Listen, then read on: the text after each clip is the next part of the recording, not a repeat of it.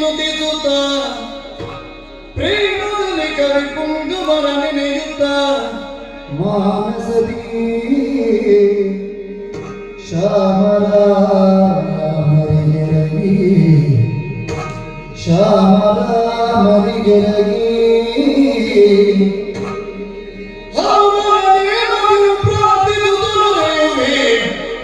ಭೂಮಿ ಉತ್ತಮ ದೇವತೆಗಳಲ್ಲಿ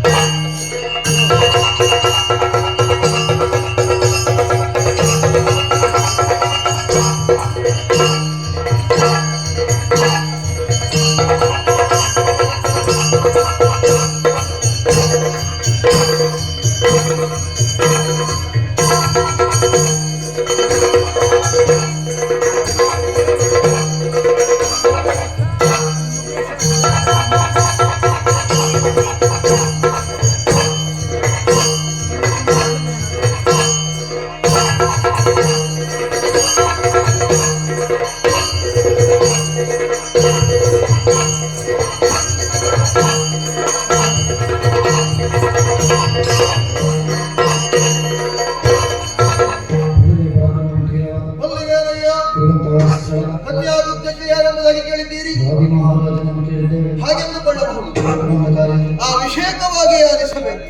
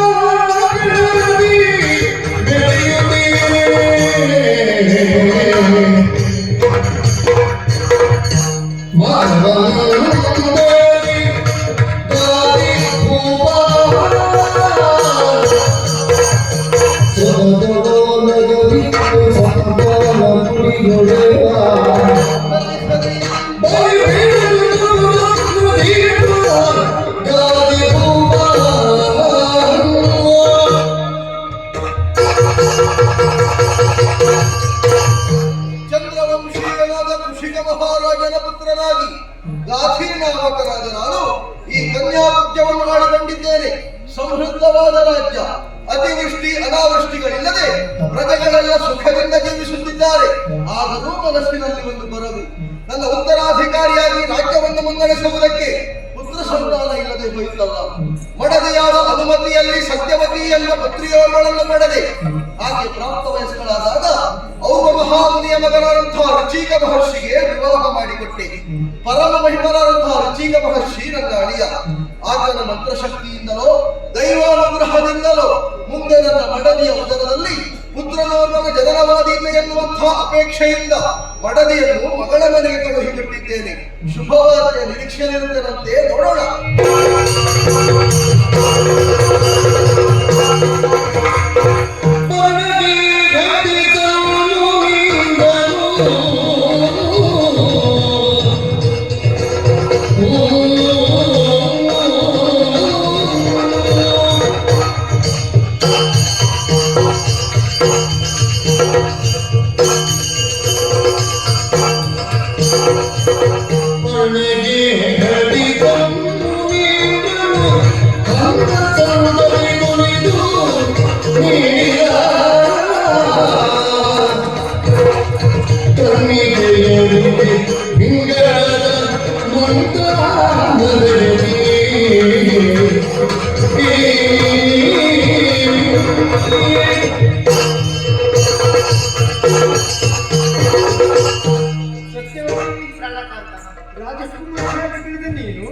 ಈಗ ನನ್ನ ಮಡದಿಯಾಗಿ ಪರಿಣಮಿಸಿದಲ್ಲಿ ಜೀವನ ಸಾಗಿಸ್ತಾ ಇದ್ದೀನಿ. ನಿನ್ನ ಪಾತಿವೃತ್ಯಕ್ಕೆ ಹಾಗೂ ಅನುಷ್ಠಾನನಿಷ್ಠೆಗೆ ಮೆಚ್ಚಿದ್ದೇನೆ. ಮಾತ್ರವಲ್ಲ, ನಿನ್ನ ಮನದಿಂಗಿತವನ್ನು ಅರಿತೆ ಓರ್ವ ಸತ್ಪುತ್ರನನ್ನು ಪಡೆಯಬೇಕೆಂಬ ಇಚ್ಛೆ ನಿನ್ನ ತಾಯಿಯ ಅಪೇಕ್ಷೆಯು ಅದೇ ತಾನೇ. ರಾಜ್ಯದ ಉತ್ತರಾಧಿಕಾರಿಯಾಗಿ ಓರ್ವ ಮಗನನ್ನು ಪಡೆಯಬೇಕೆಂತ ಹಂಬಲ. ಇದು ಅದಕ್ಕಾಗಿ ಇದನ್ನು ಸಿದ್ಧಪಡಿಸಿದ್ದೇನೆ. ನನ್ನ ತಪಶಕ್ತಿ ಹಾಗೂ ಮಂತ್ರಶಕ್ತಿಯಿಂದ ಪವಿತ್ರವಾದ ಮಂತ್ರಪೂತವಾದ ಚಾರು. ಇದು ನಿನಗೆ, ಇದು ಅತ್ಯವರಿಗೆ. ನಿನ್ನ ಶುಚಿರ್ಭೂತರಾಗಿ ಬಂದು ಸ್ವೀಕರಿಸಿ ನಾ ಅನುಷ್ಠಾನಕ್ಕೆ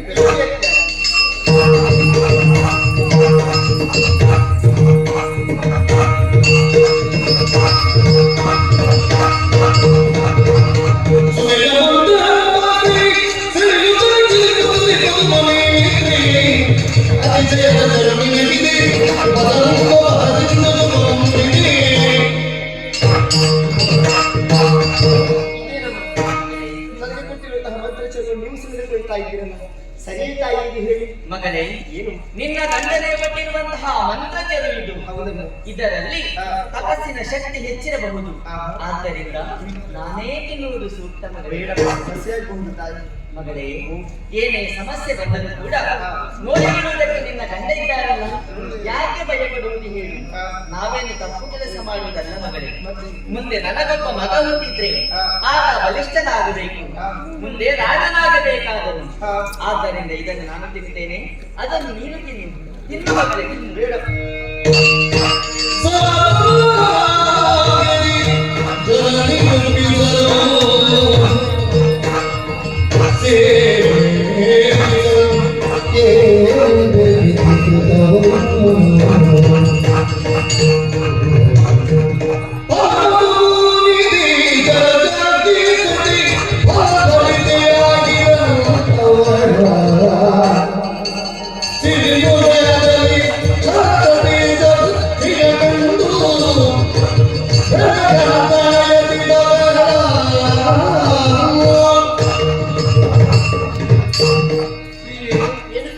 ಮಂತ್ರಚರವನ್ನು ಸೇರಿಸಿ ಕೆಲವು ಮಾಸಗಳೇ ಸಂದವು. ಹೌದು, ದಿನದಿಂದ ದಿನಕ್ಕೆ ನಿನ್ನ ದೇಹ ಪ್ರಕೃತಿ ಬದಲಾಗುತ್ತಾ ಇದೆ. ನಿಜ. ಫಲವತಿಯಾಗುವ ಸಿರಿಮುಖ ನಿನ್ನದು. ಆದರೆ ಬ್ರಹ್ಮತೇಜಸ್ಸು ಕಂಗೊಳಿಸಬೇಕಾದಲ್ಲಿ ಕ್ಷಾತ್ರವರ್ಚಸ್ಸು ಕಾಣ್ತಾ ಇದೆಯಲ್ಲ, ಏನೋ ವ್ಯತ್ಯಾಸವಾದ ಹಾಗೆ. ನಾ ಮಂತ್ರಿಸಿಕೊಟ್ಟ ಚರು ಎಲ್ಲ ಬದಲಾಯಿತು. ಏನೇನು ಸತ್ಯವತಿ?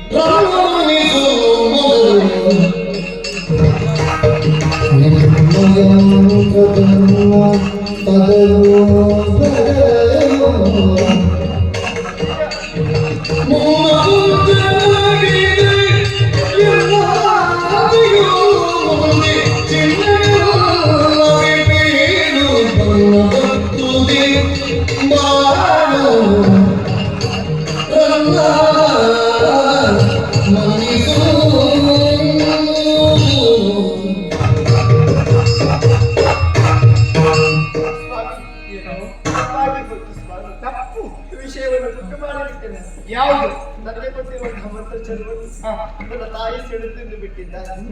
ಅವರಿಗೆ ಕೊಟ್ಟದನ್ನು ಒತ್ತಾಯ ಪೂರ್ವಕವಾಗಿ ನನಗೆ ತಿನ್ನಿಸಿದ್ದಾರೆ. ನನ್ನ ತಾಯಿ ಬೇಕೆನ್ನುವ ಹಾಗೆ ಮಾಡಿದ್ದಲ್ಲ, ಮತ್ತೆ ಶ್ರೇಷ್ಠ ಉತ್ತರಾಧಿಕಾರಿಯನ್ನು ಪಡೆಯಬೇಕೆಂಬ ಉದ್ದೇಶಕ್ಕಾಗಿ ರೀತಿಯಲ್ಲಿ ಮಾಡಿದ್ದಾರೆ ಸ್ವಾಮಿ. ಮುಂದೆ ಏನೆಂತಹ ಭಯ ನನ್ನನ್ನು ಕಾಡುತ್ತಾ ಸೂರ್ಯನಿಲ್ಲದ ಬಾಳಿನ ಹಾಗೆ ನನ್ನ ಜೀವನದಲ್ಲಿ ಮಕ್ಕಳನ್ನು ಕಾಣುವಂತಹ ಯೋಗವಾಗಿ ಇವೆ ಸ್ವಾಮಿ. ಹೇಳಿ ಏನು ಮಾಡಿಬಿಟ್ಟೆ ಹೇಳಿ ಸತ್ಯವತಿ? ನಮ್ಮ ಬುದ್ಧಿಸುವಂತ ಮಗ ಒಬ್ಬ ಮಹಾಜ್ಞಾನಿ ಆಗಬೇಕೆಂಬ ಸಂಕಲ್ಪವನ್ನು ಮಾಡಿ ಕೆಲವನ್ನು ಸಿದ್ಧಪಡಿಸಿ, ನಿನ್ನ ತಮ್ಮನಾಗಿ ಹುಟ್ಟುವ ಶ್ರೇಷ್ಠ ಕ್ಷತ್ರಿಯನಾಗಿ ಮಹಾಪರಾಕ್ರಮಿ ಆಗಬೇಕೆಂಬ ಸಂಕಲ್ಪ ಮಾಡಿದೆ. ಈಗ ಪಲ್ಲಟವಾಯ್ತಲ್ಲ. ನಿನ್ನ ದರದಲ್ಲಿ ಜನಿಸುವವನು ಮುಂದೆ ಕ್ಷತ್ರಿಯನಾಗುತ್ತಾನೆ, ನಿನ್ನ ತಾಯಿಯ ದರದಲ್ಲಿ ಜನಿಸುವ ಬ್ರಾಹ್ಮಣನಾಗುತ್ತಾನೆ. ಇದು ನಿಶ್ಚಯ. ಇದೇನು ಸ್ವಾಮಿ? ಕ್ಷತ್ರಿಯ ವಂಶದಲ್ಲಿರುತ್ತಾ ನಾನು ನಿಮ್ಮ ಕೈಗಿನಿಂದ ಬ್ರಾಹ್ಮಣಿಯನ್ನು ಎನಿಸಿಕೊಂಡವನು. ನನಗೆ ಹುಟ್ಟುವ ಮಗನು ಕೂಡ ಬ್ರಾಹ್ಮಣನಾಗಿ ಮುಗಿಯಬೇಕೆಂದು ನನ್ನ ಆಶಯ ಸ್ವಾಮಿ. ಸರಿ, ನನ್ನ ಶಕ್ತಿನ ಒಂದು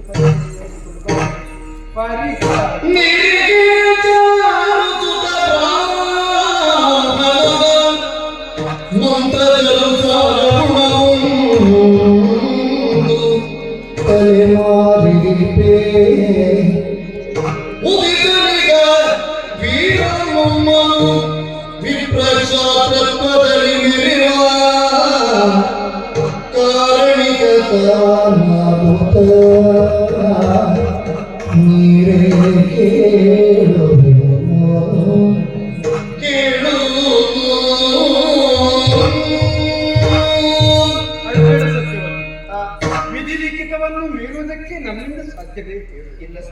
ಬಹುಶಃ ನಿಮಗೆ ಸಂಕಲ್ಪವೇ ಹೀಗೆ ಆಗ್ಬೇಕಿತ್ತು ಏನು ಅದರೆದುರು ಮಾನವರಾದ ನಮ್ಮ ಸಂಕಲ್ಪ ನಡೆದಿದ್ದೇ ಹೇಳಿಲ್ಲ ಆದಿತ್ತು ನನ್ನ ತಪಶಕ್ತಿಯಿಂದ ಒಂದು ತಲೆಮಾರು ಮುಂದೆ ಹಾಕಬಲ್ಲೆ.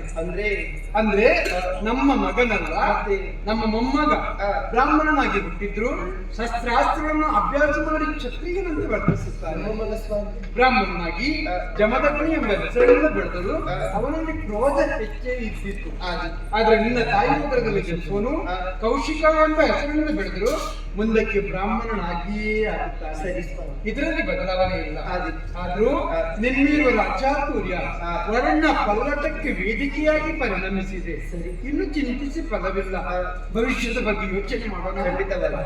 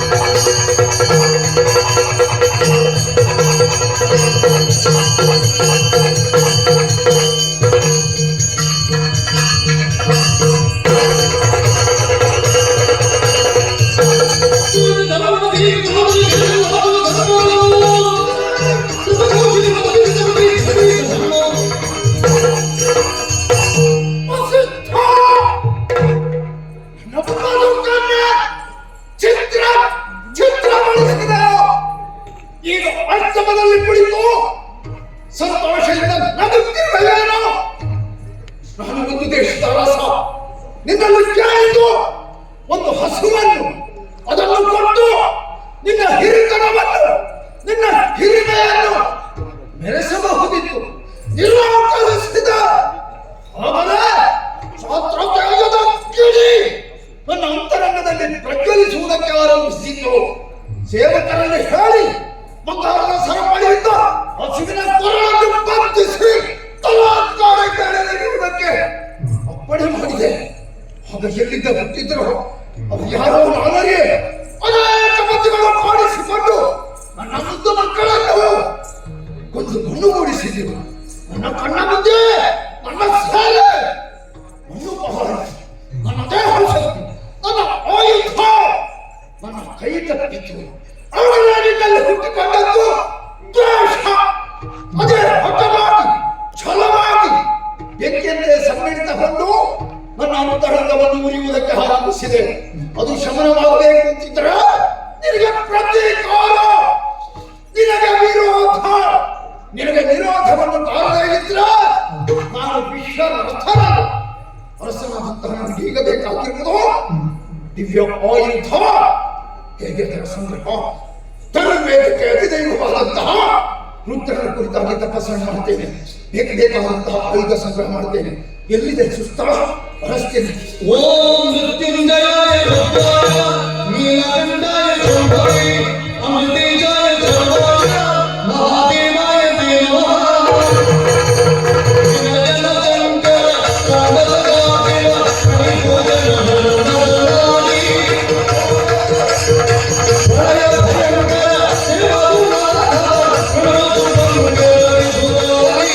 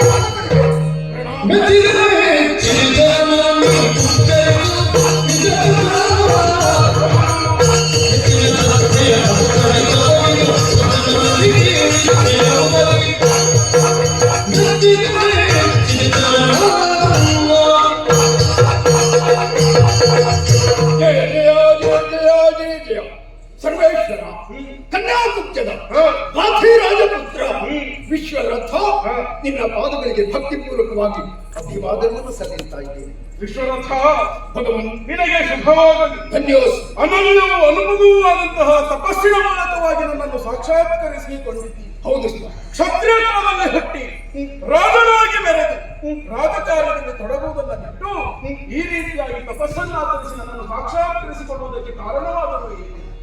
ಇಂದು ಧರ್ಮವೀರ ವಿಶ್ವನಾಥ ಕಂಬರನ ಮೆರೆಯುತ್ತ ಧರ್ಮವಿಗೆ ಕಲಿಯುತ್ತಾಯಿದೆ.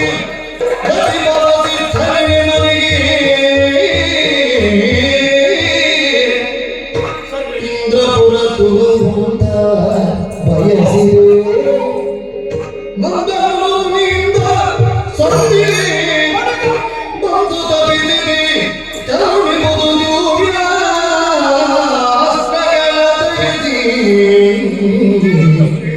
ಇಂದು ಧರೆಗೆ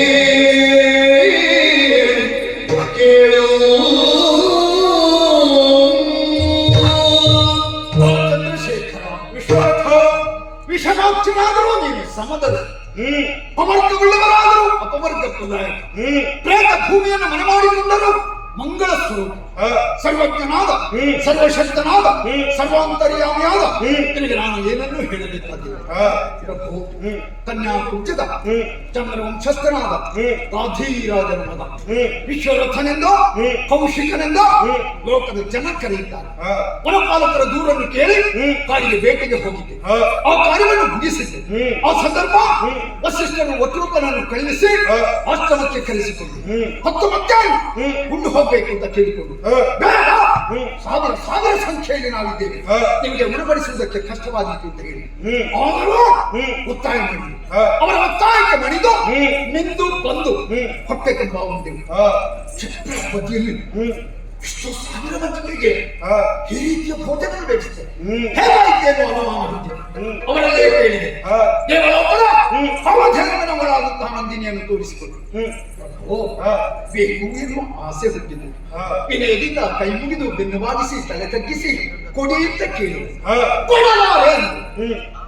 ವಿಕ್ರಯ ಎಷ್ಟು ಕೊಡ್ತೇನೆ ಕೊಡಿ ಅಂತ ಕೇಳಿ ಅದಕ್ಕೂ ಅವರು ಒಪ್ಪಲಿಲ್ಲ. ವಿನಿಮಯ ಮಾಡಿಕೊಳ್ಳೋಣ, ಸಾವಿರ ಹಸುಗಳನ್ನು ನನ್ನ ದೇಶದಿಂದ ಕಳಿಸಿಕೊಡ್ತೇನೆ, ಈ ಭೇದವನ್ನು ಕೊಡಿ ಅಂತ ಹೇಳಿ ಅದಕ್ಕೂ ಅವರ ಮನಸ್ಸು ಒಳಪಟ್ಟು ನನ್ನ ಮತ್ತೆ ವರ್ಗದವರಲ್ಲಿ ಹೇಳಿ ಹಸುವನ್ನು ಬಂಧಿಸಿ ಎಳೆದುಕೊಂಡು ಹೋಗುವುದಕ್ಕೆ ಆಜ್ಞೆ ಮಾಡಿ. ಆ ಸಂದರ್ಭ ಅನೇಕ ಮಂದಿ ಅಪ್ರತಿಮ ವೀರರು ಕಾಣಿಸಿಕೊಂಡು ನನ್ನ ಮಕ್ಕಳನ್ನು ಕೊಂದು ನನ್ನ ಸೇನೆಯನ್ನು ಮಣ್ಣು ಪಾಲು ಮಾಡಿ ನನ್ನ ದೇಹ ಶಕ್ತಿ ಕುಗ್ಗಿ ಹೋಯಿತು. ಭಗವನ್, ನನ್ನ ಕಾರ್ಯ ಸಾಧನೆಗೆ ದಿವ್ಯ ಧನುಷರಗಳ ಅಗತ್ಯ ಇದೆ. ಅನುಗ್ರಹ ಮಾಡುತ್ತಂತೆ ಅನುಗ್ರಹ ಮಾಡು. ವಿಶ್ವನಾಥ, ಭಗವನ್ ನಿನ್ನಂತಹ ಅನನ್ಯ ಭಕ್ತಿಗೆ ಮೆಚ್ಚಿದವರು ನಾವು. ಅದಕ್ಕೆ ಬೇಕಾಗಿ ನಿನಗೆ ಇದು ದಿವ್ಯವಾದಂತಹ ಶ್ರಮಹಾರ ವಸ್ತ್ರಗಳನ್ನು ಕೊಡುತ್ತಾ ಇದ್ದೇನೆ. ಇದನ್ನು ಧರ್ಮ ಕಾರ್ಯಕ್ಕೆ ಮಾತ್ರ ವಿನಿಯೋಗಿಸಬೇಕು. ಧರ್ಮ ಕಾರ್ಯವಲ್ಲದೆ ಅಧರ್ಮ ಕಾರ್ಯಕ್ಕೆ ಇದನ್ನು ಬಳಸಿಕೊಂಡಿ ಅಂತಾದರೆ ನಾನು ನಿನಗೆ ಕೊಟ್ಟದ್ದು ವ್ಯರ್ಥ ಅಂತ ಆಗ್ತದೆ. ಮಾತ್ರವಲ್ಲ, ಇನ್ನು ಮುಂದೆ ನೀನು ಲೋಕಕ್ಕೆ ಮಿತ್ರನಾಗುವಂತಹ ಕಾರ್ಯಕ್ಕೆ ತೊಡಗಬೇಕೆ ಹೊರತು ಅಧರ್ಮವನ್ನು ಮಾಡಬೇಡ. ಅನುಗ್ರಹಿತನಾದ ಶುಭವಾಗಲಿ.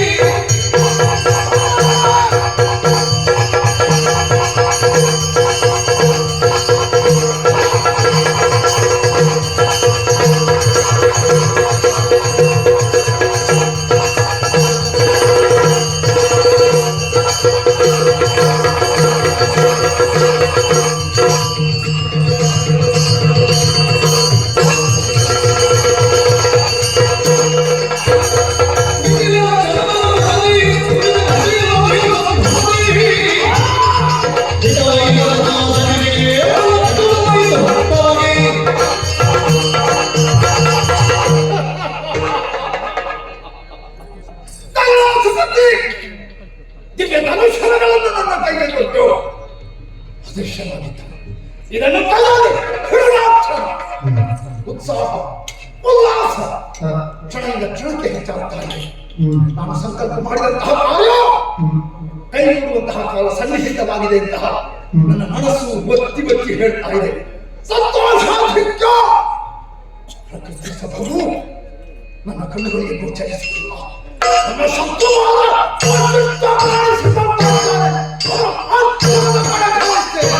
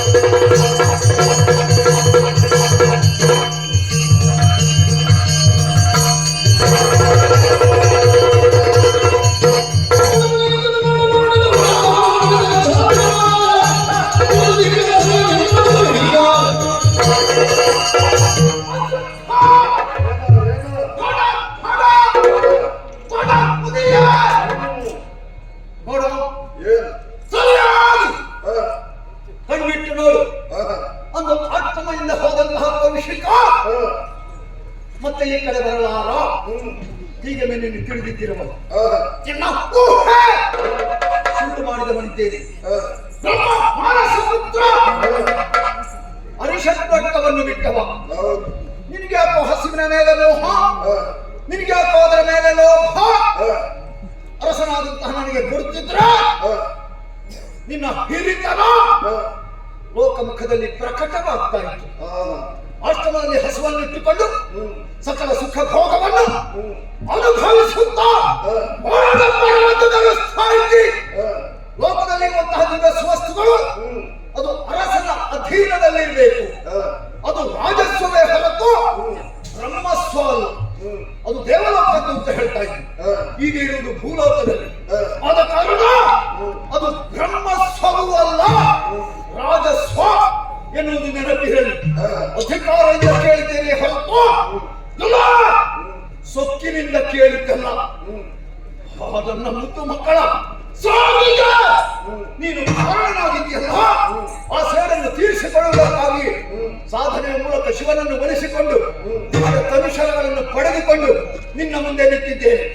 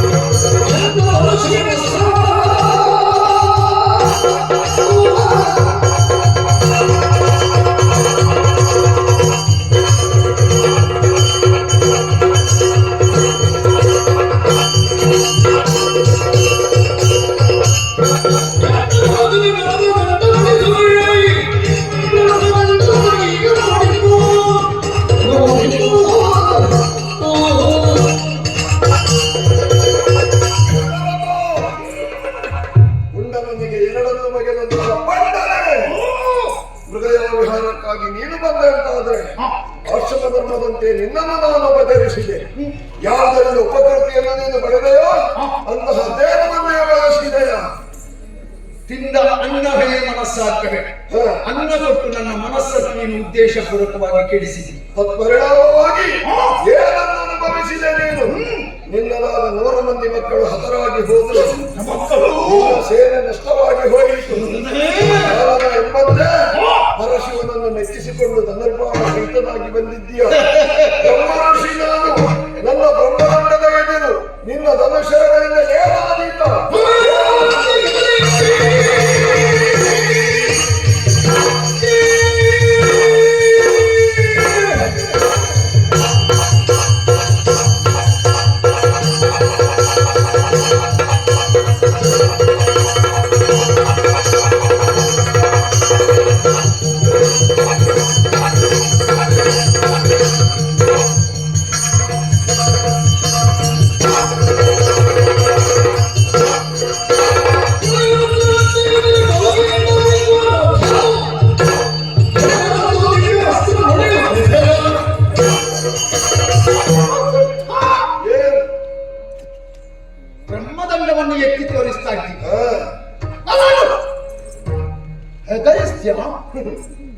ಮಾಡಿಕೊಂಡು ಅಂಜಿ ಅಳುಕಿ ಈ ಪ್ರದೇಶವನ್ನು ಬಿಟ್ಟು ಎಲ್ಲಾದರೂ ಓಡಿ ಹೋಗ್ತೇನೆ ಅಂತ ಭಾವಿಸಿದೆಯೇನೋ? ಏನ್ ಮಾಡ್ತೀಯೋ ನೀನು? ಬಿದಿರ ಮೆಳೆಯದು ಅದು ನನ್ನನ್ನೇನು ಮಾಡಿತು? ಎಲ್ಲ ನೀನು ಕೆಣಕಿತ್ತು ಒಬ್ಬ ವೀರ ಕ್ಷತ್ರಿಯನನ್ನು, ದಾರಿಯಲ್ಲಿ ಮಲಗಿರುವಂತಹ ಘಟ ಸರ್ಪವನ್ನು ಸಿಟ್ಟಿಗೆಬ್ಬಿಸಿದ ಹಾಗೆ ಕನ್ಯಾಪುಜ್ಯದ ಅರಸನ ಆವೇಶಕ್ಕೆ ಆಕ್ರೋಶಕ್ಕೆ ನೀನು ಪಾತ್ರನಾಗಿದ್ಯಾ. ಜನ್ಮ ಕೊಟ್ಟ ಮಕ್ಕಳು ಕಣ್ಣ ಮುಂದೆ ಹಿಡಿದು ಹೋದ್ರೆ ಅದರಿಂದ ಆಗುವ ದುಃಖ ಯಾರು? ಜನ್ಮ ಕೊಟ್ಟವರಿಗೆ ಮಾತ್ರ ಗೊತ್ತಾಗ್ತದೆ.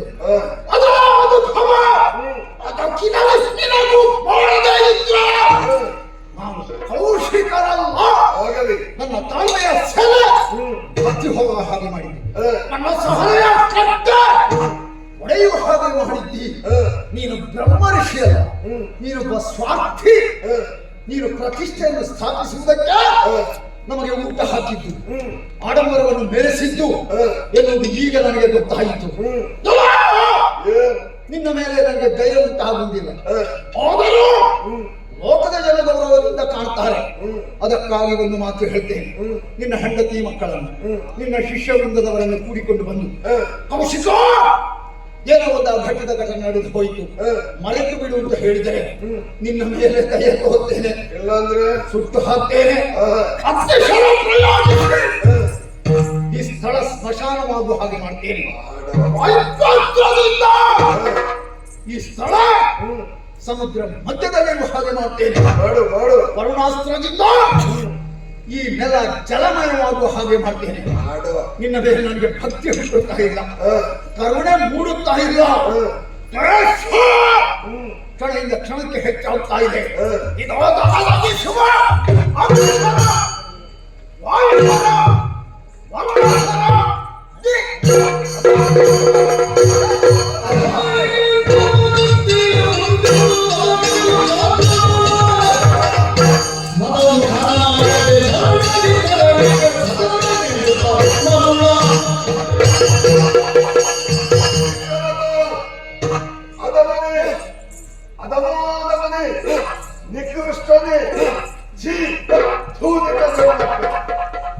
ಏನೆಂದು ಭಾವಿಸಿಕೊಂಡೆಯೋ? ಕೇವಲ ನನ್ನ ಮನೆಗೆ ನೀನು ಉಂಡ ಮನೆಗೆರಡನ್ನು ಬಗೆದಂತಹ ಬಂಡನಲ್ಲ, ಪರಶಿವನಿಗೂ ಉಂಡ ಮನೆಗೆರಡು ಬಗೆದ ಬಂಡನಾಗಿ ಹೋದೆ. ನನ್ನ ಮೇಲೆ ಹಗೆಯನ್ನು ತೀರಿಸಲು ಅವಸರವಾಗಿ ಪರಶಿವನನ್ನು ಮೆಚ್ಚಿಸಿದ ಧರ್ಮಾಣಗಳನ್ನು ಪಡೆದುಕೊಂಡು ಆ ಬಾಣಗಳನ್ನು ಯಾರ ಮೇಲೆ ಪ್ರಯೋಗಿಸಿದೆ? ಪರಶಿವನಿಂದಲೇ ಬ್ರಹ್ಮ ಋಷಿ ಪದವಿಗೆ ಏರಿದಂತಹ ವಸಿಷ್ಠನ ಮೇಲೆ ಪ್ರಯೋಗಿಸಿದೆ. ಏನಾಗಿ ಹೋಯಿತು ನಿನ್ನ ಸ್ಥಿತಿ? ನೀನು ಬಿಟ್ಟಂತಹ ಬಾಣವೆಲ್ಲವನ್ನು ನನ್ನ ಬ್ರಹ್ಮದಂಡವು ಅಪೋಷಣಗೈದಿದೆ. ಏನು ಬಿದಿರಮೆಳೆ ಎಂಬುದಾಗಿ ಭಾವಿಸಿಕೊಂಡೆಯ? ಸಕಲ ಲೋಕದ ಭೂತ ತತ್ವಗಳನ್ನು ಸಿದ್ಧಿಸಿಕೊಂಡಂತಹ ಬ್ರಹ್ಮದಂಡವಿದು. ನನ್ನದಾದಂತ ಬ್ರಹ್ಮ ತೇಜಸ್ಸಿನ ಎದುರು ನಿನ್ನದಾದ ಕ್ಷಾತ್ರ ತೇಜಸ್ಸು ಏನು ಅಲ್ಲ ಅನ್ನೋದನ್ನು ಮಾಡಿ ತೋರಿಸಿದ್ದೇನೆ. ನಾನೀಗ ಮನ ಮಾಡಿದೆ ಅಂತಾದ್ರೆ ಕ್ಷಣ ಮಾತ್ರದಲ್ಲಿ ನಿನ್ನನ್ನು ಸುಟ್ಟು ಆದರೆ ಹಾಗೆ ಮಾಡುವುದಿಲ್ಲ. ನಿನಗೆ ಜೀವದಾನ ಮಾಡಿದ್ದೇನೆ. ನನ್ನ ಹೆಸರನ್ನು ಹೇಳಿಕೊಂಡು 10 ಮಂದಿಯಲ್ಲಿ ಬೇಡಿಕೊಂಡು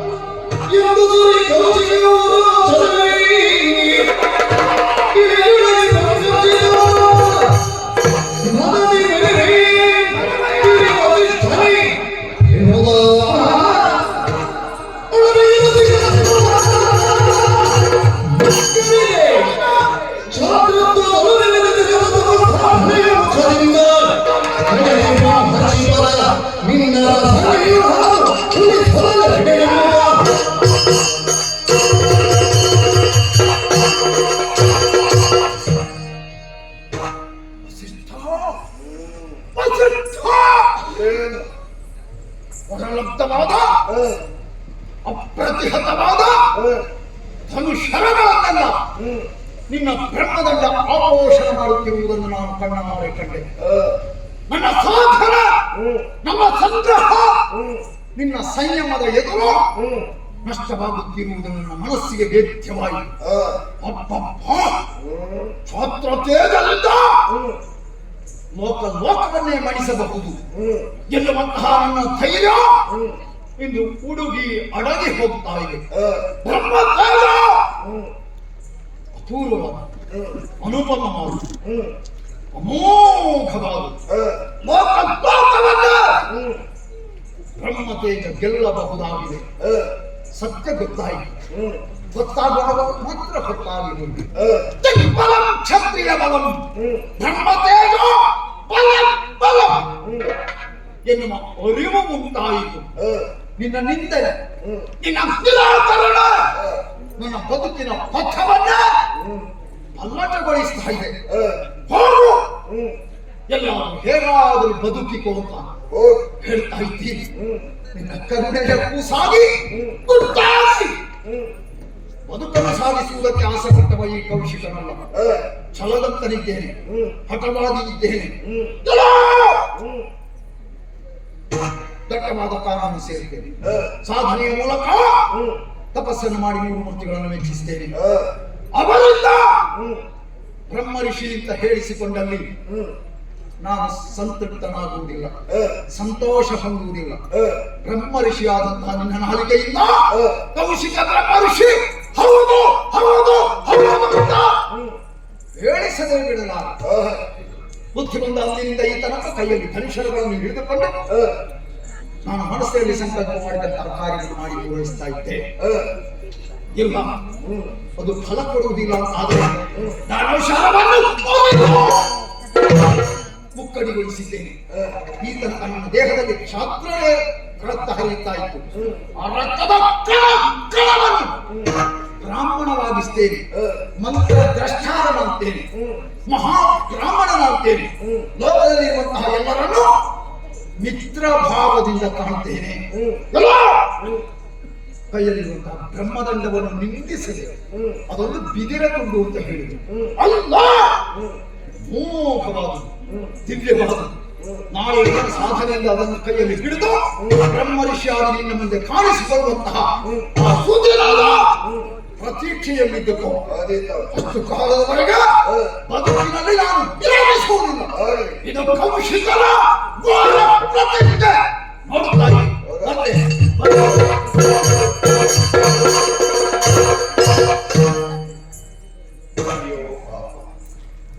ಇವನ ಮೂಲ ಏನು ಅನ್ನೋದನ್ನು ಇವನ ಅರ್ಥವಿಸಿಕೊಂಡಿಲ್ಲ.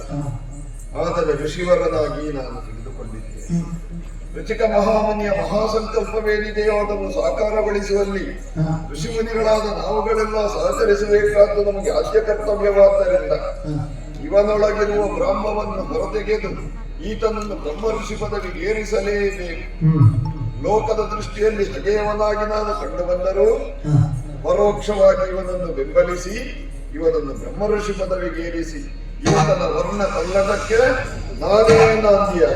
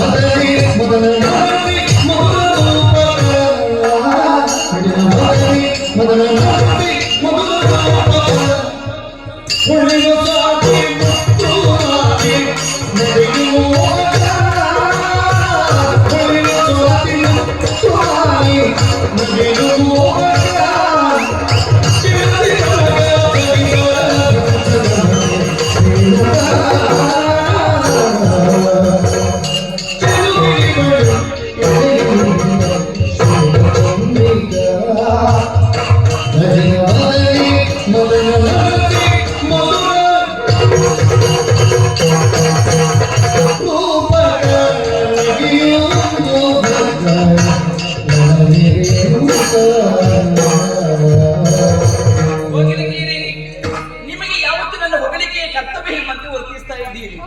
ಸದಾ ನನ್ನನ್ನು ಹೊಗಳುತ್ತಾ ಇರುವುದು. ಹಾಗಲ್ಲವೇ ರೇಣುಕ ಮಹಾರಾಜನ ಮಗಳಾಗಿ ರೇಣುಕೆ ಬದುಕಿನಲ್ಲಿ ಯಾವ ಬವಣೆಯೂ ಇಲ್ಲ, ಪೂರ್ಣ ತೃಪ್ತಳು ಅಂತ ನೀವು ಭಾವಿಸಿದ್ದಿರಬಹುದು. ಆದ್ರೆ ವಾಸ್ತವ ಹಾಗಲ್ಲವೇ? ನನಗೂ ಒಂದು ಮನೆ ಇದೆ. ಅದರ ಹಂಬಲ ಏನು ಗೊತ್ತೇ? ಬದುಕು ಬೆಳದಿಂಗಳಿನಕ್ಕಿರಬೇಕು. ರೂಪದ ಚಲುವಿಕೆಯನ್ನು ಚಂದನದ ಸುಗಂಧದಂತೆ ಜನರು ಆಸ್ವಾದಿಸಬೇಕು. ಕಣ್ಣಿನ ಸೌಂದರ್ಯಕ್ಕಿಂತ ದೃಷ್ಟಿಕೋನ ಎನ್ನುವುದು ಸಮರ್ಪಕವಾಗಿರಬೇಕು. ಗಜಗಮನೆ ಅಂತ ಎನಿಸಿಕೊಳ್ಳದೇನು ದೊಡ್ಡದಲ್ವೇ?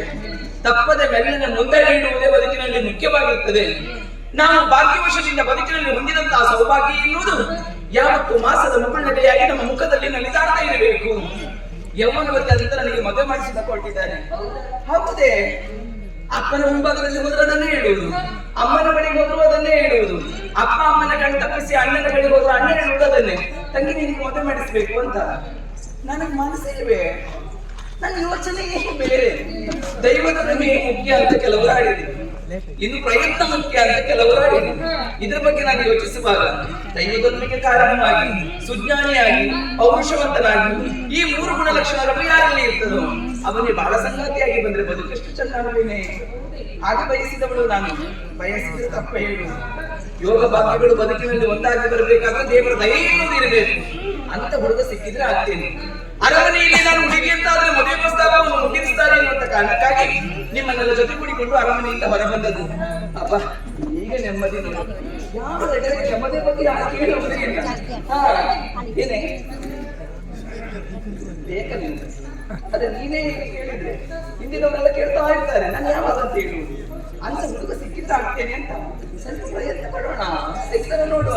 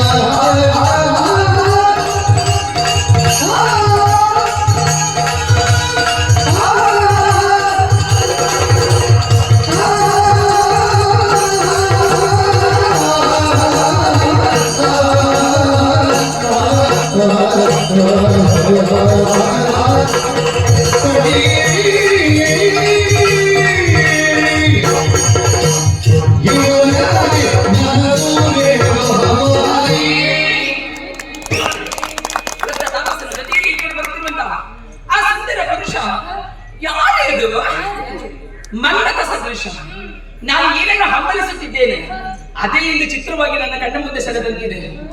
ಯಾರೇ ಅದು? ಗೆಳತಿ, ಆತ ವಿರಕ್ತ, ಆದರೆ ನಿನಗೆ ಮೊದಲ ನೋಟದಲ್ಲಿ ವ್ಯಾಮೋಹ ಮೂಡಿದಂತಿದೆ. ಮೂಡಬಾರ್ದಾ? ಕೇವಲ ಅವನ ರೂಪ ಮಾತ್ರ ಅಲ್ಲ, ಆ ಮುಖದ ವರ್ಚಸ್ಸು ಜ್ಞಾನಿ ಎನ್ನುವುದು ಸಾರಿ ಹೇಳುತ್ತಾ ಇದೆ. ಕಾಯದ ದೃಢತೆ ಎನ್ನುವುದು ಪೌರುಷವನ್ನು ಎತ್ತಿ ಹಿಡಿದಿದೆ. ದೈವದ ನುಡಿಯೂ ಇದೆ. ಈ 3 ಗುಣಲಕ್ಷಣಗಳು ಅವನಲ್ಲಿ ಇದೆ ಅಂತಾದರೆ ಸಖಿ, ಅವನ ಜೊತೆಯಲ್ಲೇ ನಾನು ಸಪ್ತಪದಿಯನ್ನು ತುಳಿದ್ರೆ ಬದುಕು ಬಂಗಾರವೇನೆ. ಏನು ಅಂತ ಮಾತನಾಡ್ತೀನಿ? ಸರಿಯಲ್ವೇನೆ? ನೀನು ಕ್ಷತ್ರಿಯ ಕಣ್ಣಿ, ಅವನು ಬ್ರಾಹ್ಮಣ ತಾಪಸ್, ಅವನನ್ನು ಮದುವೆ ಆಗುತ್ತಲ್ಲ, ಇದನ್ನೆಲ್ಲ ತಂದೆಯವರು ಒಪ್ಪಬೇಕಲ್ಲ. ನೀನ್ ಇಷ್ಟು ಹೇಳಿದ ಮೇಲೆ ನಾನು ಅಂತವನನ್ನೇ ಮದುವೆ ಅಲ್ಲ, ನಾನು ಅವನನ್ನೇ ಆಗುವುದು. ಹಾ, ಕಣ್ಣು ಮುಚ್ಚುತ್ತೇನೆ ಎಂದು ನೋಡು. ತನಗೆ ಅನುರೂಪಣಾದಂತ ಕನ್ನೆಯನ್ನು ಹುಡುಕುವುದವನು. ನನ್ನನ್ನು ಬಿಟ್ಟು ಮತ್ತೆ ಯಾರು ಸಿಗದಿದ್ರೆ ಸಾಕು. ಇಲ್ಲ, ನನಗೆ ಅವನೇ ಪತಿಯಾಗಬೇಕೆ. ಹೌದಾ? ಅಪ್ಪನಲ್ಲಿ ಹೇಳುವುದೇ ಗೆಳತಿ, ಈಗ ನಮ್ಮನೆ ಹೇಳಿದ ಹಾಗೆ ಹೋಗಿ ಜನಕನಲ್ಲಿ ಹೇಳಬಹುದಲ್ಲ? ಹೇಳಬಹುದಲ್ಲ? ಇವಳು ಒಂದೊಳ್ಳೆ ಸಲಹೆ ಕೊಡ್ತಾಳಂತ ಭಾವಿಸಿಕೊಂಡ್ರೆ ಏನೇನೋ ಹೇಳ್ತಾಳೆ. ಯಾವ ಹೆಣ್ಣೆ ಆಗಿರ್ಲಿ ಹೋಗಿ ಅಪ್ಪನಲ್ಲಿ ಹೇಳಿಕ್ಕಾಗ್ತದ? ಅಪ್ಪ, ನಾನು ಎಂತ ಹುಡುಗನನ್ನು ನೋಡಿ ಮೆಚ್ಚಿದ್ದೇನೆ, ಅಮ್ಮಗೆ ಕೊಟ್ಟು ಮದುವೆ ಮಾಡಿಸಿ ಅಂತ ಯಾವ ಹೆಣ್ಣಿಗೆ ಹೇಳಿಕ್ಕಾಗ್ತದೆ ಹೇಳು? ಸ್ವಲ್ಪ ಅಲ್ಲ, ತುಂಬವೇ ಕಷ್ಟ. ಒಂದು ವೇಳೆ ಹಾಗಾಗುತ್ತಿದ್ರೆ ನಿನಗೆ ಮದುವೆಯಾಗಿ ಎಷ್ಟು ವರ್ಷ ಕಲಿಬೇಕಿತ್ತು? ನಿನ್ನ ದಿನ ಉಂಟಲ್ಲ, ದಿನ ಉಂಟು, ವರ್ಷ ಉಂಟು. ಆಕಾರದಲ್ಲಿ ಹೀಗೆ ಇದ್ರೆ ಎಷ್ಟು ವರ್ಷ ಹೋದ್ರೂ ಗೊತ್ತೇ ಆಗುದಿಲ್ಲ ನೋಡು. ನನ್ನ ಆಕಾರವೇ ನನಗೆ ಉಪಕಾರ ಆಗತ್ತೆ. ಎಲ್ಲ ಹೊತ್ತಿಗೆ ಬರುವುದಿಲ್ವೇ? ನೋಡುವ. ಮೇಲೆ ಏನಾದ್ರೂ ಸಿಗ್ಬೇಕಾದ್ರೆ ಕೆಳಗೆ ಏನಾದ್ರೂ ಇಡ್ಬೇಕಾಗ್ತದೆ. ಬೇಡ, ಕೈಯಲ್ಲಿ ಕೈಯಡಿ ಬೇಡ, ಇಡುಬೇಡ. ಮತ್ತೆ ನೋಡುವ. ಇಲ್ವೇ? ಅಪ್ಪನಿಗೆ ಹೇಳ್ತೇನೆ ನಾನು, ಈ 3 ಗುಣಲಕ್ಷಣಗಳಿರುವಂತ ಹುಡುಗರನ್ನು ತೋರಿಸಿದ್ರೆ ನಾನು ನನ್ನ ಮದುವೆ ಆಗ್ತೇನೆ ಅಂತ. ಅಪ್ಪ ಇದಕ್ಕೆ ಒಪ್ಪಿದ್ರೆ, ನನಗೆ ಯೋಗ ಇದ್ರೆ ಅವನೇ ಸಿಗ್ಬಹುದಲ್ಲ. ಎಷ್ಟು ಚಂದಲ್ವೇನೆ ಈ ಸಖಿ. ಈ ಗಂಡಸರಲ್ಲಿ ಎಷ್ಟು ಚಂದದವ್ರು ಇರ್ತಾರ. ಯಾರದು? ನನ್ನ ಮತ. ಗೆಳತಿ, ಸರಿಯಾಗಿ ನೋಡಂತೆ. ನೋಡ್ತಾ ಇದ್ದೇನೆ, ಯಾವತ್ತು ಗೊತ್ತಾಗ್ತಾ ಇಲ್ಲ. ಋಷೀಶ ಮಹರ್ಷಿಗಳು ಮತ್ತು ಜಮದಗ್ನಿ ಮಹರ್ಷಿಗಳು. ಮಗನ ಹಾಗಾಗಿ ಎಷ್ಟೊಂದು ವರ್ಚಸ್ಸು, ಓಜಸ್ಸು, ತೇಜಸ್ಸು, ಸಮುದ್ರ ಗಂಭೀರವರು. ಇಲ್ಲ, ನಾನು ಅವರನ್ನೇ ಮದುವೆ ಆಗುವುದು. ಹಾ, ಬದುಕಿರುವುದೇ ಹಾಗೆ ಅಲ್ವೇನೆ. ನಮಗೆ ಯೋಗ ಇದೆ, ಸಿಗ್ತದೆ. ಸಿಗುವುದಿಲ್ಲ.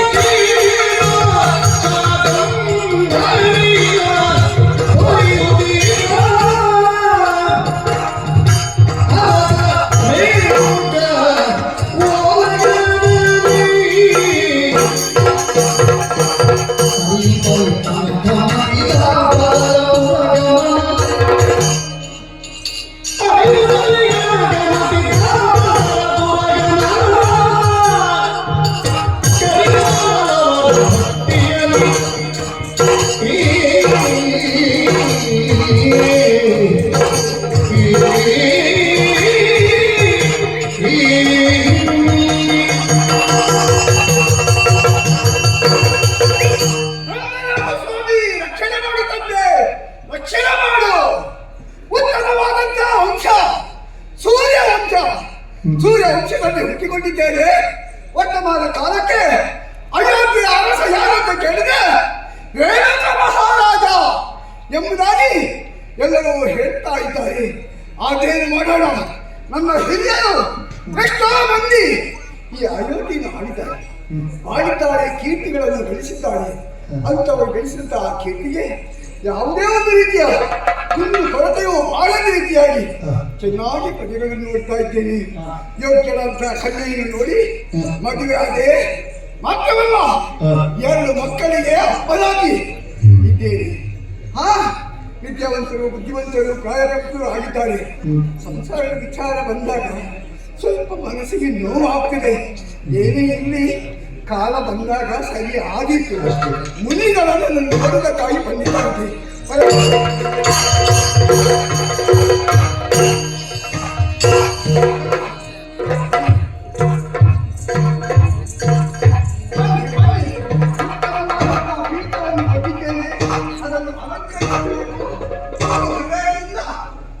ಆಶೀರ್ವಾದ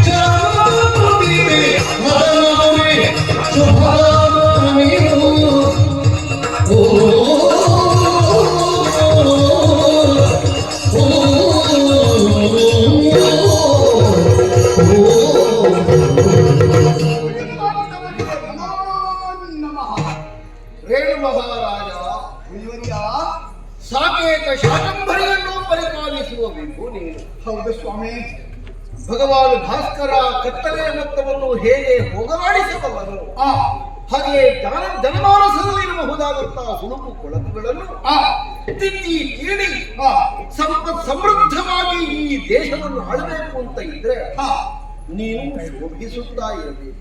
ಹೌದು, ನಿನ್ನ ಅಂತರಂಗವನ್ನು ಒಮ್ಮೆ ನೋಡಿದ್ರೆ ಯಾವುದೋ ಒಂದು ತೆರನಾಗಿರುವಂತಹ ಇಕ್ಕಟ್ಟಿನಲ್ಲಿ ಶೋಭೆಗೆ ನೀನು ಒಳಗಾಗಿದ್ದಿ ಅಂತ ನನಗೆ ಅರ್ಥ ಆಗ್ತದೆ. ಆದ ಕಾರಣ ನಿನ್ನಲ್ಲಿ ಕೇಳುವುದು, ಏನಾದರೂ ಬೇಸರ ಇದ್ರೆ ನನ್ನಲ್ಲಿ ಧಾರಾವಾಳವಾಗಿ ಹೇಳಬಹುದು, ಪರಿಹಾರ ಇದ್ರೆ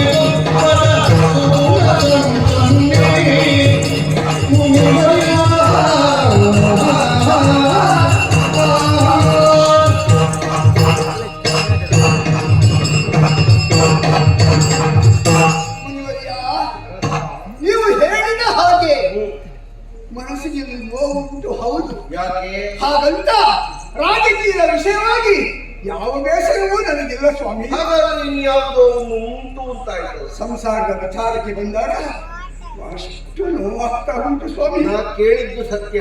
ಹಾಗೇನು? ಸಂಸಾರದಲ್ಲಿ ಉಭಯ ಮಕ್ಕಳಿಗೆ ತಂದೆಯಾದವ ಒಂದು ಹೆಣ್ಣು ಒಂದು ಗಂಡು, ಏನಲ್ಲಾದಲ್ಲಿ ಕೊರತೆ? ಸೂರಸೇನ ಗಂಡು ಮಗು ರೇಣುಕೆ ಎಂಬುದಾಗಿ ಹೆಸರನ್ನಿಟ್ಟಿದ್ದೇನೆ ಹೆಣ್ಣು ಮಗಳಿಗೆ.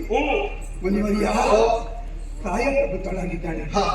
ಬಹಳಷ್ಟು ಆಸೆಗಳನ್ನು ಇಟ್ಟುಕೊಂಡವಂತ ನಾನು. ಹೇಗೆ?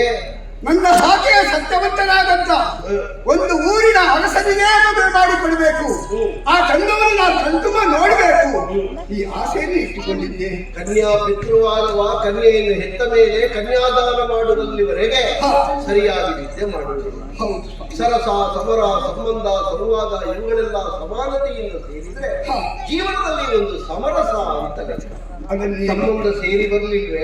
ಗಂಗ ಸ್ವಾಮಿ ಮಗಳು ಪ್ರಾಯಕ್ಕೆ ಬಂದಿದ್ದಾಳಲ್ಲ, ಅವಳನ್ನೇ ಒಂದು ಮಾತು ಕೇಳೋಣ ಅಂತ ಕೇಳಿದೆ. ಮಗಳೇ ಸಲ ನನಗೆ ಮದುವೆ ಮಾಡಿಸೋಣವಾ ಎಂಬುದಾಗಿ ಕೇಳಿದ್ದಕ್ಕೆ, ಅಪ್ಪ ನನಗೆ ಮದುವೆ ಬೇಡವೇ ಬೇಡ. ಇದು ನೋಡು ಬಹಳ ಹೌದು, ಯಾವ ಸಂಸಾರದಲ್ಲಿ ಪ್ರಾಯಕ್ಕೆ ಬಂದ ಹೆಣ್ಮಕ್ಕಳಿಗೆ ಹೊಣೆಯಲ್ಲಿನ ತಂದೆ ತಾಯಿಗಳು ಮದುವೆಗೆ ಯೋಚನೆ ಮಾಡುವಾಗ ಅಪಶಕುನದ ಹಾಗೆ ನನಗೆ ಬೇಡ ಅಂತ ಹೇಳ್ತಾರೆ. ಆ ಮನೆಗೆ ಬೇರೆ ಮಾಡಬೇಕು ಅಂತ ಇದೆ. ಆ ಹೆಣ್ಮಕ್ಕಳಿಗೆ ಹೇಳಬೇಕಾದದ್ದು ಒಂದೇ ಒಂದು, ಯಾವುದು? ನಿನ್ನ ತಾಯಿಯೂ ಹೀಗೆ ಹೇಳ್ತಿದ್ರೆ ನೀನೇ ಹೋಗ್ತಿರ್ಲಿಲ್ಲ. ನಾನು ಹಾಗೆ ಹೇಳಲಿಕ್ಕೆ ಹೋಗಿಲ್ಲ ಸ್ವಾಮಿ. ಹಾಗಂತ ಇತ್ತೀಚೆಗೆ ಒಂದು ಬದಲಾವಣೆಯನ್ನು ಕಂಡಿದ್ದೇನೆ. ನಿನ್ನೆ ಮದುವೆ ಹೇಳ್ತಾಳೆ, ಅಪ್ಪ ನನಗೆ ಮದುವೆ ಮಾಡಿಸಿ ಅಂತ. ಬಹುಶಃ ಎಲ್ಲಿಯೋ ಹುಡುಗರನ್ನು ನೋಡಿದ್ದಾಳೆ ಅಂತ ಕಾಣುತ್ತೆ. ನೀನು ಕೇಳುವಾಗ ಬೇಡ ಅಂತ ಹೇಳಿದ ಹುಡುಗಿ ಅವಳಾಗಿಯೇ ಬೇಕು ಅಂತ ಹೇಳ್ತಾಳೆ ಅಂತ ಪ್ರೀತಿ ಪ್ರೇಮ ಪ್ರಣಯ ಯಾವುದಕ್ಕೂ ಬಲಿಬಿಟ್ಟಿದ್ದಾಳೆ ಅಂತ ಎಲ್ಲಿ ಇರ್ಲಿಕ್ಕಿಲ್ಲ. ಆದ್ರೆ ಮಗಳೇ ನಿನಗೆ ಎಂತ ವರನಾಗಬೇಕಂತ ಕೇಳಿದ್ದಕ್ಕೆ ಗುಣವಂತನೂ ಆಗಿರಬೇಕು, ಸುಜ್ಞಾನಿಯೂ ಆಗಿರಬೇಕು, ಪರಾಕ್ರಮಿಯೂ ಆಗಿರಬೇಕು. ಈ ಮೂರು ಗುಣಗಳುಂತಹ ವ್ಯಕ್ತಿಯನ್ನು ಎಲ್ಲಿಂದ ಹುಡುಕಿ ಸ್ವಾಮಿ? ಅದಕ್ಕೆ ಬೇಕಾಗಿ ದೇಶದಲ್ಲಿದ್ದೇನೆ. ಋಷಿಕ ಪುತ್ರ ನಾನು, ಜಮದಗ್ನಿ ನಾನು. ನನ್ನ ತಂದೆಯವರು ನನಗೊಂದು ಹೆಣ್ಣು ಹುಡುಕುವುದು ಎಷ್ಟು ಸಮಯ ಆಯಿತು. ಮದುವೆ ಇನ್ನ ಮಗಳಿಗಾಗಲಿಲ್ಲ. ಇಲ್ಲ ಇಲ್ಲ, ಅದು ಬೇರೆ. ಹೇಳಿದ ಹಾಗೆ ದೇವರು ಬಂದ ಹಾಗೆ ನಮ್ಮ ಅರಮನೆಗೆ ಬಂದಿದ್ದೀರಾ ಸ್ವಾಮಿ? ಸರಿಯಾಗಿ ಕೇಳ್ತಾ ಇದ್ದೇನೆ. ಸರಿಯಾದ ಒಂದು ದಾರಿಯನ್ನು ತೋರಿಸಿ ನಿನ್ನ ಮುಕ್ತಿಯನ್ನು ಕಳುಹಿಸುವ. ಬೇಸರ ಮಾಡಬೇಕು. ಮದುವೆಯಲ್ಲಿ 8 ವಿಧಿ. ಅಟಾಂಗ ವಿವಾಹ ಪದ್ಧತಿ. ಬ್ರಾಹ್ಮ, ಆರ್ಷ, ದೈವ, ಪ್ರಾಜಾಪತ್ಯ, ಗಾಂಧರ್ವ, ಆಸುರಿ, ರಾಕ್ಷಸ, ಪೈಶಾಚ. ಅದರಲ್ಲಿ ಗಾಂಧರ್ವ ವಿಧಿಯಲ್ಲಿ ಸ್ವಯಂವರ ಅಂತ ಸೇರ್ಪಡೆಯಾಗಿದೆ. ಸ್ವಯಂವರದಲ್ಲಿಯೂ ಎರಡು ಕ್ರಮ. ಹೇಗಲ್ಲ, ಒಂದು ಸ್ವಯಂವರನೇ ವಧುವಿಗೆ ಗಂಡಾಗಿ ಕಾಣಿಸಿಕೊಳ್ಳುವಲ್ಲಿ ಪಂತಾಪುರುಷ ಪರಾಕ್ರಮ ಸ್ವಲ್ಪ ರಗಳೆ ಇತ್ತು. ಆದರೆ ಎರಡನೇ ವಿಭಾಗ ಒಂದಿದೆಯಲ್ಲ, ಯಾವುದು? ವಿವಾಹಿತಗಳು ಯಾರೆಲ್ಲ ಇದ್ದಾರೆ ಅವರನ್ನೆಲ್ಲ ಕರೆಸಿ ಬರೆಸಿ ಕುಳ್ಳಿರಿಸುವುದು, ಮೊದಲಿನ ಕೈಯಲ್ಲಿ ಮಾಲೆ ಕೊಟ್ಟು ಸಭೆಗೆ ಬಿಡು. ನಿನಗೆ ಯಾರ ಮೇಲೆ ಮನಸ್ಸಾಗ್ತದೆ ಮತ್ತು ಅವರನ್ನು ವರಿಸುವುದು. ಈ ಎರಡನೇ ವಿಧದಿಂದ ನಿನ್ನ ಕಾರ್ಯಕ್ರಮ ಸಂಪನ್ನಗೊಳ್ಳುತ್ತದೆ ಅಂತ ಇದ್ದರೆ ಖಂಡಿತ ನನಗೂ ಭಾಗವಹಿಸಬೇಕು ಅಂತ ಮನಸ್ಸುಂಟು. ಒಂದು ಬಿಡಾರದ ಇವತ್ತು ಮಾಡೋಣ. ನಾಳೆ ನಾಳೆ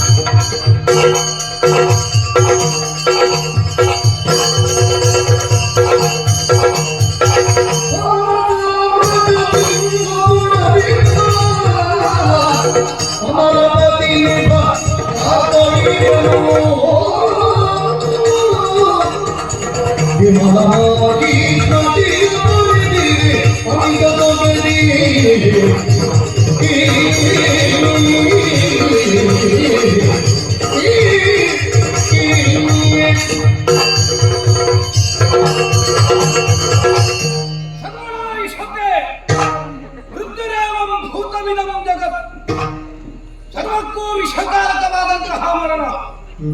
ಅಪಾವೃತರಾದಿಯಾಗಿ ಯಾರನ್ನೂ ಬಿಟ್ಟು ಹೋದದ್ದಿಲ್ಲ. ಗರ್ಭಸ್ಥ ಶಿಶುವನ್ನಾದರೂ ಕೂಡ ಕಡಂಬೂತದಂತೆ ವ್ಯಾಪಿಸುವಂತದ್ದೇ ಆಗಿದೆ. ಹುಟ್ಟು ಸಾವುಗಳ ಮಧ್ಯದ ಜೀವನವನ್ನು ಸಾಧನೆಯ ಮುಖ್ಯ ಸಾರ್ಥಕ್ಯಪಡಿಸಬೇಕಾದ್ದು ಸಾಧಕನಾದವನಿಗೆ ಲಕ್ಷಣ ಎನ್ನುವುದನ್ನು ಪ್ರಪಂಚ ಮುಖಕ್ಕೆ ತೋರಿಸಿಕೊಟ್ಟವನಾನು.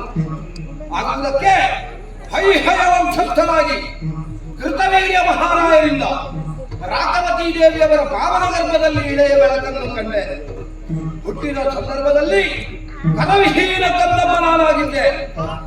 ಗುರುಗಳಾದ ದತ್ತಾತ್ರೇಯರ ಅನುಗ್ರಹದಿಂದ ಸಹಸ್ರ ಬಾಹುಗಳು ಲಭ್ಯವಾಯಿತು. ಈಗ ಹೇಗೆ ಅಂತ ಕೇಳಿದ್ರೆ ಅಮರೇಂದ್ರ ಸಹಸ್ರ ಎನ್ನಿಸಲ್ಪಟ್ಟಿದ್ದೇನೆ. ಯೋಗ ಬಲದಿಂದಲೇ ಅಧಿಕಾರವನ್ನು, ಯಾಗ ಬಲದಿಂದಲೇ ಬಲದಿಂದಲೇ ಅವಿಶ್ರಾಂತವಾಗಿ ವಿಶ್ರುತಪಡಿಸಿದವ. ಅಖಂಡ ಆರ್ಯಾವರ್ತವನ್ನು ಏಕ ಶ್ವೇತ ಚಕ್ರದ ಅಡಿಯಲ್ಲಿ ನಿಲ್ಲಿಸುವ ಮುಖೇನ ಚಕ್ರೇಶ್ವರ ಚಕ್ರವರ್ತಿ ಎನಿಸಿಕೊಂಡಿದ್ದೇನೆ. ಮಾಹಿಷ್ಪತಿಯ ಅರಸ ಸಹಸ್ರಾರ್ಜುನ ಅಂತ ಹೇಳಿದ್ರೆ ದೇವತೆಗಳಾದರೂ ಕೂಡ ಒಂದೊಮ್ಮೆಗೆ ತಲಗುಟ್ಟಿ ನಡುಗುವಂತಹ ಪ್ರಪಂಚದಲ್ಲಿ ಇವತ್ತಿಗೂ ಇರಿಸಿದ್ದೇನೆ.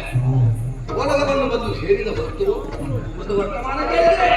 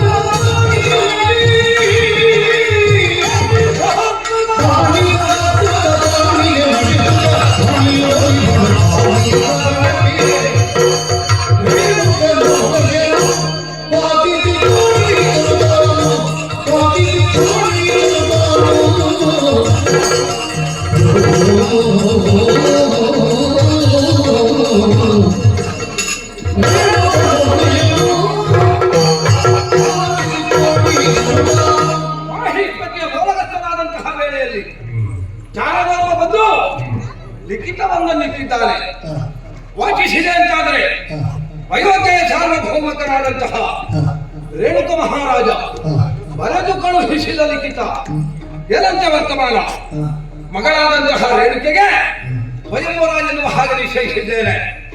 ಆರ್ಯಾವರ್ತದ ಮಂಡಲಾಧಿಪರು ಮಾನಿತರಾಗುವಂತಹ ಸಭೆಯಲ್ಲಿ ಚಕ್ರೇಶ್ವರನ ಗೌರವ ಉಪಸ್ಥಿತಿಯನ್ನು ಆದರಪೂರ್ವಕವಾಗಿ ಮಾನಿಸ್ತೇವೆ ಎನ್ನುವ ಹಾಗೆ ಬರೆದಿದ್ದಾನೆ.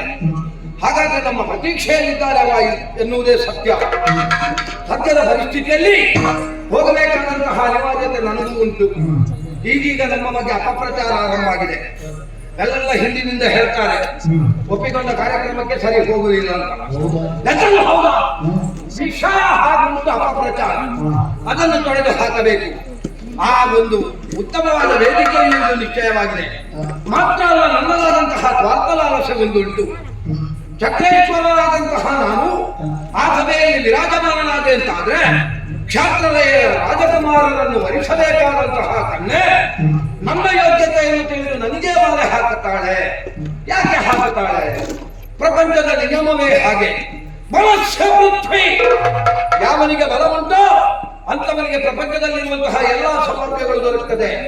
ಹಾಗಾದ್ರೆ ಕನ್ಯಾರತ್ನವನ್ನು ನನ್ನ ಭಂಡಾಗಾರವನ್ನು ಸೇರ್ತದೆ ಅಂತಾದ್ರೆ ಧಿಕ್ಕರಿಸುವಂತಹ ಮೂರ್ಖನಾನಲ್ಲ.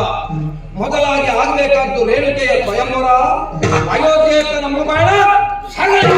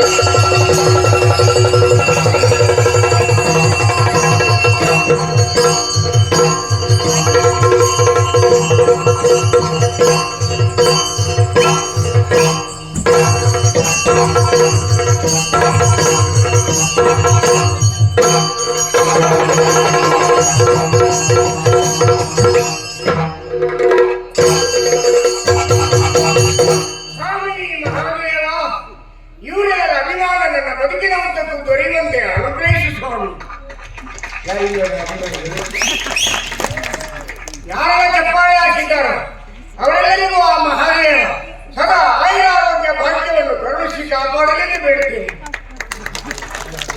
ಮತ್ತೆ ಹಾಕಿದವರಿಗೆ ಮೊದಲು ತಗೊಂಡಲ್ಲಿ ಕಾಲ್ ಮಾಡಿಕೊಳ್ಳಿ. ಪಂಚಮಂತ ಉಷಾಕಾರಣ ಮಂಡಲಿನ ಮಿಂಚಿನಂತೆ ಇರ್ತಂತ ನಾನು ಪಂಚಮೌಖಿಕ ಅದ್ಭುತವಾದಂತಹ ಪ್ರಪಂಚದಲ್ಲಿ ಪಂಚೇಂದ್ರಿಯದಿಂದ ಕೂಡಿದಂತಹ ದೇಹವನ್ನು ಶುದ್ಧೀಕರಿಸಿ ಸಭಾಸ್ಥಾನವನ್ನು ಪ್ರವೇಶ ಮಾಡಿದಾಗ ರೇಣುಕಾ ಸ್ವಯಂವರದ ಬಗ್ಗೆ ದೂತರಾದ ನುಡಿಯಲಿದ್ದೇನೆ. ತಕ್ಷಣವೇ ಸಿದ್ಧತೆಯನ್ನು ಮಾಡಿಕೊಂಡೆನು. ಇಂದ್ರನ ಪ್ರಭುತ್ವವನ್ನು, ಅಗ್ನಿಯ ತೇಜಸ್ಸನ್ನು, ವಾಯುವಿನ ವೇಗವನ್ನು, ಅಂತಕನ ಅಡಕನ್ನು, ಹಾಗೆಯೇ ಸುತ್ತಲಿರುವಂತಹ ಶೀಲರ ಚಿನ್ಮಯ ಚೈತನ್ಯದ ಶಕ್ತಿಯನ್ನು ಎಳ್ಕೊಂಡು ಶರವೇಗದಿಂದ ಸಭಾಸ್ಥಾನವನ್ನು ಬಂದು ಪ್ರವೇಶ ಮಾಡಿದೆ. ಆಹಾ, ವಿಶಿಷ್ಟವು ವಿಶೇಷವಾದಂತಹ ಈ ಸಭಾಭವನವನ್ನು ಕಂಡಾಗ ಸಂತುಷ್ಟನಾಗಿದ್ದೇನೆ, ಆನಂದ ಹೊಂದಿದ್ದೇನೆ ಹೊಂದಿದ್ದೇನೆ ನಾನು. ಆಹಾ, ಮಹಾಮಹಾನಾಯಕರೆಲ್ಲ ಬಂದು ಸೇರಿದ್ದಾರೆ.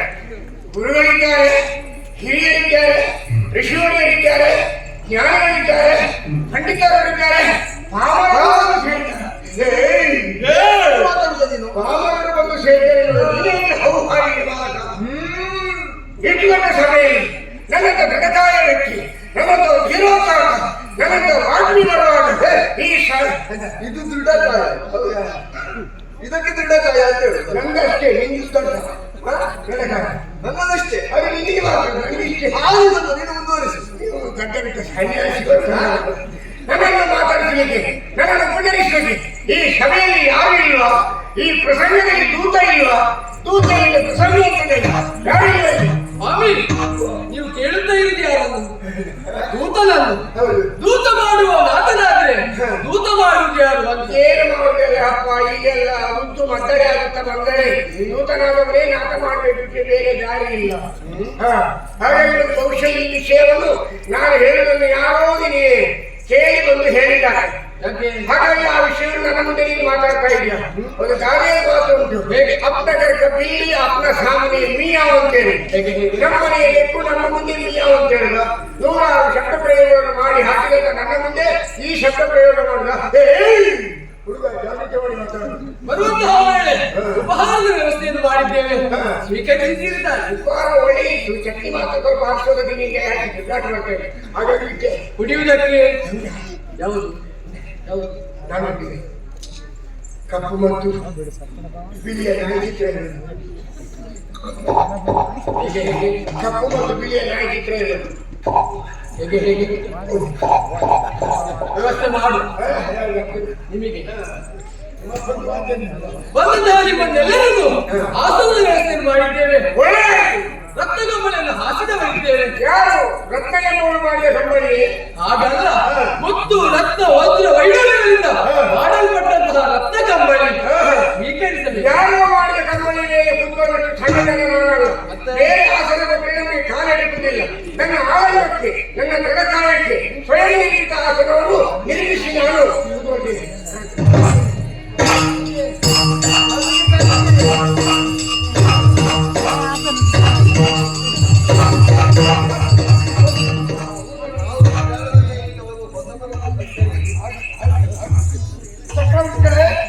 ನಮಸ್ಕರಿಸಿದ್ದೇನೆ. ಸಭೆಯಲ್ಲಿ ಮಾನಿಸಬೇಕಾದಂತಹ ಚಕ್ರವರ್ತಿಯನ್ನು ಅಲೆಗಳಿಗೆ ತಡವಾಗಿ ಮಾನಿಸಿದ್ರು ಅದು ಅಪರಾಧ ಅನಿಸಲ್ಪಟ್ಟದೆ. ಆಹಾ ಅಂತ ಹೇಳಿಕ್ಕೆ ನಿನ್ನಲ್ಲಿ ಹೇಳಿದ್ದು ಅಂತ ಯುವರಾಜ ಸ್ವಾಮಿ ಆ ಸರಿಗೆಯಲ್ಲಿ ಹೋಗುವ ಮಂಗನ ಮೈಯನ್ನು ಪೆಟ್ಟಿ ಮನೆಯನ್ನು ಕೊಂಡು ಹೋಗ್ತಾರೆ. ಬಂದಂತಹ ಅರಸರಿಗೆ ಆಸನದ ವ್ಯವಸ್ಥೆಯನ್ನು ಮಾಡಲಾಗಿದೆ. ನಿನ್ನ ತಂಗಿಯನ್ನು ಕಟ್ಟುಕೊಂಡು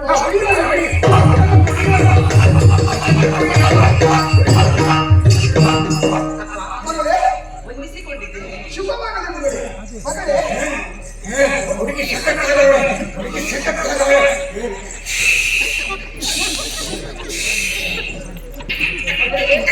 ನಿಮಗೆ ಬೇಕಾದಂತಹ ವರನನ್ನು ನೀನೇ ಆರಿಸಿಕೊಳ್ಳಬೇಕು. ಬಹಳಷ್ಟು ಮಂದಿ ಇದ್ದಾರೆ, ಅದಕ್ಕೆ ಯಾರ ಪುನಃ ಪರೀಕ್ಷೆ ಇಲ್ವಲ್ಲ. ಅರಸರ ಪರಿಚಯ ಮಾಡಿಸಿ.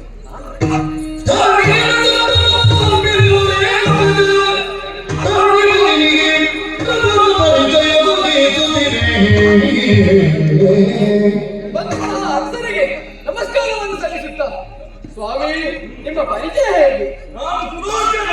ಸುಲೋಚನ, ಸೋಮೇಶ್ವರ. ಸೋಮೇಶ್ವರ ನೀವು ಕುಲಶೇಖರ ಕುಲಶೇಖರ ಈಶ್ವರನ ಹೂದೋಟ. ನಮ್ಮ ಚಂದ್ರಗತಿ ನೋಡಿದ್ದೀವಿ.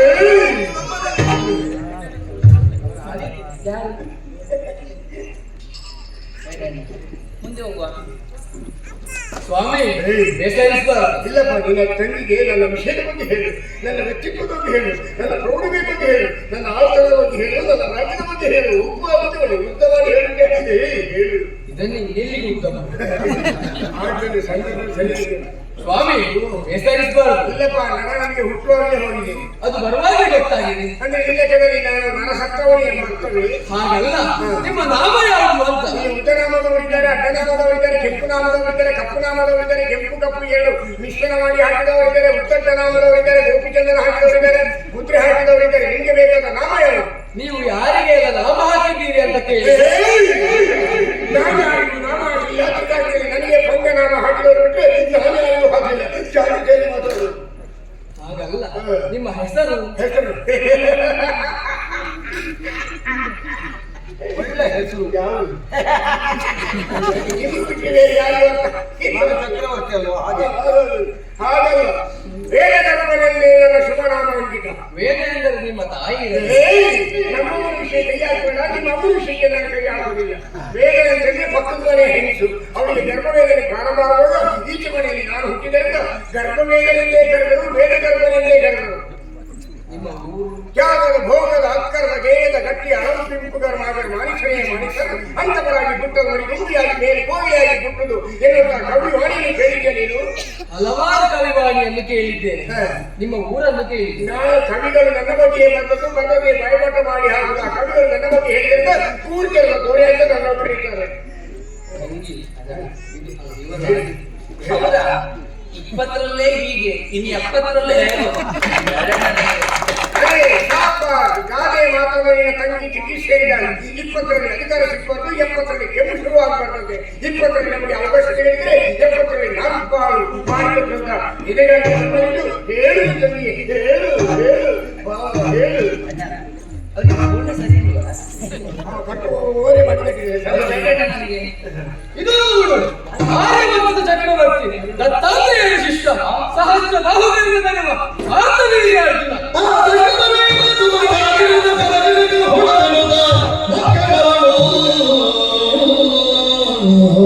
ನೋಡಿಲ್ಲವನ್ನ ಸಾವಿರ ಕೈಗಳ ಹೊಲದ ಹಾಗೆ ಕಾಣ್ತಾರೆ. ನನಗೆ ಬೇಡ ಅವರು. ಹಾಗಾದ್ರೆ ಮಳೆಗಾಲದಲ್ಲಿ ಅಂಗದಲ್ಲಿ ಓಡಾಡುವ ಚೇರಂಡಿಯ ಅಪ್ಪ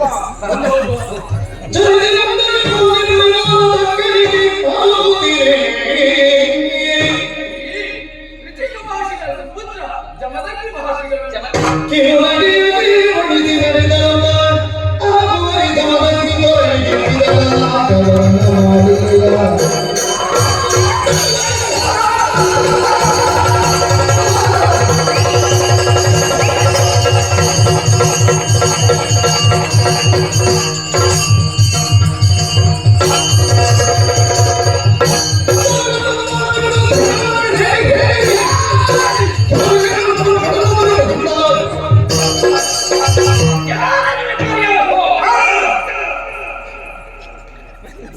ವಿಶಾಲವಾದ ಸಭೆ,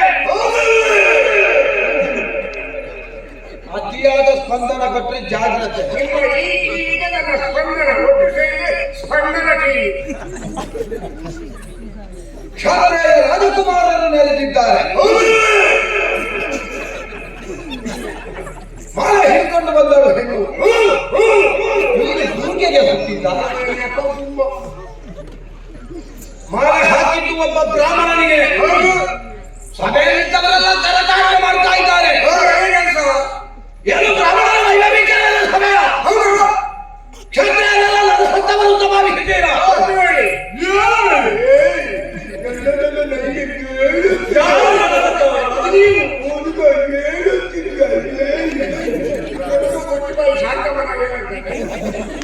ನಾನು ಮಾನನಿಗೆ ಅನಿಸಲ್ಪಟ್ಟವ.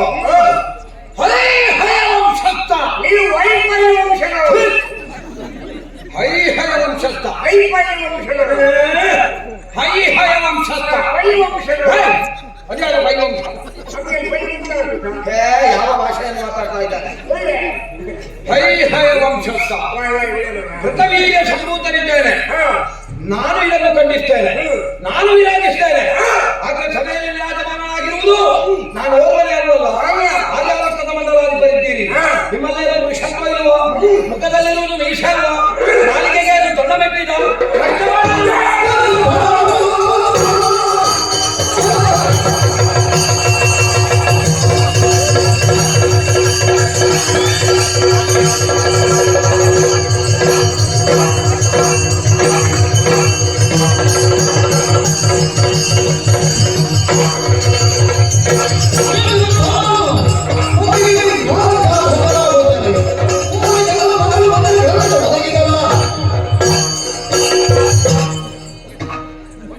ಮಾಡ, ಅಷ್ಟೇ ಮಾಡಿದ್ರೆ ಸಾಕಾಗುದಿಲ್ಲ. ಮತ್ತೆ? ಒಂದು ಸೌತೆಕಾಯಿ ಇಟ್ಕೊಂಡು ಬಾ.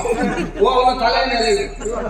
ಕಥೆಯನ್ನು ತಿರುಗಿಸು ಸೌತೆಕಾಯಿ ತಂದು ಮಾಡ. ಅರ್ಥ ನಿನಗೆ ಅರ್ಥ ಅವನಿಗೆ. ಅದಕ್ಕೆ ಅವನು ಬುದ್ಧಿವಂತಿಕೆ ಕೆಲಸ ಮಾಡಿದ್ದಾನೆ. ಎಂತದ್ದು ಇಲ್ಲಿ ದೊಂಬರಾಟ? ಸುತ್ತಲೂ ಕೆರೆದು ಮಧ್ಯದಲ್ಲಿ ಮಾತ್ರ ಹಳದಿ ತರ ಇಟ್ಟಿದೆ, ಸುಳ್ಳು ಮಾಡ್ಬೇಡ ನಾನು. ಹೌದು, ನಿಮ್ಮದು ದೊಂಬರಾಟದ್ದು ತಂಡವು. ಮತ್ತೆ ಕಚ್ಚೇರಿ ನೋಟಿಗೆ ನಾನು ಮುಂದೆ ಹೋಗಬೇಕು. ಯಾಕೆ? ಕಚ್ಚಿ ವರ್ಷದಲ್ಲಿ ನಾನು ಹೊರಗೆ ಇಟ್ಟಿದ್ದರು ಸಾರ್ವಜನಿಕ ತೋರ್ಪಡಿಸಬೇಕಾಗಿ. ಹೌದು, ಯಾಕೆ ಅದನ್ನು ತೋರ್ಪಡಿಸಬೇಕೆನ್ನುವುದು. ಮತ್ತೆ ಹಾ. ತುಂಬಿದಂತಹ ಸಭೆಯಲ್ಲಿ ಹಾ. ನಮಗೆ ಅಪಮಾನ ಆಗಿದೆ. ಓ ಹಾಗೆ. ಅದಕ್ಕೆ ಹಾ. ರೊಚ್ಚಿಗೆದ್ದಂತ ನಾನು, ಹಾ. ಶಿಸ್ತಿಗೆದ್ದಂತ ನಾನು, ಹಾ. ಕೈಯಲ್ಲಿ ಕತ್ತಿಯನ್ನು ಮುಂದೆ ಹೋಗಬೇಕು. ಹಾ. ನಾವೇನು ಸಾಮಾನ್ಯಗಳೇ ಹಾ. ಶಾಸ್ತ್ರೀಯ ವಂಶಕ್ಕೆ ಆಡಳಿತ ವಿಷಯವರು ನಾವು. ಹೌದಾ? ಹಾ. ಶಾಸ್ತ್ರೀಯ ವಂಶ ಏನಿದೆ? ಆಡಳಿತ ವಿಷಯ. ಅಂದ್ರೆ ಉದ್ಭವ.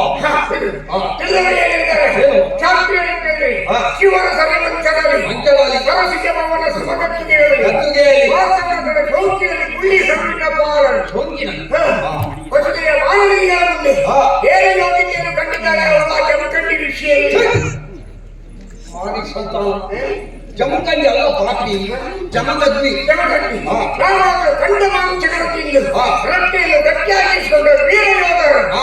ಅವನಾದರೂ ತಿನ್ನುವುದು ಯಾವುದು? ಯಾವುದು? ಕಂಡ ಮೂಲ ಜಾತಿಗಳನ್ನು ಸೇರಿಸಿ ಆಯ್ತಲ್ಲ, ಒಳ್ಳೆ ಸಾಹಿತ್ಯ.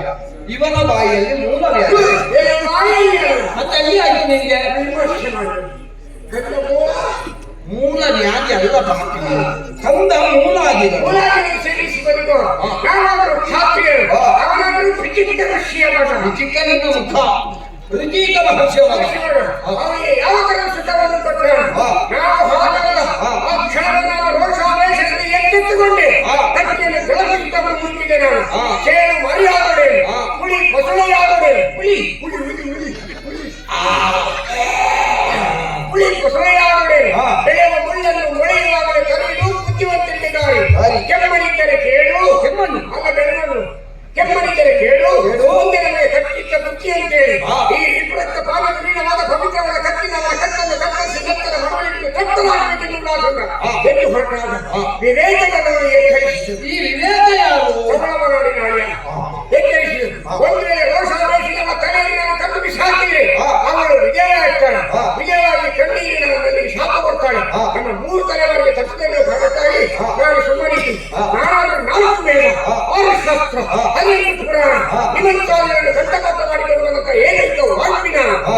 ಇದರಲ್ಲಿ ಯಾರಾದರೂ ವಾದ ವಿವಾದ ಜಾತಿಗೆ ಹಾ. ಅಷ್ಟವಧಾನಿಗಳು, ಹಾ. ದಶವಧಾನಿಗಳು ಹಾ. ಅಥವಾ ಬೇರೆ ಯಾವ ದಾನಿಗಳು ಬಂದಿದೆ. ಹಾ. ನಾನು ಅವರನ್ನು ವಾದ ವಿವಾದದಲ್ಲಿ ಸೋಲಿಸಿ ಹಾ. ಅವರ ಮುಂದೆ ಹುಡುಗಿಯನ್ನು ಎತ್ತಿಕೊಂಡು ಹಾ. ಕಂಕನಾಡಿಗೆ ಹೋಗ್ತೀನಿ. ನಿನ್ನನ್ನು ಇಲ್ಲದಿದ್ರು ಕಂಕನಾಡಿಗೆ ಕರ್ಕೊಂಡು ಹೋಗಬೇಕು. ಕಂಕನಾಡಿಗೆ ಇಟ್ಕೊಂಡು ಹೋಗ್ತಾ ಇದ್ದೀನಿ. ಕಂಕುಳಾಡಿಯಲ್ಲಿ ಅಂತದ್ದು ಬೆಕ್ಕಿನ ಮನೆಯನ್ನು ಕೊಂಡು ಹೋಗಲ್ಲ. ಸಾಮರ್ಥ್ಯ ಉಂಟಂತ ತೋರಿಸ್ತಾ ಇದ್ದೇನೆ ನಾನು. ಓಹೋ. ಆದರೆ ಮತ್ತೆ ನನ್ನನ್ನು ವಿವೇಕ ಎಚ್ಚರಿಸಿದರು. ಈ ವಿವೇಕ ಎರಡೆರಡು ಬಾರಿ ಆಕೆ ಬಂದ. ಎರಡೇ ಬಾರಿ ಹೋದದ್ದು ಮತ್ತೆ ಮುಖ ತೋರಿಸಿದ್ದೀನಿ.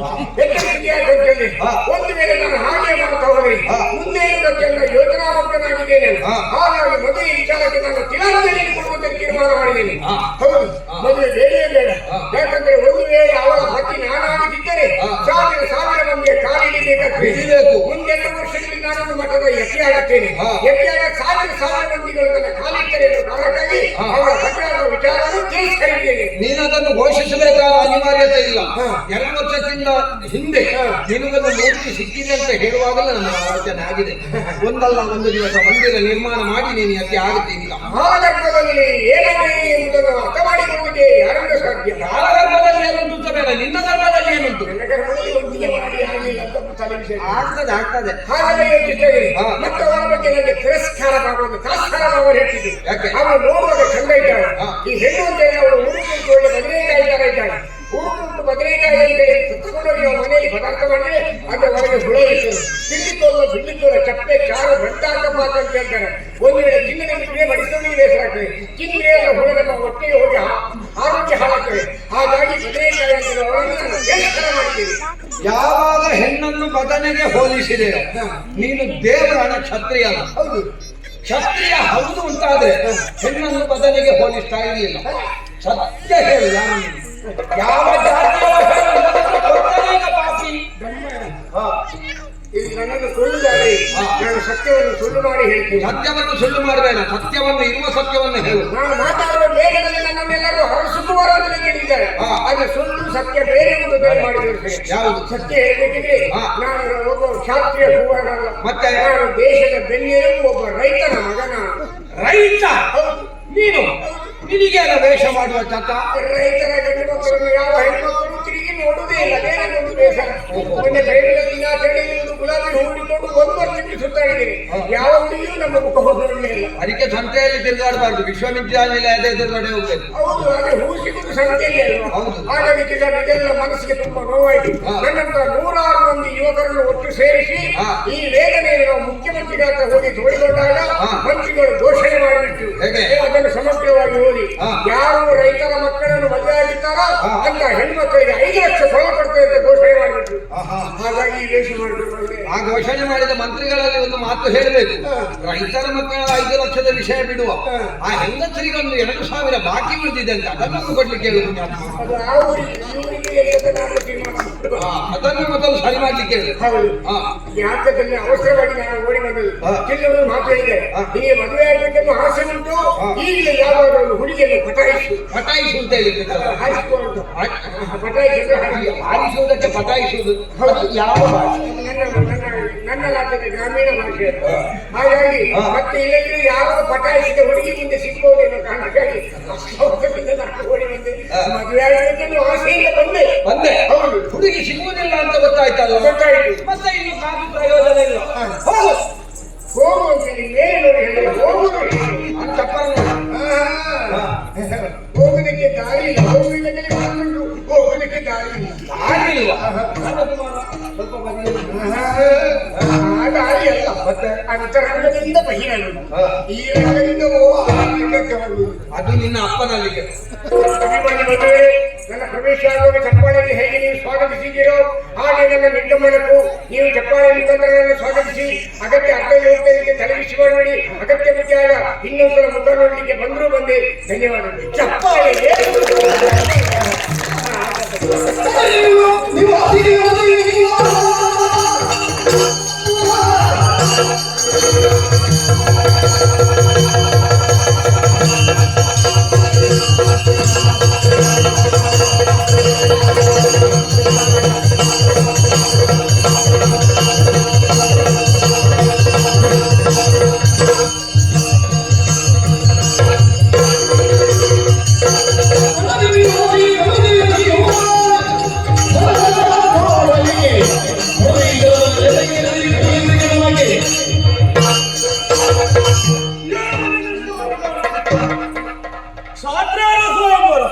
ಹೀಗಿರುವಾಗ ಆ ಕನ್ಯೆ ಹೋರಾಟ ಶಕ್ತಿಯರಿಗೆ ಮಾಡಬೇಕು. ಆದರೆ ಸಾಕ್ಷಿ ಆಲಿಸಿದ್ದು ಯಾರನ್ನು? ಆ ಬಡ ಬ್ರಾಹ್ಮಣರನ್ನು. ಅವಳಿಗೆ ಏನೋ ಹದೆ ಅರಿಯಾದ ವಯಸ್ಸು, ಆದರೆ ಅವಳ ಅಪ್ಪನಿಗೆ ಬುದ್ಧಿಲ್ಲ.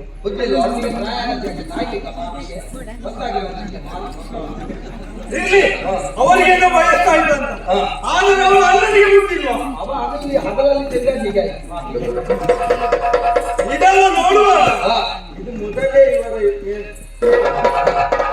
ನಮ್ಮನ್ನೆಲ್ಲ ಅವಮಾನಿಸುವುದಕ್ಕೆ ನಮ್ಮನ್ನು ಕರೆದ. ಈಗ ಏನು ಮಾಡಿದ್ದೇನೆ ಅಲ್ಲ, ವಿಷಯ ಏನಂದ್ರೆ ಆ ಹುಡುಗಿ ನಮ್ಮನ್ನು ಬರೀ ನೋಡಿ ಮುಖ ತಿರುಗಿಸಿದ್ದು ಮಾತ್ರ, ಅದು ನಿಮ್ಮನ್ನು ಹುಳ ಅಂತ ಹೇಳಿದ್ರು. ಈಗ ನನ್ನ ವಿಷಯ ಬಿಡುವ, ಈಗ ನೀವು ಏನು ಮಾಡ್ಬೇಕು ಅಂತ ಹೇಳಿ ಇವರ ಸಭೆಯಲ್ಲಿ ಕೆಲಸ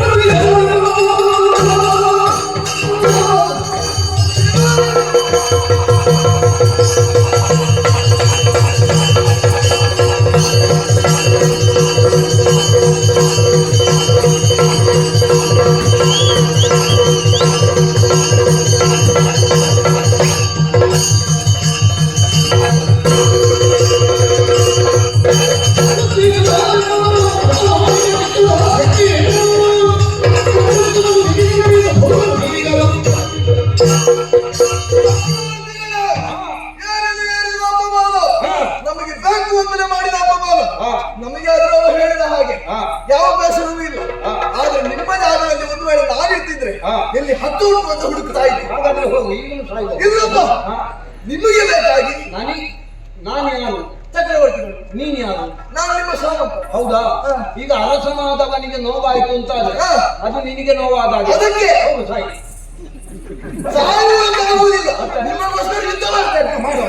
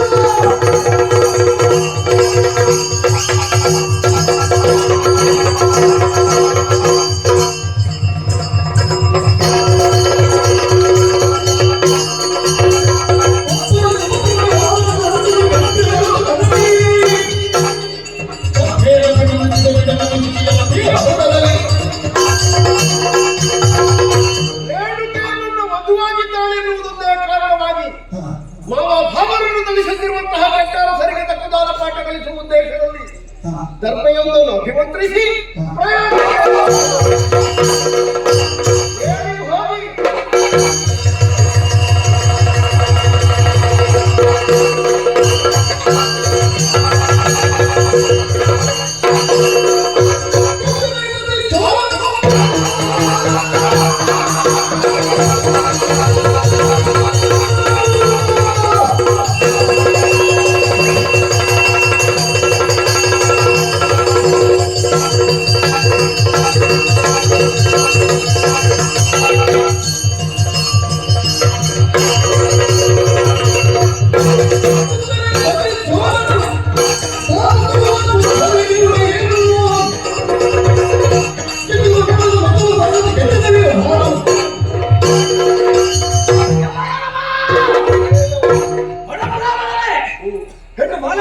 ಆಗಿದ್ದಾಳೆ ಎನ್ನುವ ಉತ್ಸಾಹದಿಂದ ಧರ್ಮಾಶ್ರಮವನ್ನು ಪ್ರಯೋಗಿಸಿದೆ.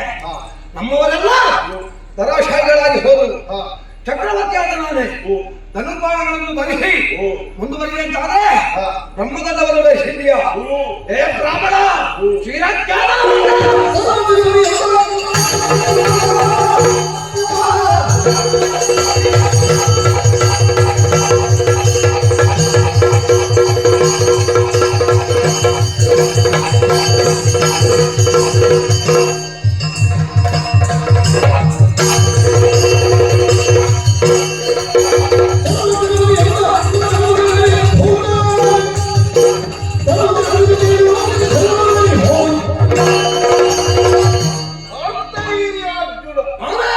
ಕೃತವೀರ್ಯ ತನೆಯನಾದದ್ದರಿಂದ ಇಲ್ಲದೇ ಇದ್ರೆ ಅರ್ಜುನ ರಾಯ ಹಾಗೂ 1000 ಕೈ ಇದ್ದದ್ದರಿಂದ ಸಹಸ್ರಬಾಹು ಹುಟ್ಟಿನ ಮೂಲದಲ್ಲಿ ವಿಕಲಾಂಗ ಇರ್ಲಿಲ್ಲ, ಏನ್ ಮಾಡಿ ಕೈಯೇ ಇರಲಿಲ್ಲ. ನಿನ್ನ ಅಪ್ಪಮ್ಮ ಬ್ರಾಹ್ಮಣರ ಸೇವೆ ಮಾಡಿದ್ದರಿಂದ ನಿನಗೆ ಇದು ಪ್ರದತ್ತವಾಗಿದೆ. ಅಂತಹ ನೀನು ಬ್ರಾಹ್ಮಣರನ್ನು ಈ ಸಭೆಯಲ್ಲಿ ನಿಂದಿಸ್ತೀಯಲ್ಲ. ಒಬ್ಬ ಬ್ರಾಹ್ಮಣನಿಂದ ನಾನು ಉಪಕೃತರಾಗಿದ್ದೇನೆ ಎನ್ನುವ ಕಾರಣಕ್ಕೆ ಆ ಜಾತಿಯವರೆಲ್ಲ ಮಾಡುವ ತಪ್ಪನ್ನು ಮನ್ನಿಸಬೇಕು ಎನ್ನುವ ಹಾಗೆ ಯಾವುದೇ ಅಲಿಖಿತವಾದಂತಹ ಒಪ್ಪಂದ ಇಲ್ಲವಲ್ಲ. ಏನ್ ತಪ್ಪಾಗಿದೆ? ನಾನು ವರಿಸಬೇಕಾದಂತಹ ಕನ್ಯೆ ನಿನಗೆ ಬಾಳ ಹಾಕಿದ್ದೆ. ಏನ್ ನೀನು ವರಿಸಬೇಕು ಅಂತ ಬರ್ದುಂಟ? ಹಾಗಲ್ಲ, ನನಗೆ ಆಹ್ವಾನ ಬಂದಿತ್ತು, ಚಕ್ರವರ್ತಿಗಳೇ ಆ ಸಭೆಯಲ್ಲಿ ವಿರಾಜಮಾನನಾಗಬೇಕು ಅಂತ. ನಾನು ವಿರಾಜಮಾನನಾದೆ ಅಂತಾದ್ರೆ ಆರ್ಯಾವರ್ತದಲ್ಲಿರುವಂತಹ ಮಂಡಲಾಧಿಪರೆಲ್ಲ ನನ್ನ ಸಾಮಂತರಾಗಿದ್ದಾರೆ. ನಾನು ಮದುವೆ ಆಗ್ತೇನೆ ಅಂತ ಅವರ್ಯಾರು ಮಾತಾಡ್ಲಿಕ್ಕಿಲ್ಲ. ನೀನೊಬ್ಬ ಬಂದ ಕಾರಣ ನಿನಗೆ ಮಾಲೆ ಹಾಕಿ ಮತ್ತೆ ಸ್ವಯಂವರ ಯಾಕೆ ನೀನೇ ಕೊಂಡೋಗ್ಬೋದಿತ್ತಲ್ಲ. ಅಲ್ಲ, ಅದು ನಮಗೂ ಕನ್ಯಾವರಯತೆ ರೂಪಂ ಋಣಾನುಬಂಧ ರೂಪೇಣ ಪಶುಪತಿ ಸುತಾಲಯ. ಯಾವ ಗಂಡಿಗೆ ಯಾವ ಹೆಣ್ಣು, ಯಾವ ಹೆಣ್ಣಿಗೆ ಯಾವ ಗಂಡು, ಅದು ವಿಧಿ ನಿರ್ಣಯ. ನಾನು ಅದನ್ನೇ ಹೇಳುವುದು. ನಮ್ಮಲ್ಲಿಲ್ಲದ ಸೌಂದರ್ಯ ನಿಮ್ಮಲ್ಲೇ ನುಡಿಸಬೇಕಲ್ಲ. ಆ ಹೆಣ್ಣಿಗೆ ನಾ ಚಂದ ಕಂಡಿದ್ದೇನೆ. ಈಗ ನಿನ್ನ ಮೊದಲ ಹೆಂಡತಿಯರಿದ್ದಾರ, ಹೌದು, ನಿನಗೆ 500 ಜನ ರಾಣಿಯರು ಅಂತ ಲೆಕ್ಕ. ಹೌದು, ಅವರೆಲ್ಲ ನಿನ್ನನ್ನು ವರಿಸಿದ್ಯಾಕೆ? ಯಾರ್ಯಾರನ್ನು ಮದುವೆ ಆಗ್ಬೋದು ಅಂತ ನನಗೆ. ನಾನು ಚಕ್ರವರ್ತಿ ಅಲ್ಲ. ಏನೀಗ ನನ್ನದು? ನಾನು ಹೇಳುವುದಷ್ಟೇ. ಒಬ್ಬ ಕ್ಷಾತ್ರ ಕನ್ಯೆ ಬ್ರಾಹ್ಮಣನನ್ನು ವರಿಸಿದ್ಯಾಕೆ? ನನ್ನ ಇಷ್ಟ ಪ್ರಶ್ನೆ. ಅವಳು ಮೆಚ್ಚಿದ್ದಾಳೆ, ನನ್ನನ್ನು ವರಿಸಿದ್ದಾಳೆ. ಸರಿ ಬಿಡು, ಆ ವಿಚಾರವನ್ನೇ ಬಿಟ್ಟೆ. ಆದ್ರೆ ನಿನಗೆ ಮಾಲೆ ಹಾಕುವ ಪೂರ್ವದಲ್ಲಿ ಒಬ್ಬ ಕ್ಷಾತ್ರೇಯ ಚಕ್ರವರ್ತಿಯನ್ನು ನಿಲ್ಲಿಸಿ ಮಾಲೆ ಹಾಕಬೇಕು ಅಂತ ಏನಾದ್ರು ಉಂಟಾ? ಇಲ್ಲ. ಮತ್ತೆ ಆದ್ರೂ ನೀನು ಅವಳಿಗೆ ಹಾಗೆ ಕಂಡೆ. ಎಂತ ಕಂಡೆ? 1000 ಕೈಯ ಹುಳದ ಹಾಗೆ. ಈಗ ನಾನು ಕಂಡೆ ಅಂತ ಹೇಳುವ, ಅದನ್ನು ಸಭೆಯಲ್ಲಿ ಹೇಳುವ. ಹೇಳಿದೆವಪ್ಪ. ಈಗ ನನಗೆ ನಿನ್ನನ್ನು ನೋಡುವಾಗ ಹಾಗೆ ಕಾಣ್ತದೆ. ನಾನು ಅದನ್ನೆಲ್ಲ ಹೇಳಲಿಕ್ಕಾಗುದಿಲ್ಲ. ನೀನು ಈಗ ಅವಳನ್ನು ಮಾನಿಸ್ತಿ ಯಾಕೆ? ನನ್ನ ಹೆಂಡತಿ, ಅವಳಿಗೆ ನಾನು ಗಂಡ, ನನ್ನ ಹೆಂಡತಿ. ಹೆಂಡತಿಯ ಗಂಡನಾಗಿ ಬಂದಿದ್ದೆ. ಹೆಂಡತಿಯ ಗಂಡ ಮತ್ತೆ ಗಂಡನ ಹೆಂಡತಿ. ಸರಿ, ಅವಳಿಗೆ ನೀನು ಗಂಡನಾದ ಕಾರಣ ಅವಳು ಹೆಂಡತಿ. ಆ ಹೆಂಡತಿಗೆ ಗಂಡನಾಗಿ ಅದು ಒಂದೆಲಕ್ಕಾಗುದು. ಆಗ್ತದೆ. ನನ್ನ ಹೆಂಡತಿ ಹೌದು, ನಿನ್ನ ಹೆಂಡತಿಗೆ ಬೇಕಾಗಿ ನೀನು ಬರ್ತಿ ಅಂತಾದ್ರೆ ಏನ್ ಬ್ರಾಹ್ಮಣ ಬೆಟ್ಟಿಗೆ ಬೋನ, ಕುಂಡಲ್ ಕೊಡಿ ಚಟ್ನಿ, ತುಳಸಿ ತಂಬುಳಿ, ಬಿಲ್ವಪತ್ರೆ, ಮೆಣಸಿನಕಾಯಿ ತಿನ್ನುವ ನಿನಗೆ ಇಷ್ಟು ಅದಕ್ಕುಂಟಂತೆ. ನಾವು ಜಾತಿಯಲ್ಲಿ ಬಂಟರು, ತಿನ್ನುವುದು ಮಾಂಸ, ಹರಿಸುವುದು ರಕ್ತ. ನೆನಪಿರ್ಲಿ. ಕೆಲವರೆಲ್ಲ ತಿಂದು ಕುಡಿದು ಹೆಚ್ಚಾಗಿ ವೈದ್ಯರು ಹೇಳಿದ್ದಾರೆ ಬೇಯಿಸಿದ್ದು ತಿನ್ಬೇಡ, ಇದು ಹತ್ಯೆ ಅದು ಯಾರ ವಿಷಯ? ಯಾರದು ಅಲ್ಲಿ ಕೂತ್ಕೊಳ್ತಾರೆ. ಮುಂದುವರೆ ಕಾಸಿ ನಾವು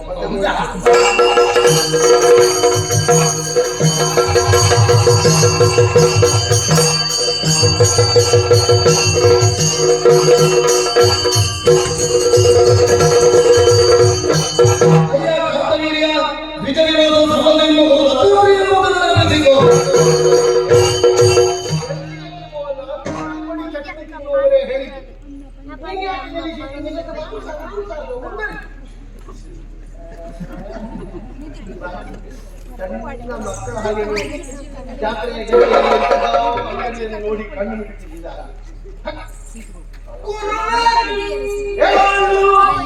ಅದು ಅಷ್ಟಾಗಿ ಬಡಗೂ ಆಗುದಿಲ್ಲ, ಹೊಟ್ಟೆ ನೋವು ಆಗ್ತದೆ.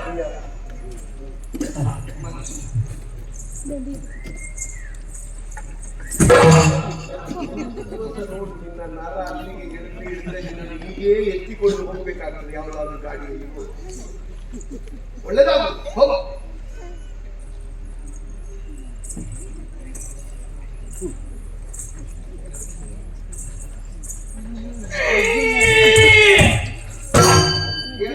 ನಿಮ್ಮನ್ನ ಅಪರೂಪದಲ್ಲಾದ್ರೂ ತಂಬುಳಿ ತಿನ್ಬೇಕು ಅಂತ ಕಟ್ಟಾಗುದು.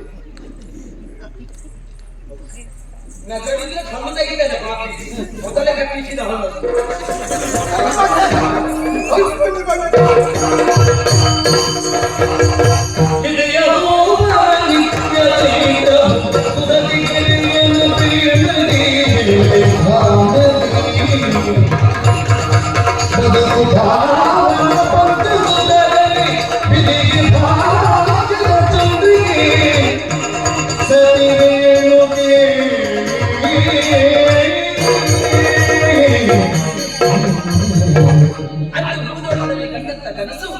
ನನ್ನ ಮನಸ್ಸನ್ನೇ ಹೂದೋಟವಾಗಿ ಬದಲಿಸಿ ಬಿಟ್ಟಿದ್ದಲ್ಲ. ದಿನೇ ದಿನೇ ವರ್ತಿಸುವಂತೆ ಚಂದ್ರನಿಂದ ಹೊಂದಿದ ಹಲ್ಲಾದ ಮೇಲೆ ನನ್ನ ಮನವನ್ನು ಆವರಿಸಿ ವೆಚ್ಚಿಸುತ್ತಾ ಇದೆ. ಜಮದಗ್ನಿ ಮಹರ್ಷಿಗಳಿಗೆ ಸತಿಯಾಗುವುದಕ್ಕೆ ಎಷ್ಟು ಜನ್ಮದಿಂದ ಋಣಾನುಬಂಧ ಎನ್ನುವುದು ಕೂಡಿ ಬಂತು ನಾನದೇ.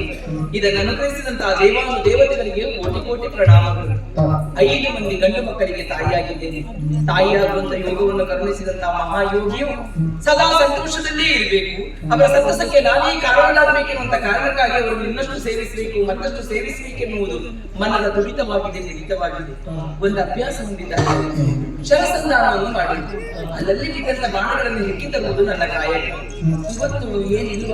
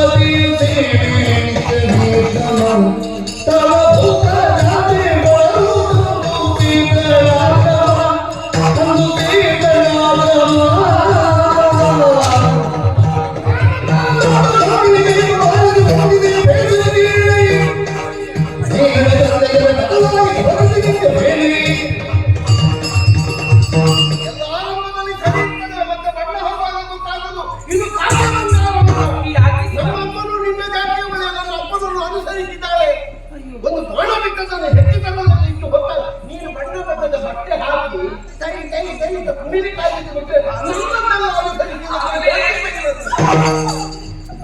ಇನ್ನು ನಾಟಕ ನಡೆದಲ್ಲ. ಏನು ನಾಟಕ ಅಂತ ಬದುಕು ನನಗೆ ಬೇಕಸ್ತ. ಏನು ಮಾಡುತ್ತಿದ್ದೆ? ತಗಾದಂತ ಹೌದು. ಯಾಕೆ?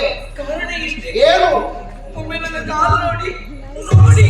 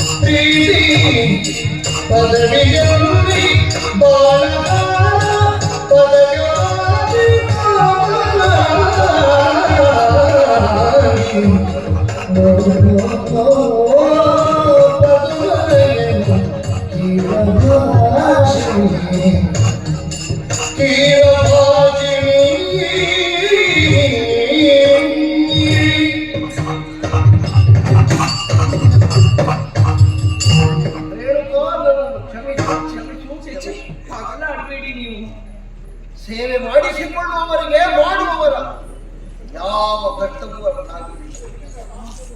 ನನ್ನನ್ನು ಅಷ್ಟೇ ಆಯ್ಕೆ ಬಿಟ್ಟೆ ಅದಕ್ಕಿಂತ ಹೊರತಲ್ಲ. ಜೀವನಿಗೆ ಪಾಲುಗಾರ್ತೀನಿ, ನನ್ನ ಬದುಕಿನ ಹಾರದ ಜೀವಂತ ಪದಕ ನೀನು. ಕಾಲಿಗೆ ರಕ್ತಸಿಕ್ತವಾಗಿದೆ, ಸಂಜೆ ಹೊತ್ತಿನಲ್ಲಿ ಕಡಲ ಚಿಂಪಾದ ಹಾಗೆ ನಮ್ಮ ಮನೆಯೇ ರಂಗೇರುತ್ತಾ ಇದೆ. ಸಹಿಸುವುದಕ್ಕೆ ಸಾಧ್ಯ ಇಲ್ಲ. ಹೆಣ್ಣಾದಂತಹ ನೀನು ಇಟ್ಟು ಬಸವಳಿಯಬೇಕು ಅಂತಾದ್ರೆ ಕಾರಣ, ನಿನ್ನ ಕಾರಣದ ರಕ್ತ ಬರಬೇಕು ಅಂತಾದ್ರೆ ಯಾರ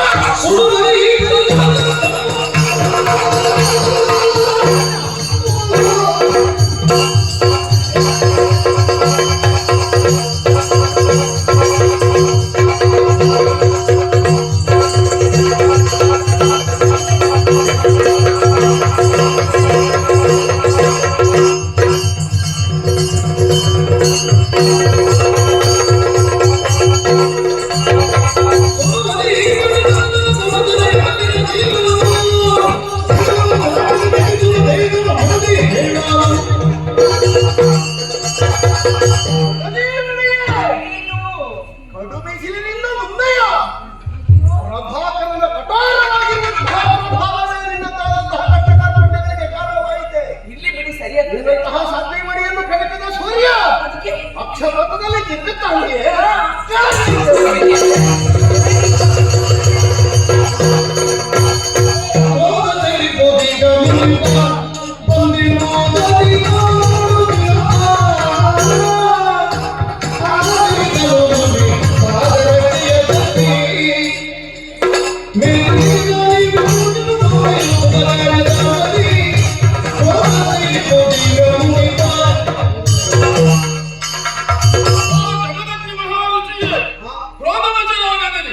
ನಿಮ್ಮ ಸ್ಥಿತಿಗೆ ಕಾರಣ ಏನು ಎನ್ನುವುದನ್ನು ಅರಿತು ಸೂರ್ಯದೇವನಾದ ನಾನೇ ಪ್ರತ್ಯಕ್ಷಗೊಂಡಿದ್ದೇನೆ.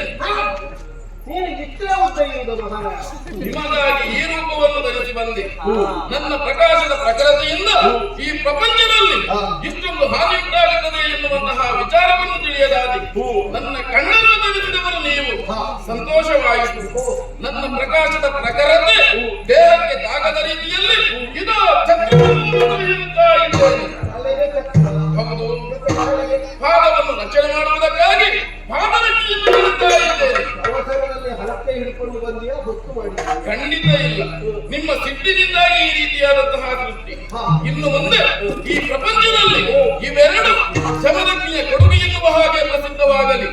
ಯಾಗ ಯಜ್ಞಾದಿಗಳನ್ನು ಮಾಡುವಂತಹ ಸಂದರ್ಭದಲ್ಲಿ ಇವೆರಡನ್ನು ದಾನವಾಗಿ ನೀಡಿದರೆ ವಿಶೇಷವಾದ ಪುಣ್ಯ ಪ್ರಾಪ್ತಿಯಾಗುವುದು. ನಿಮಗೆ ಶುಭವಾಗಲಿ.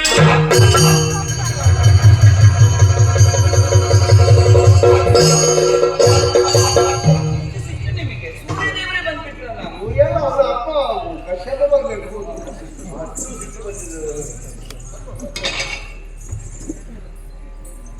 ಎಂತ ಪಾದುಕೆ ಇದನ್ನು ಹಾಕಿದ್ರೆ ಎರಡೇ ಬೆರಳಿಗೆ ಕೆಲಸ.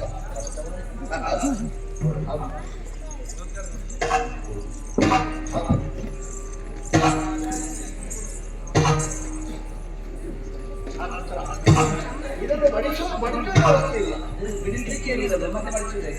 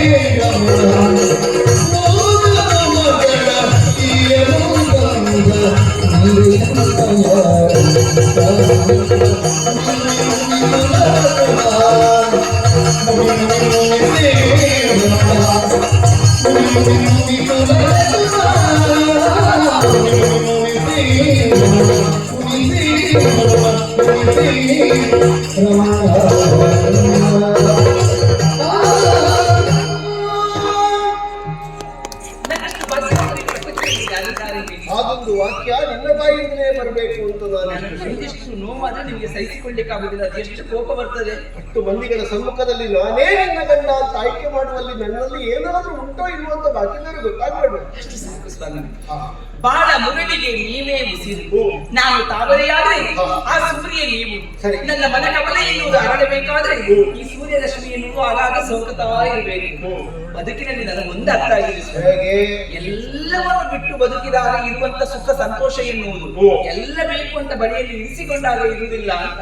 ನ್ಯಾಸದಲ್ಲಿರಬಹುದಾದಂತ ಆತ್ಮಾನಂದ ಸ್ವಾರ್ಥದಲ್ಲಿ ಯಾವ ಸ್ಥಾನಕ್ಕೂ ಇದೆ. ಇಲ್ವೇ ಇಲ್ಲ. ಒಂದು ಮಾತು ಕೇಳಿದೆಯೇ, ಆಶೆ ಎನ್ನುವಂತಹ ಒಂದು ಶಬ್ದ, ಅದಕ್ಕೆ ತುದಿಬಿಡವೇ ಹಾ. ಸಪ್ಪೆ ತಿನ್ನುವಾತನಿಗೆ ಉಪ್ಪಿನ ಆಶೆ, ಉಪ್ಪು ಸಿಕ್ಕಾಗ ಸೊಪ್ಪು ಬೇಕೆಂಬ ಆಶೆ, ಸೊಪ್ಪು ಸಿಕ್ಕಾಗ ತುಪ್ಪ ಬೇಕೆಂಬ ಆಶೆ, ತುಪ್ಪ ಸಿಕ್ಕಾಗ ಕೊಪ್ಪರಿಗೆ ಬೇಕೆಂಬ ಆಶೆ, ಕೊಪ್ಪರಿಗೆ ಸಿಕ್ಕಾಗ ಉಪ್ಪರಿಗೆ ಬರಬೇಕೆಂಬ ಆಶೆ. ಆಸೆಯಾಗಿ ಅಗ್ನಿ ಯಾವಾಗಲೂ ಊರ್ಧ್ವಮುಖವಾಗಿ ಇರ್ತದೆ. ನಮಗೆ ಒಬ್ಬರಿಗೆ ಮನೆ ಬೇಡ, ನಮಗೆ ಎಲೆ ಮನೆಗೆ ಸಾಕು. ಸಾಲ್ದಾ? ನನಗೂ ಒಂದು ಅರ್ಥ ಆಗಿದೆ. ಸಾಧ್ವಿಯಾದ ಮಡದಿಯ ಕಣ್ಣೀರಿಗೆ ಸಾಧಿಸುವುದಕ್ಕೆ ಗಂಡ ಪ್ರಾರಂಭಿಸಿದ್ರೆ ಸಾಕ್ಷಿಯೇ ಕೆಳಗಿಳಿತಾನೆ, ಬೇಕಾದಂತದ್ದು ಕೊಡ್ತಾನೆ. ಈ ಪ್ರಕರಣವೇ ಸಾಕ್ಷಿ ಅದೇ. ಛತ್ರ ಕೊಟ್ಟ, ಪಾದುಕೆಯನ್ನು ಕೊಟ್ಟ, ಅದನ್ನು ಧರಿಸುವ ಯೋಗ ಯೋಗ್ಯತೆ ಪ್ರಪ್ರಥಮವಾಗಿ ಯಾರಿಗೆ? ಯಾರಿಗೆ? ಅದು ರೇಣುಕೆಗೆ. ಕೊಡಿಸಿದ್ಯಾರು? ಅವಳ ಗಂಡ ಜಮದಗ್ನಿ, ಕೊಟ್ಟದ್ದು ಪ್ರಭಾಕರ. ಹಾಗಾದ್ರೆ ಇದನ್ನು ಯಜ್ಞಯಾಗಾದಿಗಳಲ್ಲಿ ದಾನ ಮಾಡಿದಾಗಲೂ ನಮ್ಮ ಹೆಸರು ಬರ್ತದೆ. ಇದನ್ನು ಹೀಗೆ ದಾನ ಮಾಡಿದ್ರೆ ಯಜ್ಞಯಾಗಾದಿಗಳ ಪುಣ್ಯ ಬರ್ತದೆ. ಆದರ್ಶ ದಂಪತಿಗಳಾದ ನಮ್ಮಿಂದಲೇ ಇಂತಹ ಒಂದು ವಿಷಯ ಪ್ರಪಂಚಕ್ಕೆ ಕೊಡುಗೆ.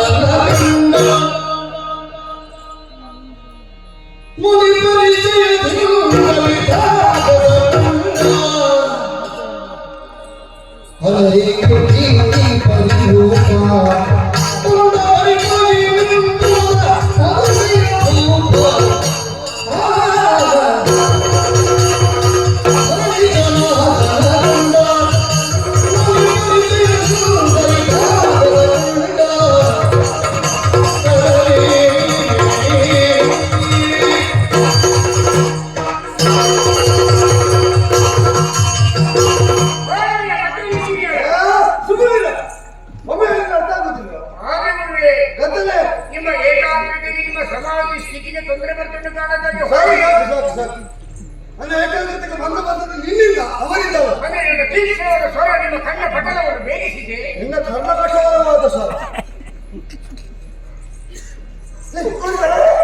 ಇವರನ್ನ ಯಾಕೆ ಕರೆದದ್ದು? ಗುರುಗಳೇ ಒಂದಷ್ಟು ಒಳ್ಳೆ ಬಟ್ಟೆ ಹಾಕಿದ್ದಾರೆ, ಒಂದಿಷ್ಟು ಚಿನ್ನ ಹಾಕಿದ್ದಾರೆ ಎನ್ನುವ ಕಾರಣಕ್ಕಾಗಿ ಮಠದ ಒಳಗೆ ಬಿಡಲಿಕ್ಕೆ ಅವರಿಗೆ ಮಠದ ಶಿಷ್ಟಾಚಾರ ಆಗ್ತಿಲ್ವಾ? ಬಹಳ ಶಿಷ್ಟಾಚಾರ ವಸ್ತ್ರ, ದೇಹ, ಮಾತು, ವಿದ್ಯೆ, ವಿನಯ, ಅಪರಿಚಿತರನ್ನು ನಾವು ಗ್ರಹಿಸುವಲ್ಲಿದ್ದ 5 ಉಪಾಧಿಗಳು ಬಣ್ಣವಾಗಿದ್ದ ಹೊರಗೆ ಅವ ಸೂರ್ಯವಂಶದ ಅರಸ ಸತ್ಯವನ್ನು ಮತ್ತಿಷ್ಟು ಕಡಿತಪ್ಪದಲ್ಲಿ ಹೇಗೆ? ಅದೇ ನನಗೆ ಆಶ್ಚರ್ಯ. ಚಂಡಾಲಕೆರೆಯಲ್ಲಿ ಅಪ್ಪನಿಂದ ತಂದೆಯಾಗಿದ್ದ ವಿಶ್ವಾಮಿತ್ರ ಅಂತ ಹೆಸರಿಟ್ಟುಕೊಂಡು ನಾನು ತಪಸ್ಸಿಗೆ ತೊಡಗಿದ ಕಾಲ ಬಹಿರಂಗ ಪ್ರಪಂಚದ ಬರಿಮೆ ಇರಲಿಲ್ಲ. ಭೀಕರ ಬರಗಾಲ ಬಂತು. ಜೊತೆಯಲ್ಲಿದ್ದ ಹೆಂಡತಿ ಮಕ್ಕಳಿಗೆ ಉಣ್ಣುವುದಕ್ಕೆ ಅನ್ನ ಇಲ್ಲದ ಗತಿ. ಮಗನಿಂದ ಕರುಳಿಗೆ ಕಟ್ಟಿ ನನ್ನ ಹೆಂಡತಿ ಮಾರಾಟಕ್ಕೆ ಇಟ್ಟಿದ್ದರು. ಈ ಪುಣ್ಯಾತ್ಮ ಆಗ ಬಂದು ಅದನ್ನು ನೋಡಿ ತಡೆದು ತನ್ನ ಅನ್ನದಲ್ಲಿ ಪಾಲು ಕೊಟ್ಟ. ಇವು ಅಲ್ಲ ಇದ್ದದ್ದರಿಂದ ನನ್ನ ಮಗ ಮಾರಾಟ ಆಗದ ಉಳಿದ. ಅಷ್ಟು ಉದಾರಿಯಾದ ಭೀಕರ ಬರಗಾಲ ಪರಿಸ್ಥಿತಿಯನ್ನು ತಾನು ಊಟ ಮಾಡುವ ಅರ್ಧ ಅನ್ನವನ್ನು ನಿಮ್ಮ ಹೆಚ್ಚಿನ ಕೊಟ್ಟಂತ ಪುಣ್ಯಾತ್ಮನೇ ಇಲ್ಲ. ಅದೇ ಹೇಳಿದ್ದು, ಉಳಿದವರ ಅನ್ನವನ್ನು ಕಸಿಯುವವರ ಲೋಕದಲ್ಲಿ ತನ್ನ ಅನ್ನದಲ್ಲಿ ಪಾಲು ಕೊಡುವುದು ಮಹತ್ವಿಕೆ ಅಂತ. ನಿನಗೆ ನೀನಾವಳಿಗೆ ಹೋಗಿ ರಾಜನಾದೆ ಅಂತ ಸುದ್ದಿ ಈ ಚಾಂಡಾಲತ್ವ ಇಲ್ಲಿಗೆ ಯಾಕೆ ಬಂದೆ?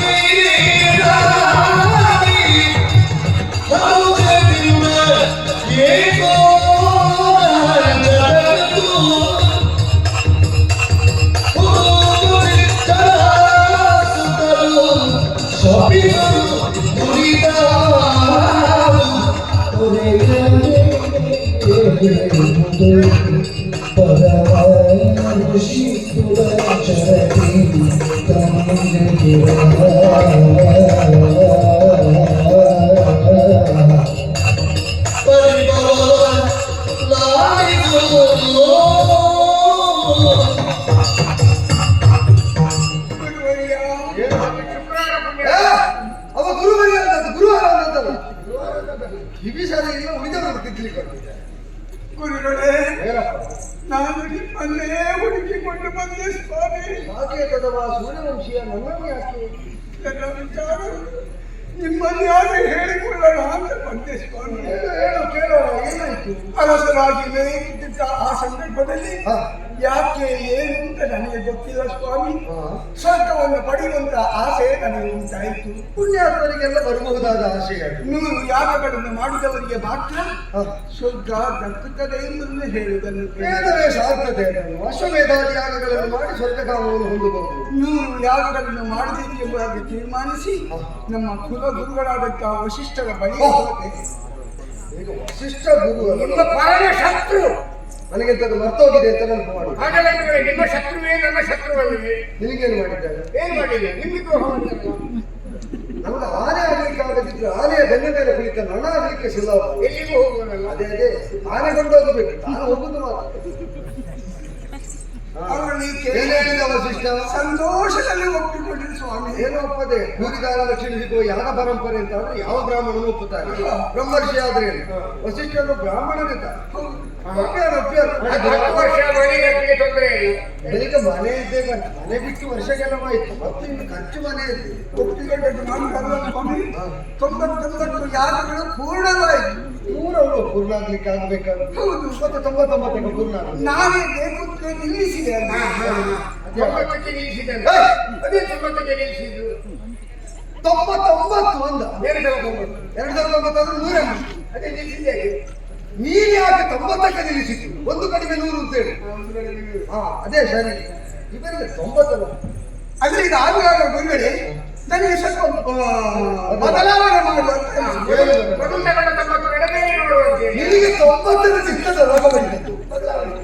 99 ಗುರುಗಳೇ ಶರೀರನಾಗಿಯೇ ಸ್ವರ್ಗಕ್ಕೆ ಹೋಗಬೇಕಂತ ಕೇಳಿಕೊಳ್ಳಿ. ಶರೀರ ಸ್ವರ್ಗಕ್ಕೆ ಅಂದ್ರೆ ಜೀವನದ ಸಂರಕ್ಷಣೆ ಮಾಡಬೇಕೆನ್ನುವ ತವಕವೇ ಹೋಗುದವ ನಿನಗೆ ಯಾಕಾಗಲ್ಲ? ಅಲ್ಲ ಗುರುವೇ, ಅಷ್ಟೆಲ್ಲ ವರ್ಷ ಈ ಒದ್ದಾಟ ಮಾಡಿಕೊಂಡು ಆ ಯಾಗಗಳನ್ನು ಮಾಡಿ ಅದೆಲ್ಲ ದ್ರವ್ಯಗಳನ್ನೆಲ್ಲ ಆಹುತಿ ಕೊಟ್ಟು ಆಮೇಲೆ ಅಂತಾರಾಷ್ಟ್ರೀಯ ನಷ್ಟ ಮಾಡಿ ತುಂಬಾ ದೊಡ್ಡದೆಲ್ಲ ಬರ್ಲಿಕ್ಕೆ ಹೋಗಬೇಡ. ಭುಜಕ್ಕೆ ತಕ್ಕದಾದ ತಲೆ ಇದ್ರೆ ಸಾಕು. ಅಲ್ಲ, ಹೋಗಿ ಅಷ್ಟು ಖರ್ಚು ಮಾಡಿ ಸ್ವರ್ಗಕ್ಕೆ ಹೋಗ್ಬೇಕಾದ ಅಗತ್ಯ ಏನಂತು? ಮತ್ತೆ ಸುಲಭದಲ್ಲಿ ಸ್ವರ್ಗಕ್ಕೆ ಹೋಗ್ಬೇಕಾಗಿಲ್ಲ. ಅದೇ. ನಮ್ಮ ಅಪ್ಪ ಸತ್ತಾಗ ತುಳಸಿ ಜಾಗದಲ್ಲಿ ಬಾಯಿಗೆ ನೀರು ಬಿಟ್ಟು ಸ್ವರ್ಗಕ್ಕೆ ಹೋಗಿ ಅಂತ ಕಳಿಸಿದ್ದಾರೆ. ಅಷ್ಟು ಸುಲಭದಲ್ಲಿ ಅದು ಇಷ್ಟು ಖರ್ಚು ಹಾಕಿ ಈಗ ನೀನ್ ನೀರು ಬಿಟ್ಟದ್ದು ಹೌದು. ನಿನ್ನ ಅಪ್ಪ ಹೋಗಿ ಸ್ವರ್ಗಕ್ಕೆ ಸೇರಿದ ಅಂತ ಯಾರಾದ್ರೂ ಹೇಳಿದ್ರ? ಯಾವುದೇ ತುರ್ತು ಸಂದೇಶ ಬರಲಿಲ್ಲ. ತುರ್ತು ಸಂದೇಶ ಬರ್ಲಿಕ್ಕೆ ದೇವೇಂದ್ರ ನಿನ್ನ ಮಾವಲ್ಲ. ನೀರು ಬಿಡುವುದು ನಿನ್ನ ಕರ್ಮ, ಶ್ರದ್ಧೆ. ಅವ ಸೇರಬೇಕಾದ್ರೆ ಅವರ ಪುಣ್ಯ ಬೇಕು. ಅಸಾಮಾನ್ಯವಾದಂತಹ ಕಾಮನೆಯನ್ನು ಹೊಂದಿ ಸಶರೀರವಾಗಿ ಏರೋದಕ್ಕೆ ಹೊರಟಿದ್ದಾರೆ. ಇವ ನೀರು ಬಿಡ್ತಾರೆ. ಅಷ್ಟು ಕೇಳಿ ಈಗ ಸಮಯ ಇಲ್ಲ ನನಗೆ ಹೇಳಿ ಅದನ್ನ ಈ ಹಿಂದೆ ಯಾರು ಹಾಗೆ ಓದತ್ತಿಲ್ಲ. ಅವನಿಗೆ ವಿಧಾನ ವಿಧಿ ಗೊತ್ತಿಲ್ಲದಿರುವುದು. ಅಲ್ಲದಿದ್ದರೆ 99 ನಿನ್ನಂತೆ ಮಾಡಿದ್ದಲ್ಲ. ಮತ್ತೆ ಪೂರ್ವಮಧ್ಯ ಕಾರ್ಯಕ್ರಮದಲ್ಲಿ ಯಾವಾಗ ಮತ್ತೆ ನಾವು ಮೊದಲೇ ಒಪ್ಪಿಕೊಂಡ ಕಾರ್ಯಕ್ರಮ ಹೋಗಲಿಲ್ಲ, ಅವರ ಬಾಯಿ ಹೋಗಲಿಲ್ಲ. ನಾನು ವಸಿಷ್ಠರು ತಿಳಿಸಿ ನಿಲ್ಲದಲ್ಲ. ನಮಗೆ ಯಾಕೆ ತಿಳಿಸ್ಲಿಕ್ಕೆ ಆಗ್ತದ? ಮತ್ತೆ ಈಗ ಗುರು ಒಪ್ಪದಿದ್ರೆ ಯಾರು ಮಾಡೋದು? ಅವರ ಮಕ್ಕಳಿದ್ದಾರಲ್ಲ. ಕೇಳಿ ಬರಲಿ.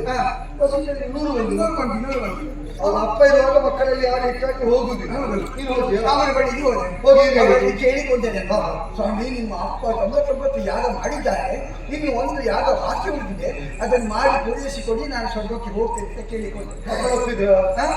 ಅಪ್ಪ ಮಾಡದ್ದನ್ನು ಮಕ್ಕಳಾದಂತೆ ನಾವು ಮಾಡೋದಿಲ್ಲ. ಮತ್ತೆ ಸಣ್ಣ ಪ್ರಾಯದಲ್ಲಿ ಮಕ್ಕಳು ಮಾಡ್ಯಾರ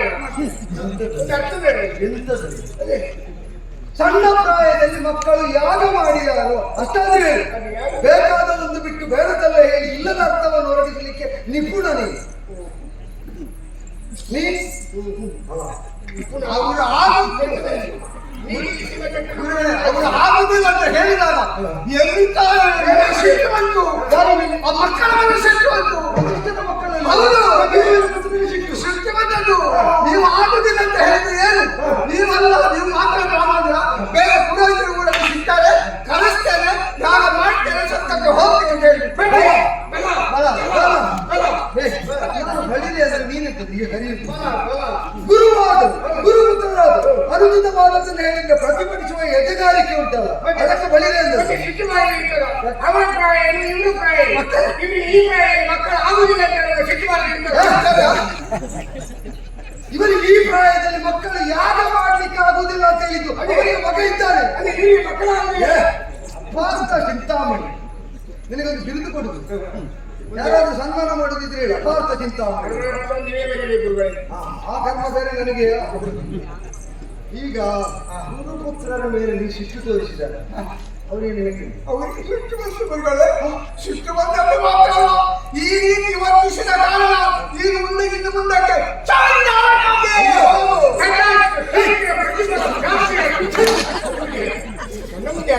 ಒಬ್ಬ ಶಾಪ ಸಿಕ್ಕಿದ ಕಥೆ ಹೇಳ್ತಾ ಇದ್ದಾರೆ. ಇವತ್ತು ಬರ ಕೊಡ್ತಾ ಇದ್ದಾರೆ. ನೀನು ಒಂದು ಅಭಿನಯ ಮಾಡಬಾರ, ಅವರ ದುಃಖದ ಅಭಿನಯ, ಅದಕ್ಕೆ ನಿನ್ನ ವರ. ಇವರಿಗೊಂದು ಗುರುವಾದ ಹುಚ್ಚುಂಟು, ಯಾರು ತರದಕ್ಕೆ ಕಾಯ್ತಾ ಇದ್ದಾರೆ. ತಥಾಸ್ತುತ್ತೇನೆ. ಈಗ ಆಶೀರ್ವಾದ ಮಾಡಿ ಇವತ್ತಿಂದ ನಾವು ಒಳ್ಳೆಯದಾಗ್ತೇವೆ ಎಂದು ಗುರುವೇ. ಹಾಗೆ ಗುರು ಆಗುವಾಗ ನೀವು ಒಂದು ಆಶೀರ್ವಾದ ಮಾಡಿ, ಮತ್ತೆ ಮಠಕ್ಕೆ ನಿಮ್ಮನ್ನು ನಾನು ಕಳಿಸ್ತೀನಿ. ಮತ್ತೆ ನಾನೆಲ್ಲಿಗೆ ಅಲ್ಲ, ಇದು ಶಾಪ ಸಿಕ್ಕಿದ ಮೇಲೆ ನೀವು ಮನೆಗೆ ಹೋಗುದು ಇಲ್ಲಿಗೆ. ನಿಮ್ಮನ್ನೇ ಹುಡುಕಿಕೊಂಡು ಬಂದಿರುವ ಕೊಟ್ಟದ್ದು ಗುರುವಿನ ಮಕ್ಕಳನ್ನು ಹುಡುಕಿಕೊಂಡು ಯಾಕಪ್ಪ? ನಿಮಗೆ ವಿಷಯ ಗೊತ್ತಿಲ್ವಾ? ಇಡೀ ಪ್ರಪಂಚದವರೇ ಹೇಳ್ತಾ ಇದ್ದಾರೆ, ವಸಿಷ್ಠರಿಂದ ಆಡಳಿತ ಭಾಸ್ಕರನ್ನು ಮಾಡೋದಕ್ಕೆ ಸಮರ್ಪಣಿಸಿದ ವಿಶ್ವಾಮಿತ್ರರು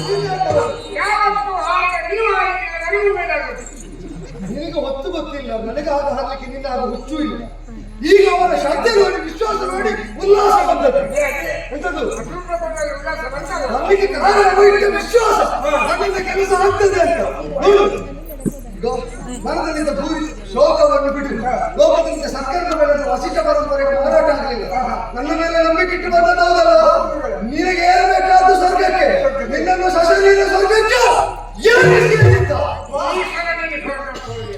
ಅಷ್ಟು ಸುಲಭ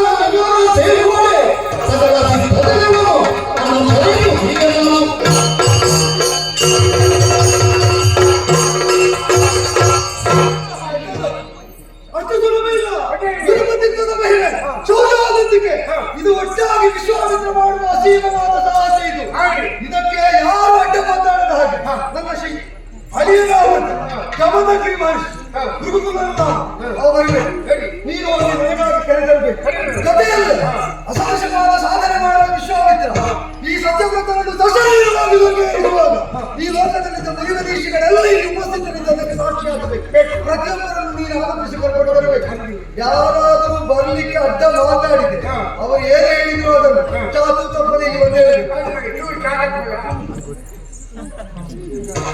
ವಾಕ್ಯದಲ್ಲಿ ಒಂದು ಚಕಾರ ಇದ್ರೆ ಅದು ಬಿಡಬಾರದು ಒಂದು ತುಕಾರ ಇದ್ರೆ ಅದು ಬಿಡಬಾರದು ಚಾತು ಯಾವುದು ಚಕಾರ ತುಕಾರ ತುಂಬ ಹೇಳಿದ್ರೆ ನಿನಗೆ ಹೇಳಿದ್ರು ಸಣ್ಣದ ಹೇಳಿದ್ರೆ ಸಣ್ಣ ಮಾತಿಗೆ ಹೇಳಿದ್ರು ಸಿದ್ಧತೆ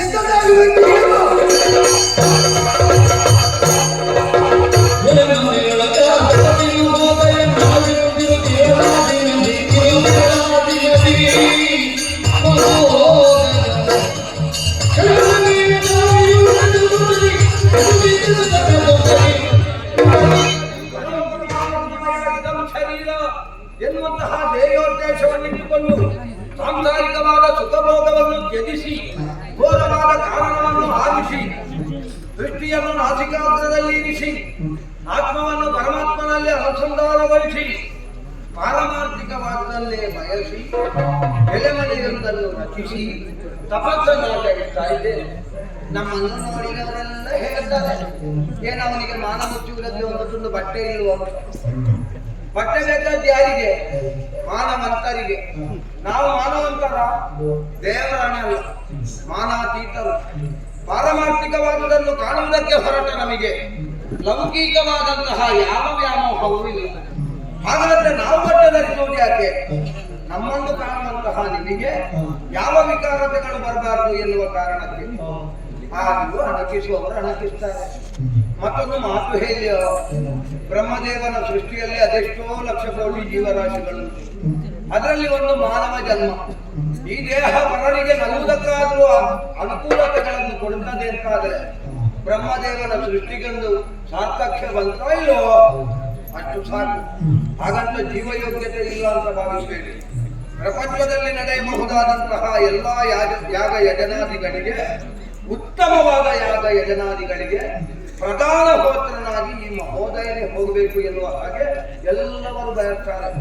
ಹಾಗಂತ ಎಲ್ಲ ಕಾರ್ಯಕ್ರಮಕ್ಕೆ ಹೋಗಲಿಕ್ಕೆ ಆಗುವುದಿಲ್ಲ. ನಿನ್ನೆ ಕೂಡ ಕಾರ್ಯಕ್ರಮ ಇತ್ತು, ನಾಳೆಯೂ ಉಂಟು, ಇವತ್ತು ಇಂದು ಹೋಗ್ಲಿಕ್ಕೆ ಆಗುದಿಲ್ಲ. ನಮಗೆ ಇಲ್ಲದೆ ಹೆಚ್ಚಾಗ್ತದೆ ಆಯ್ತಾ? ಹಾಗೆ ಆರ್ಥಿಕವನ್ನೆಲ್ಲ ಪೂರೈಸಿ ಹೊರಗಡೆ ನಿಂತಿದ್ದೇವೆ.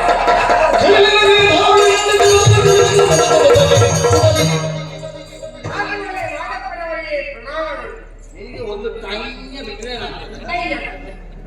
ಕಾಟಿನಲ್ಲಿ ಕಠಿಣವಾದ ಮಳೆ ಮಾದಪ್ಪ ಅಂತ ಹೇಳಿ ಒಂದು ವರ್ಗದ ದೇವರು ಪುಣ್ಯಾತ್ಮ ಮಾದಪ್ಪ ಮಹೋದಯ ಕುಮಾರ, ನಿನ್ನನ್ನು ಕಂಡ ನೆನಪೇ ನನಗಾಗೋದಿಲ್ಲ. ಹಾಗೆ ಯಾರಿಗೂ ಸಿಗುವುದಿಲ್ಲ. ನಾನು ತನ್ನ ಕೆಲಸ ಪೂರೈಸಿಕೊಂಡು ಮತ್ತೆ ಹುಡುಗಿಗೂ ಸಿಗುವುದಿಲ್ಲ. ನನ್ನ ಹುಡುಗ ನಾನು ಕೂಡ ಹಾಗೆ. ಯಾರಾದ್ರೂ ಕರ್ಕೊಂಡು ಹೋಗುವವರು ಸಿಕ್ಕಿದ್ರೆ ಮತ್ತೆ ಇಲ್ಲಿ ಸಿಗುವುದೇ ಇಲ್ಲ. ನಾನು ವ್ಯವಸ್ಥೆ ಮಾಡಿಕೊಂಡಿದ್ದೇನೆ. ಅದಲ್ಲ, ಇದು ಹೊಸ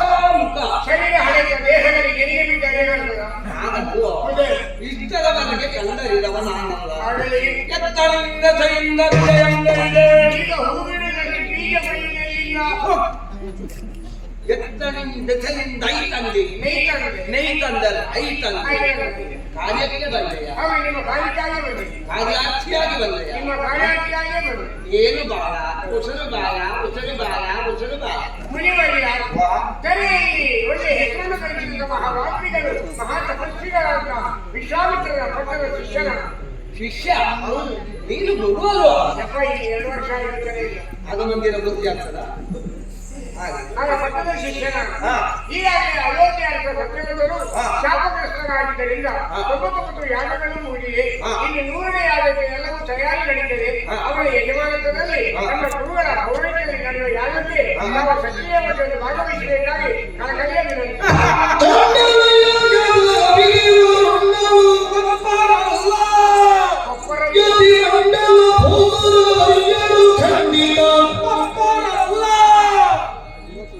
ಕ್ಷೀರ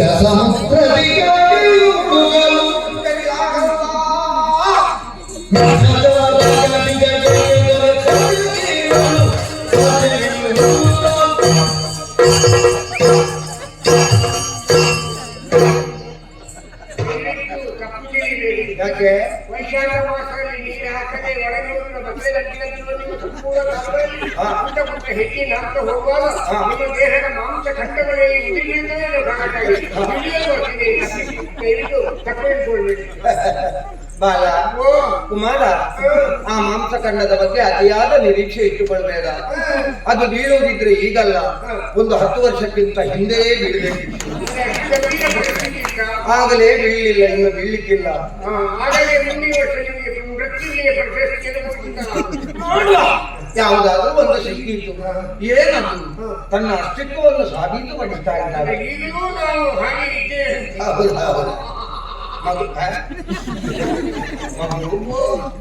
ಜೀವನದಲ್ಲಿ ಯಾವುದೇ ಒಬ್ಬ ವ್ಯಕ್ತಿಯೂ ಕೂಡ ಉನ್ನತವಾದಂತಹ ಮತವನ್ನು ಸೇರಬೇಕು ಅಂತಾದ್ರೆ ಹಿಂದೆ ಒಬ್ಬ ಗುರು ಬೇಕು, ಮುಂದೆ ಒಂದು ಗುರಿ ಬೇಕು. ಮುಂದೆ ಗುರಿ ಬೇಕೇ ಬೇಕು. ನಿನಗೆ ತುಂಬಾ ದೊಡ್ಡದು ಬೇಕು ಅಂತ ಇಲ್ಲ. ಕೆಲವರಿಗೆ 5 ಕಾಲು, ಕೆಲವರಿಗೆ 5 ಮುಕ್ಕಾಲು. ಎಲ್ಲ ವಿಷಯ ಮಾತಾಡಿದ್ರೆ ಜಾಗ್ರತೆ ಬೇರೆ. ಈಗ ನಿನ್ನ ಗುರು ವಿಶ್ವಾಮಿತ್ರ.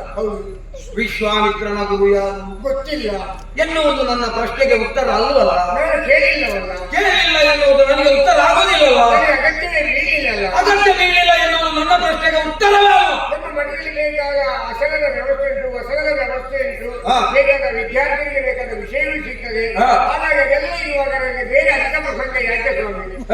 ನಮ್ಮ ಸನಾತನ ಪ್ರಪಂಚದಲ್ಲಿ ನಡೆಯುತ್ತಾ ಇರುವಂತಹ ದೊಡ್ಡ ತಪ್ಪು ಯಾವುದು ಕೇಳಿದ್ರೆ ಇದೆ. ಹಾ. ನನ್ನ ಮನೆ, ನನ್ನ ಹೆಂಡತಿ, ನನ್ನ ಮಕ್ಕಳು, ನನಗೆ ಬೇಕಾದಷ್ಟುಂಟು. ದೇಶದಲ್ಲಿ ಯಾರು ಏನು ಹೇಗೆ ಬೇಕಾದರೂ ಸಾಯಿ ಎನ್ನುವಂತಹ ಮನೋಸ್ಥಿತಿ. ಮತ್ತೊಬ್ಬರ ನೈತಿಕತೆಯನ್ನು ನಾವು ಪ್ರಶ್ನಿಸದೆ ಉಳಿಯುವುದೇ ಜೀವನದಲ್ಲಿ ನಾವು ಮಾಡುವ ಅಕ್ಷಮ್ಯ ಅಪರಾಧ. ನಮ್ಮ ನೈತಿಕತೆಗೆ ಸರಿ ಇಲ್ಲದ ಮೇಲೆ ಇನ್ನೊಬ್ಬರ ನೈತಿಕತೆಗೆ ಸರಿಯಾಗಿ ಪ್ರಯೋಜನವಾಗೇ ಇರುವುದು. ನಮ್ಮ ನೈತಿಕತೆ ಅಂತ ನನ್ನದು ಸೇರಿಸಬೇಡ. ನನ್ನದು ಸರಿ ಉಂಟು, ನಿನ್ನದು ಮಾತ್ರ ಸರಿ ಇಲ್ಲ. ಸರಿ ಆಯ್ತಲ್ಲ. ಗುರುಪೀಠದಲ್ಲಿರುವವನೇ ಯಾವುದಾಗಿದ್ರು ಕೂಡ ಮಾಡಿದ್ದು ತಪ್ಪು ಅಂತ ಆದ್ರೆ ಪ್ರಶ್ನಿಸಲೇಬೇಕು. ಆಯ್ತು, ಪ್ರಶ್ನಿಸುವ. ಈಗ ನಿನ್ನ ಗುರು ಯಾವ ಜಾತಿ? ಯಾವ ಜಾತಿ? ಯಾರು ಹೇಳಿ? ಅಲ್ವಾ? ಅಲ್ಲ, ಅವ ಕ್ಷಾತ್ರೆ. ಅವ ಯಾರ ಮಗ ಗೊತ್ತುಂಟ? ಗಾದಿಯ ಮಗ. ಗಾಂಧಿಯ ಮಗ ಅಲ್ಲ, ಗಾದಿಯ ಮಗ. ವಿಶ್ವರಥ ನಾಮಕನಾದಂತಹ ಕೃಷಿಕ. ಒಂದು ಹೊತ್ತಿಗೆ ವಸಿಷ್ಠರ ಜೊತೆಯಲ್ಲಿ ವಾಗ್ವಾದವನ್ನು ಮಾಡಿ ದಿಗ್ಬಲಂ ಛಾತ್ರಾಯ ಬಲಂ ಬ್ರಹ್ಮಚಾರ್ಯಾವಲಂ ಬಲಂ ಎನ್ನುವ ಹಾಗೆ ಬಗೆದು ಕ್ಷಾತ್ರವನ್ನು ಬಿಟ್ಟ. ಬ್ರಾಹ್ಮಣ್ಯವನಿಗೆ ದೊರಕಿದ?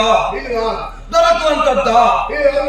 ಈಗ ಬಯಸಿದವರಿಗೆಲ್ಲ ಬ್ರಾಹ್ಮಣ್ಯ ಬೇಕು ಅಂತಾದ್ರೆ ಹಾಗಾದ್ರೆ ಬ್ರಾಹ್ಮಣ್ಯಕ್ಕೆ ಯೋಗ್ಯತೆ ಇಲ್ವಾ? ಮಠದಲ್ಲಿ ಜಪತಪಾದಿಗಳು ನಡೀತದೆ, ಹೋಮ ಹವನಾದಿಗಳು ನಡೀತದೆ, ಬೇಕಾದಷ್ಟು ಬ್ರಾಹ್ಮಣರಿಗೆ ಬಂದು ಅವರ ಕಾರ್ಯದ ಆಶೀರ್ವಾದವನ್ನು ಪಡ್ಕೊಳ್ತಾ ಇದ್ದಾರೆ. ಅದಕ್ಕೆ ಬೇರೆ ಇಲ್ವಾ? ಆ ಕಾರಣದಿಂದ ಅವ ಬ್ರಾಹ್ಮಣ ಆಗುವುದಕ್ಕೆ ಸಾಧ್ಯ ಇಲ್ಲ. ಪುಣ್ಯಾತ್ಮ, ಏನು ಬ್ರಾಹ್ಮಣ್ಯ ಅಂತ ಹೇಳಿದೆ? ಬ್ರಹ್ಮನ ಮುಖದಿಂದ ಆವಿರ್ಭಾವಗೊಂಡದ್ದು ಬ್ರಾಹ್ಮಣ್ಯ. ಜಂತು ಕರ್ಮಣೆ ಗಾಯತೆ ಬ್ರಾಹ್ಮಣ ದ್ವಿಜ ಎನ್ನುವ ಹಾಗೆ ಮಾತಿರುವುದು. ಆಚರಿಸುವಂತಹ ಕರ್ಮದಿಂದ ಅವ ಬ್ರಾಹ್ಮಣ ಅನ್ನಿಸಲ್ಪಡುವುದು. ನಾವು ಹೇಳಿಕೊಂಡು ಹೋಗುದಲ್ಲ ನಾನು ಬ್ರಾಹ್ಮಣ ನಾನು ಬ್ರಾಹ್ಮಣ ಅಂತ. ನೋಡಿದವರು ಹೇಳಬೇಕು ಅವ ಬ್ರಾಹ್ಮಣ ಅಂತ. ನಿನ್ನಲ್ಲಿ ತಲೆಮಾರು ನೀನು ಅದಕ್ಕಿಂತ ದೊಡ್ಡ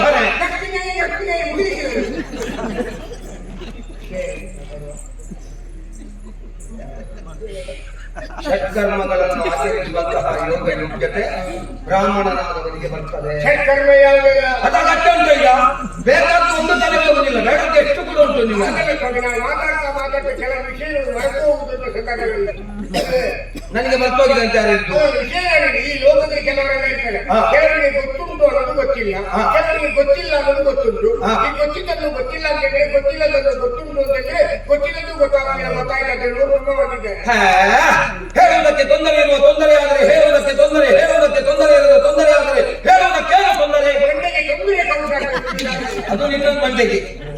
ಯಜನ ಯಾಜನ, ಅಧ್ಯಯನ ಅಧ್ಯಾಪನ, ದಾನ ಪ್ರತಿಗ್ರಹಣ, ಈ ಯೋಗ್ಯತೆ ಇರುವುದು ಬ್ರಾಹ್ಮಣನಾದವನಿಗೆ ಮಾತ್ರ. ಸರಿ, ಇದರಲ್ಲಿ ಬ್ರಾಹ್ಮಣ ಯಾರು?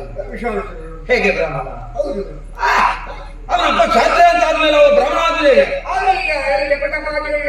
ಅಯ್ಯೋ ಪುಣ್ಯಾತ್ಮ, ಒಂದು ಮಾತು ಹೇಳಿಯೋ, ಕರ್ರಾಗಿರುವಂತಹ ಕಾಗೆ.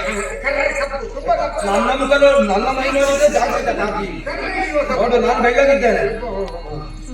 ಕರ್ರಾಗಿರುವ ಕಾಗೆ ಕ್ಷೀರಸರದಿಯಲ್ಲಿ ಸ್ನಾನವನ್ನು ಮಾಡಿತು ಅಂತಾದ್ರೆ ಅದು ಬೆಳ್ಳಗಾಗೋದಕ್ಕುಂಟ? ಕಣ್ಣುಗದ ಹಾಲಲ್ಲಿ ಇದ್ದಳೆ ಅದು ಬಿಳುಪಾದ ಬಲ್ಲುದೆ. ಬೆಕ್ಕಿನ ಮರಿಯೊಂದನ್ನು ಕೊಂಡು ಹೋಗಿ ಹುಲಿಯ ಬೋನಿನಲ್ಲಿ ಇಟ್ಟು ಸಲಹಿದೆ ಅಂತಾದ್ರೆ 15 ದಿವಸ ಕಳೆದು ಆ ಬೆಕ್ಕಿನ ಮರಿಯ ಸ್ವಭಾವ ಹುಲಿಯದ್ದಾಗ್ತದ? ಮಾರ್ಗಾಲ ಎಲ್ಲಾದರೂ ಹುಲಿ ಅಪ್ಪುದೆ. ಹಾಗಾದ್ರೆ ಅದು ಆಗುವುದಿಲ್ಲ. ಇನ್ನು ತ್ರಿಕರ್ಮಗಳನ್ನು ಆಚರಿಸುವಂತಹ ಯೋಗ ಯೋಗ್ಯತೆ ಕ್ಷಾತ್ರೇಯನಾದವನಿಗೆ ಬರ್ತದೆ. ಇದರಲ್ಲಿ ಕ್ಷಾತ್ರೇಯ ಯಾರು? ಅಯೋಧ್ಯ ಅರಸ ಕ್ಷಾತ್ರೇಯ ಹೇಗೆ? ಸತ್ಯವ್ರತ. ಹೌದಾ? ಕ್ಷಾತ್ರೇಯ ಹೇಗೆ? ಕ್ಷಾತ್ರೇಯ ವಂಶದಲ್ಲಿ ಹುಟ್ಟಿದಲ್ಲಿ ಸ್ವಾಮಿ. ಅಯ್ಯೋ, ವಾಸಿಷ್ಠರ ಶಾಪದಿಂದ ಚಂಡಾಲ ಪಂಚಮಾಗಲಿಲ್ವೋ? ಹಾಗಾದ್ರೆ ಶಾಪಗೊಂಡ ಬ್ರಾಹ್ಮಣರಿಗೆ ಬೆಲೆ ಇಲ್ವೋ? ನೀನು ಅತ್ಯಂತ ದೊಡ್ಡ ಛಲೆ. ಕ್ಷಾತ್ರೇಯನಲ್ಲದವ ಮಾಡಿಸುವ ಯಾರು?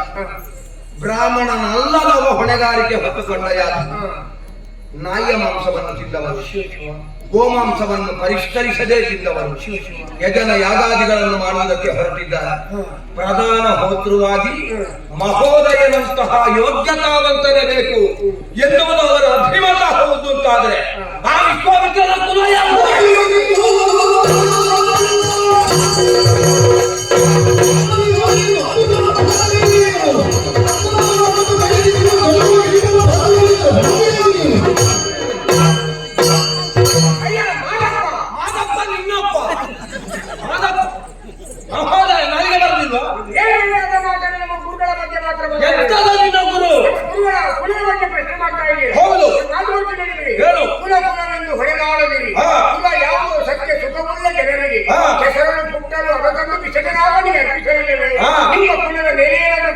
ನನ್ನ ಕುಲ ಎನ್ನುವುದು ಪ್ರಪಂಚದಲ್ಲಿ ಭ್ರಷ್ಟಾತೀತ. ಈಗ ಪ್ರಶ್ನೆಯಾಗಿರುವುದು ನಿನ್ನ ಗುರುವಿನ ಕುಲ. ಗುರುವಿನ ಮನಸ್ಸು ಮಾಡಿರುವ ವ್ಯಕ್ತಿಯಲ್ಲಿ ಎಷ್ಟು ಎತ್ತರಕ್ಕೇರಿಸುವ ಸಾಮರ್ಥ್ಯ ಬರಬೇಕು. ಅದೇ ಅವರ ಮನಸ್ಸಿಗೆ ನೋವಾದರೆ ಎತ್ತರಕ್ಕೇರಿಯ ವ್ಯಕ್ತಿಯ ಸಾಮರ್ಥ್ಯದಲ್ಲಿ ಪ್ರಪಂಚಕ್ಕೆ ತಳ್ಳಬಲ್ಲ ಸಾಮರ್ಥ್ಯ ಗುರುಗಳು ಅವರ ನಾನು ಗೊತ್ತಾಗುತ್ತದೆ, ನನಗೆ ಅರ್ಥ ಆಗ್ತದೆ ನೀ ಹೇಳುವುದೇನು. ನಿನ್ನ ಗುರುವಿಗೆ ಎಲ್ಲವರನ್ನು ಉದ್ಧರಿಸುವಂತಹ ಸಾಮರ್ಥ್ಯ ಉಂಟುಂಟಲ್ವ? ಹೌದು. ಇಷ್ಟು ವರ್ಷದಲ್ಲಿ ನಿನ್ನನ್ನು ಉದ್ದ ಮಾಡಲಿಕ್ಕೆ ಅವ ಇದು ಉದ್ದ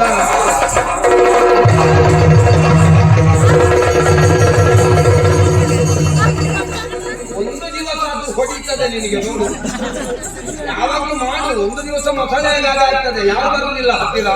ಅದು ಹೊಡೆದೇ ಸಾಯ್ತಿ ಬಾಪಿ. ನಿನ್ನ ಆಚಾರವೂ ಸರಿ ಇಲ್ಲ. ಮೊದಲೇ ಹೇಳ ನಿನ್ನ ಗುರು, ಪ್ರಾಣಿಯಾದರೂ ತನ್ನ ಮಾಂಸವನ್ನು ತಾನು ತಿನ್ನುವುದಿಲ್ಲ. ತನ್ನ ಕುಲವನ್ನು ಬೆಳಗಬೇಕಾದ, ತನ್ನ ವಂಶಕ್ಕೆ ಬೆಳಕಾಗಬೇಕಾದ, ತನ್ನ ಮಕ್ಕಳನ್ನೇ ತನ್ನ ಸ್ವಾರ್ಥಕ್ಕೆ ಬಲಿಕೊಟ್ಟ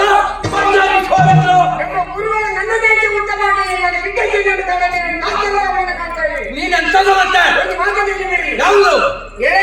ಎತ್ತಾಗದೆ ಮಿಡಿ ಬಣ್ಣಾಗದೆ ಬಣ್ಣಾಗದೆ ನನ್ನಲ್ಲಿ ಸಾಹಿತ್ಯ ಎಳೆಗರು ಎತ್ತಾಗದೆ ಮಿಡಿ ಬಣ್ಣಾಗದೆ ನಾ ಹೇಳಿಯೋ ನ್ಯಗ್ಲೋದ ಬೀಜ ಸಿಡಿದು ಕೆಲಮಂ ಪೆರ್ಮರನಾಗದೆ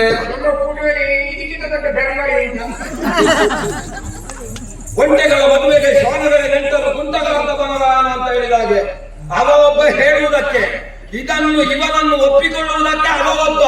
ವಿಶ್ವಾಮಿತ್ರರಲ್ಲೇ ನಮ್ಮ ಪ್ರಶ್ನೆ. ಅವ ಯೋಗ್ಯತಾವಂತ ಹೌದು ಅಂತಾದ್ರೆ ಮುಂದೆ ತನ್ನ ಕುಲವನ್ನು ಅಭಿನಂದಗೊಳಿಸಲಿ ಘಂಟಾಘೋಷವಾಗಿ. ತದನಂತರ ಅವನ ಆ ಯಾಗಕ್ಕೆ ಪ್ರಧಾನ ಹೋತ್ರವಾಗಿ ನಾನೇ ಹೋಗುತ್ತೇನೆ. ನೆನಪಿರಲಿ ಅವನಿಗೆ. ನೀವು ಗಂಜಿಗೆ ನಿಮಗೆ ವೈಗಮ ನಗಲಿ ನಗಿ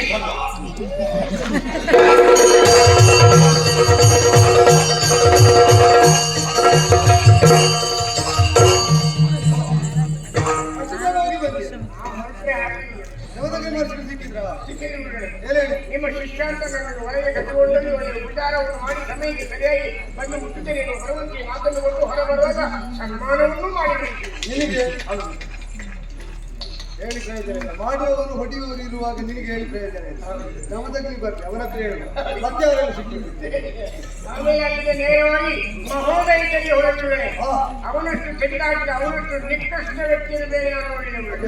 ನಿಮ್ಮ ಬಗ್ಗೆ ಒಂದು ಚೂರು ಅಭಿಮಾನ ಗೌರವ ಇಲ್ಲದೆ ಮಾತಾಡಿದ್ದಾನೆ. ನಾನು ಮಾಡುವ ಯಾಗದ ಬಗ್ಗೆ ಅದು ಗೌರವ ಉಂಟು. ಇಲ್ಲ ಗುರುಗಳೇ, ಒಬ್ಬ ಅರ್ಧ ಕ್ಷತ್ರಿಯ ಮಾಡುವಂತಹ ಯಾಗ ಆಮೇಲೆ ಅರ್ಧ ಬ್ರಾಹ್ಮಣ ನೀವು ಗೌರವಕ್ಕೆ ಮಾಡುವ ಯಾಗಕ್ಕೆ ದೇವತೆಗಳು ಬಂದಾಗ ಅವರ ಗುಣವಂತ ಯಾವ ಅಂತ ಹೇಳಿದರು. ಹೇಳು ಹೇಳು. ಹೀಗೆ ಸಿಕ್ಕಿದ್ರು ದೊಡ್ಡ ಅಪ್ಪಣೆ ಹುಟ್ಟಿದ ಮಕ್ಕಳು ತನ್ನ ಚಿನ್ನ ಪುಟಿಯನ್ನು ಪ್ರದರ್ಶನ ಮಾಡಿದರು. ಕೆಲವು ಶಬ್ದ ನನಗೆ ಅರ್ಥ ಆಗುತ್ತೆ. ಎಂತದ್ದು ಸಂತ ಬೇರೆ ಆಗ್ತಿಲ್ಲ. ಗೊತ್ತಾಯ್ತು. ಅಂಥದ್ರಲ್ಲಿ ಇಲ್ಲಿ ಸಂತದೇ ಇರೋದು. ಈಗ ಏನು ಹೇಳಿ ಅವ್ರು ಹೇಳಿ ಇಷ್ಟೇ, ವಿಶ್ವಾಮಿತ್ರನಿಗೆ ಅವನೇ ಮಾಡಲಿಕ್ಕೆ ಅವನಿಗೆ ಪುರುಷೋದಿಲ್ಲ, ಇನ್ನೊಬ್ಬರನ್ನು ಸ್ವರ್ಗಕ್ಕೆ ಕಲಿಸಿದೆ ಅವರಿಗೆ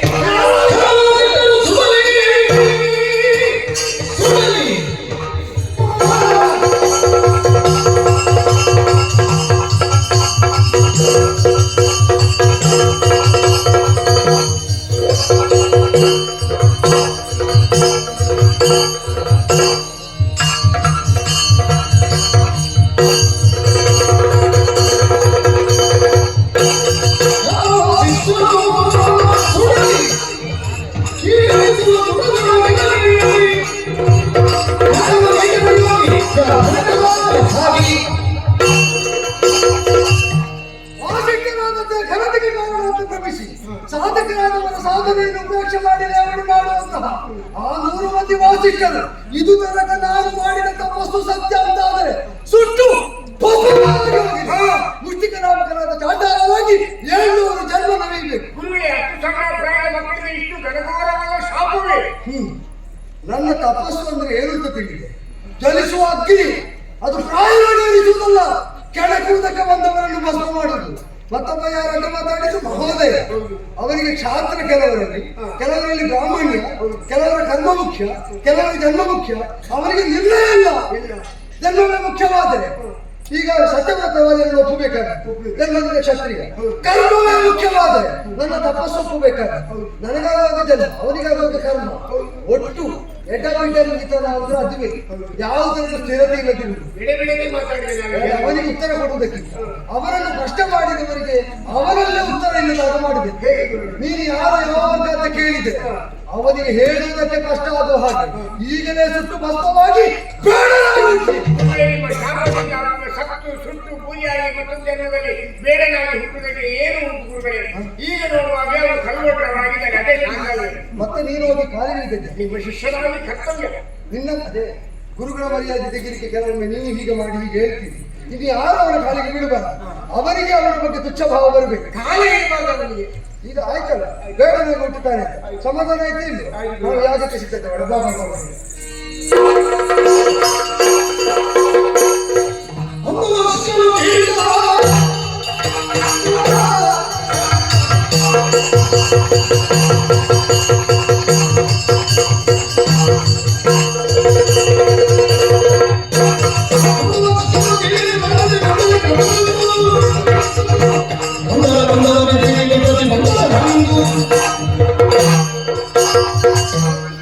ವಿಶ್ವಾಮಿತ್ರ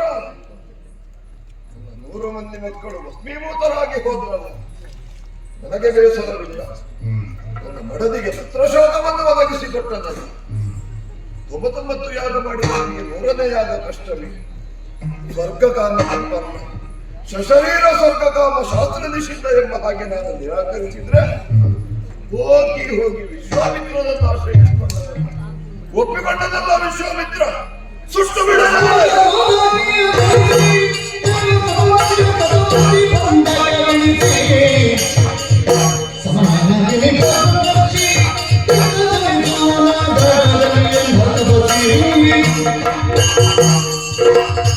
ಕಲಿಸಿದ ಮಹಾಕ್ರೋಧದಲ್ಲಿ ವಿಶ್ವಾಮಿತ್ರನನ್ನು ಸುಟ್ಟು ಬಿಡಲ ಎಂಬ ಹಾಗೆ ಯೋಚಿಸಿದ್ರೆ ಸಾಧುವಲ್ಲ. ನಿಜಕ ಮಹಾಮುನಿಯ ಸಂಕಲ್ಪವನ್ನು ನಾನು ನಾಶ ಮಾಡಿದ ಹಾಗಾಗಬಾರದು. ಆಗ ಬ್ರಹ್ಮ ಋಷಿ ಬದಲಿಗೆ ಏರಲೇಬೇಕು. ಹಾಗೆಂದು ಈ ಯಾಗ ನಡೆಯಕೂಡದು. ಮಂತ್ರಪೂರಿತವಾಗಿ ನಡೆಯುವಂತಹ ಯಾಗವನ್ನು ಅವರ ಬಾಯಿಯಿಂದ ಮಂತ್ರ ಬರಬಾರದು. ಬಂದಂತಹ ಮಂತ್ರಗಳು ಅಬದ್ಧಪೂರಿತವಾಗಿ ಬರಬೇಕು. ಇದ್ದವರಿಗೆ ಇದ್ದಲ್ಲೇ ಜಾಡ್ಯ ನಿದ್ರೆ ಆವರಿಸಬೇಕು. ಅದಕ್ಕಾಗಿ ಯಾಗಕ್ಕೆ ಪ್ರತಿಬಂಧಕವನ್ನು ನಿರ್ಮಿಸಬೇಕು. ನನ್ನ ಪ್ರತಿಬಂಧಕವನ್ನು ಮೀರಿ ಯಾಗ ಮಾಡ್ತಿದ್ದೆ ಮಾಡಿ.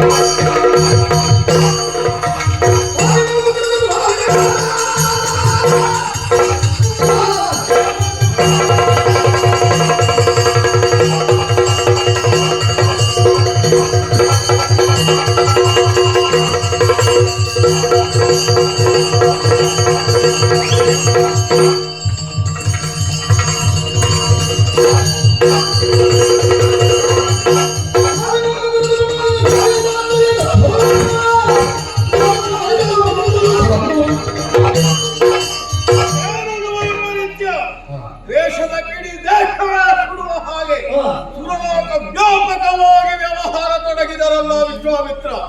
ಏನಿದು ಅವಸ್ಥೆ? ಕುರುಶಾಪನನ್ನಾಗಿ ತ್ರಿಶಂಕುವಿಗೆ ಕಶನೀರ ಸ್ವರ್ಗಗಮನಕ್ಕೆ ಯಾಗ ಮಾಡುತ್ತಾನೆ ಕೇಳಿದ್ರೆ ಈ ಯಾಗದ ಹವಿಸ್ಸು ನಾವು ಉಣ್ಣಬಹುದೇ?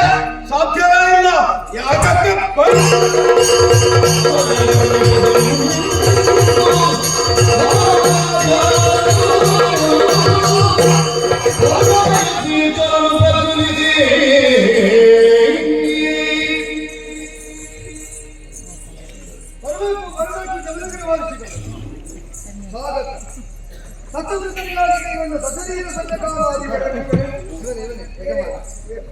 ವಿಚಾರ ಗೊತ್ತಾಗಿದೆ. ಬ್ರಹ್ಮಸ್ಥಾನದಲ್ಲಿ ನಿಂತು ಯಾರವರು ಸಾಮಾನ್ಯವಾಗಿ ನಡೆಸಿಕೊಡಬೇಕು ಅಂತ ಪ್ರಾರ್ಥನೆ. ಮಾವ ಆಗುವುದಕ್ಕೆ ನಿಮ್ಮ ಅಕ್ಕನ ಮಗ ನಾನು. ಹೌದು, ಒಬ್ಬನೇ ಮಂತ್ರಿಸಿಕೊಟ್ಟಿರುವಂತಹ ಉಭಯ ಚರುಗಳಲ್ಲಿ ನಿಮ್ಮ ಮತ್ತೆ ನನ್ನ ಹುಟ್ಟು. ನಾನು ಹುಟ್ಟಿದ ಮೂಲದಿಂದಲೇ ಈ ದಾರಿಯಲ್ಲಿ ಹಿಡಿದೆ. ನೀವು ಮಧ್ಯಂತರದಲ್ಲಿ ಯಾವುದೋ ಒಂದು ವಿಷಯದಲ್ಲಿ ಈ ದಾರಿಗೆ ಬಂದಿರಿ. ನೀವು ಏನು ಸಂಕಲ್ಪ ಮಾಡ್ತೀರಿ ಅದು ನನ್ನದ್ದು ಸಂಕಲ್ಪ. ಅಷ್ಟೇ ಹೇಳಿದ್ರೆ ಈ ಸಂಕಲ್ಪ ಸಿದ್ಧ ಆದ ಹಾಗೆ ಅವರಿಗೆ ಆಗಬೇಕಾದದನ್ನು ಕೊಡಿಸುವಲ್ಲಿ ಸಂಪೂರ್ಣ ಸಹಕಾರವನ್ನು ಬ್ರಹ್ಮಸ್ಥಾನದಲ್ಲಿ ಪವಿತ್ರರಾಗಬೇಕು. ಯಜಮಾನಲ್ಲಿ ಹೊಸನೀರ ಸಂಕಲ್ಪ ಮಾತ್ರ ಸಂಕಲ್ಪ ಪುರಸ್ಸರವಾಗಿ ಅಗ್ನಿ ಪ್ರತಿಷ್ಠೆ ಆಗಿ ಆರಂಭ ಆಗಲಿ. ಪ್ರತಿಷ್ಠಾಪಯಾಮಿ. ಓಂ ಹೋಮಂ ಕರಿಷ್ಯೆ ಅಗ್ನಿಂ ಪ್ರಜ್ವಲಿತಂ ವಂದೇ ಜಾತವೇದ ಹುತಾಚರಂ ಸುವರ್ಣವರ್ಣಮನಲಂ ಸಮಿತಂ ವಿಷದಾಮುಖಂ ಯಜ್ಞೇಶ್ವರಾಯ ನಮಃ. ಸರ್ವೇಷೇ ಮಹಾಜನಮಯೋಗ್ಯ ನಿವಾಸಿನಂ ಸತ್ಯವಿತ ವಿಶೇಷತಃ ವಿಶ್ವಾಮಿತ್ರ ಜಮದಗ್ನಿ ಮಮ ಸಹಿತ ಆಬಾಲ ಪ್ರಧಾನಂ ಆರ್ಥಿಕಂ ನಾಸ್ತಿಕಕ್ಕೆ ಸ್ವರ್ಗ ಪ್ರಾಪ್ತಿಮಯ ಪ್ರತಿಬಂಧಕೀ ಭೂತಾನಂ ಸರ್ವೇಷಂ ಸರ್ವಸಂಕಲ್ಪಂ ಕೋಟಿ ಯಜ್ಞ ಫಲಸಿದ್ಧಿ ಯಜ್ಞಂ ಕರಿಷ್ಯೆ ಅನಿವಾರ್ಯ ಅಷ್ಟಫಲಸಿದ್ಧಿ ಆಧ್ಯಾತ್ಮಿಕಾಧಿಕಾರಿ ಸಿದ್ಧಿ ಉಮಾರಮಣಾಧಿಪತ್ಯ ಸಿದ್ಧಿ ಏಕಾಗ್ರತ ಮನೋರೋಧ ಸಿದ್ಧಿ ಪಿತೃಪಾತ್ರ ಆಚಾರ್ಯ ದೈವ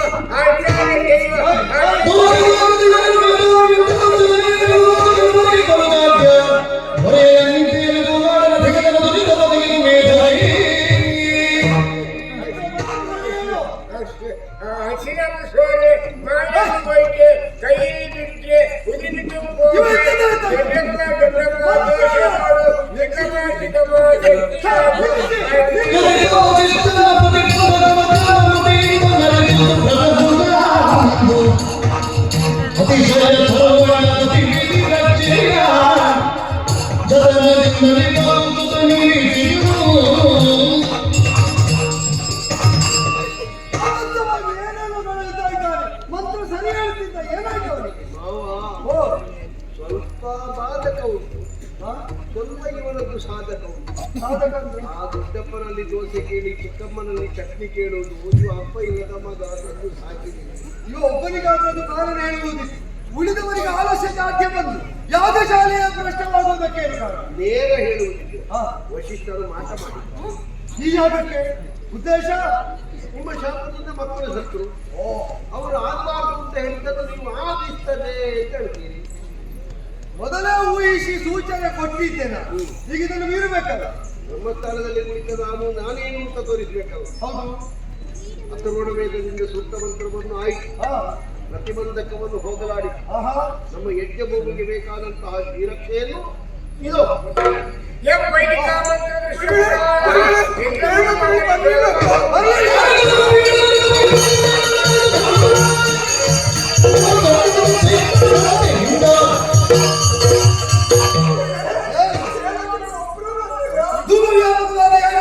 ನೋಡಿದಾಗ ನನಗೆ ಅರ್ಥ ಆಗಿದೆ.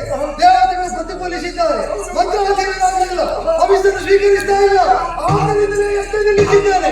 ಆದರೆ ಮಂತ್ರಕ್ಕೆ ಅವರು ಒಲಿದು ಯಾಕೆ ಬರಲಿಲ್ಲ ಅಂತ ನನಗೆ ಉತ್ತರಬೇಕು. ಕಾರಣವನ್ನು ಹುಡುಕಬಹುದು ನಾವು. ಸರ್ವಧಾ ಪ್ರಕರಣದಿಂದ ಮಲಿನಗೊಂಡಿರುವ ಇಂದ್ರನ ಮಾಲಿನ್ಯವನ್ನು ತೊಳೆಯುವುದಕ್ಕೆ ಪೂರ್ವಶಿಷ್ಟರೊಂದು ಕಾಲದಲ್ಲಿ ಸಾಧ್ಯವಾಗಿದ್ದರು. ಅದಕ್ಕೆ ಆಗ ಇಂದ್ರ ವಶಿಷ್ಠರ ಒಳಗೆ ಒಂದು ಒಪ್ಪಂದ ಆಗಿದೆಯಂತೆ. ಮುನ್ನಡೆಯುವಂತಹ ಯಜ್ಞಯಾಗಾದಿಗಳಲ್ಲಿ ವಶಿಷ್ಠರಾಗಲಿ ವಶಿಷ್ಠರ ಸಂತಾನವಾಗಲಿ ಭಾಗವಹಿಸದೆ ಇದ್ರೆ ನಾವು ಹವಿಸ್ಸು ತೆಕ್ಕೊಳ್ಳುವುದಿಲ್ಲ ಅಂತ ಇಂದ್ರಾದಿಗಳು ಹೇಳಿದ್ದಾರೆ. ಪಕ್ಷಪಾತ, ವಸಿಷ್ಠ ಪಕ್ಷಪಾತ, ನನ್ನದು ತಪ್ಪದ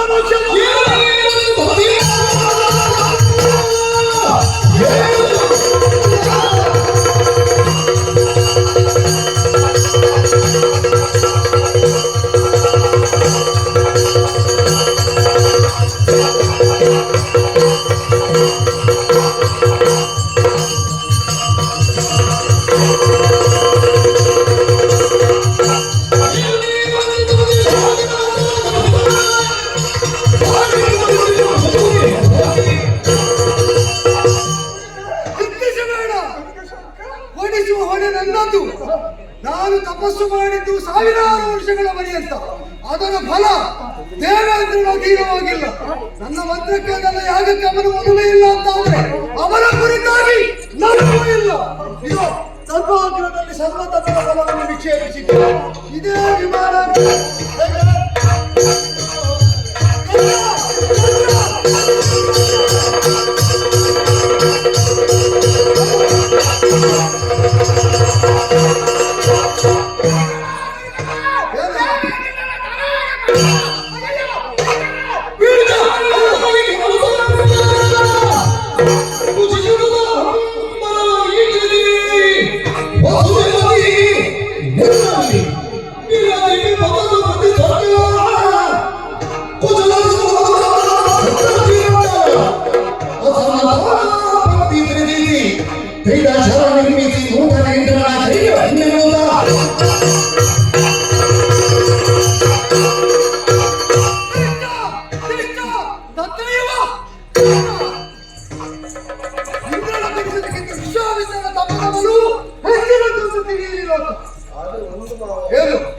ಬಿದ್ದದ್ದು ತಲೆಗೆ ಅಂತ ಬಿದ್ದವನಿಗೆ ಗೊತ್ತಾಗಿದೆ ಅಂತಾರೆ. ತಲೆ ಒಳಗಿನಿಂದ ಸರಿ ಹೋಗುತ್ತದೆ. ಅದು ನನಗೆ ರಮಿಸಿದ ತಲೆ ಕೆಡಿಸುವುದಕ್ಕೆ ಇಂದ್ರನಿಗಾಗುವುದಿಲ್ಲ. ಇಂದ್ರನ ತಲೆ ಕೆಡಿಸುವಂತೆ ನಾನೇನು ಮಾಡ್ತೇನೆ ಅಂತ ನೋಡು.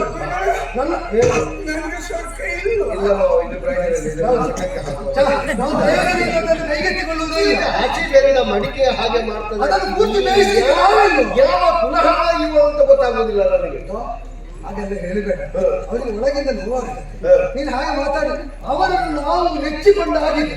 ಅವರಿಗೆ ಗತಿ ತೋರಿಸುವ ಹೊಣೆ ನಮಗೆ. ದೇವೇಂದ್ರನ ಸ್ವರ್ಗ ಅವನಿಗಿಲ್ಲ ಅಂತ ಆದ್ರೆ ಅವನಿಗಾಗಿ ಅವನನ್ನೇ ಇಂದ್ರನಾಗಿಸಿ ತಪದ ಮರುಹಿನಿಂದ ಪ್ರತಿ ಸ್ವರ್ಗ ವೈಶ್ವಾನರ ಚಕ್ರದ ಭಾಷೆ ಅವನ. ಅದರ ದಕ್ಷಿಣ ಭಾಗದಲ್ಲಿ ಇದು ಸರ್ವ ಸ್ವರ್ಗದ ಸುಖೋಪವಾದವಿರುವಂತೆ ತ್ರಿಶಂಕುವಿಗಾಗಿ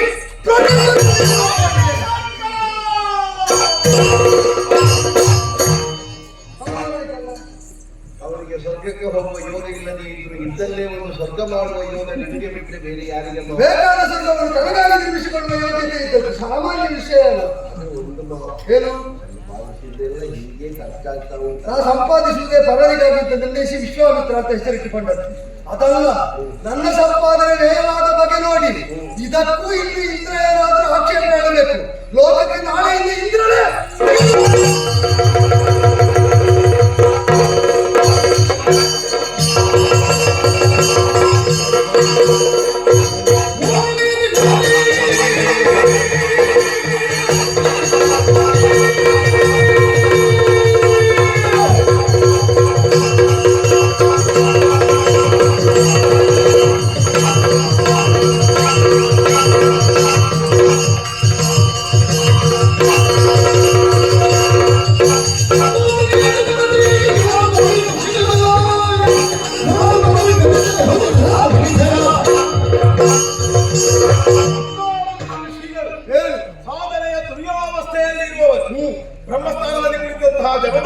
ಇರಬಹುದು. ಉಭಯರು ಕೂಡ ನಿನ್ನ ಮನುಷ್ಯರೇ ಹೌದು. ಉಭಯರಿಗೂ ನಾನು ಅಭಿವಾದನವನ್ನು ಸಲ್ಲಿಸ್ತೇನೆ. ಆದರೆ ಒಂದೊಂದು ಸ್ವಾಮಿ, ಮಾನವ ಸಹಜವಾಗಿ ಮನೆಗೊಳ್ಳುವುದು ಪ್ರತಿಯೊಬ್ಬರನ್ನು ಅಡಸ್ತದೆ. ಹಾಗೆಂದು ಜಾಳಮರವು ಅಂತಾದರೆ ಅದು ಆಕ್ಷೇಪಕ್ಕೆ ಕಾರಣವಾಗ್ತದೆ. ನಿಮ್ಮಲ್ಲಿ ಎಂತಹ ಸ್ಥಿತಿಯನ್ನು ನಾನು ಗಮನಿಸ್ತಾ ಇದ್ದೇನೆ. ಲೋಕದ ನಿಯತಿಯನ್ನೇ ಮರೆತವರ ಹಾಗೆ ನೀವು ವ್ಯವಹಾರ ಮಾಡುತ್ತಾ ಇದ್ದೀರಿ. ಯೋಚನೆ ಮಾಡಿ, ದೇವರ ಭಯವೇ ಜೀವನಿಗೆ ಜ್ಞಾನಾನಂದವನ್ನು ಒದಗಿಸಿಕೊಡ್ತದೆ. ಯೋಗ ಭೂಮಿಯಲ್ಲಿ ಜನ್ಮಿಸಿದಂತಹ ಜೀವನೊಬ್ಬ ತಾನು ಆಚರಿಸುವಂತಹ ಕರ್ಮಗಳು ಫಲಾಫಲವನ್ನು ನಿರ್ಣಯಿಸುವಾಗ ಅವ ಯೋಚನೆ ಮಾಡುತ್ತಾನೆ, ನಾನು ತಪ್ಪಿದ್ರೆ ನನಗೆ ನರಕ ಪ್ರಾಪ್ತಿ, ನಾನು ಸರಿಯಾದ ಸ್ವರ್ಗ ಸಿಗ್ತದೆ, ಹಾಗಾದ್ರೆ ಸ್ವರ್ಗವನ್ನು ಪಡೆಯಬೇಕು ಅಂತಾರೆ ಅದಕ್ಕೊಂದು ಸರಿಯಾದ ಮಾರ್ಗೋಪಾಯವನ್ನು ಕಂಡುಕೊಳ್ತಾರೆ. ಅಂತಲ್ಲಿ ಸ್ವರ್ಗವನ್ನೇ ಅಣಕಿಸುವ ತರದಲ್ಲಿ ಪ್ರತಿ ಸ್ವರ್ಗವನ್ನು ನಿರ್ಮಾಣ ಮಾಡಿದ್ದೀರಿ. ಹಾಗಾದ್ರೆ ಜೀವನಿಗೊಂದು ಯೋಚನೆ ಬರ್ತದೆ, ನಾವು ವಸಿಷ್ಠರ ದ್ವೇಷ ಮಾಡಿದ್ರೆ ಸಾಕು, ನಮ್ಮನ್ನು ವಿಶ್ವಾಮಿತ್ರರು ಸಲಹುತ್ತಾರೆ, ನಮಗೆ ಈ ಸ್ವರ್ಗ ಇಲ್ಲದೇ ಇದ್ರೆ ಅವರು ನಿರ್ಮಿಸಿದಂತಹ ತ್ರಿಶಂಕುಲ ಸ್ವರ್ಗವನ್ನು ಸಿಗ್ತದೆ ಅನ್ನುವ ಕಲ್ಪನಾ ಲೋಕದಲ್ಲಿ ಬರ್ತದೆ. ಆ ಕಾರಣದಿಂದ ನಿಯತಿಯನ್ನು ಮೀರಿ ವ್ಯವಹಾರ ಮಾಡಬೇಡಿ, ಇದನ್ನು ಇಲ್ಲಿಗೆ ಕೈಬಿಡಿ.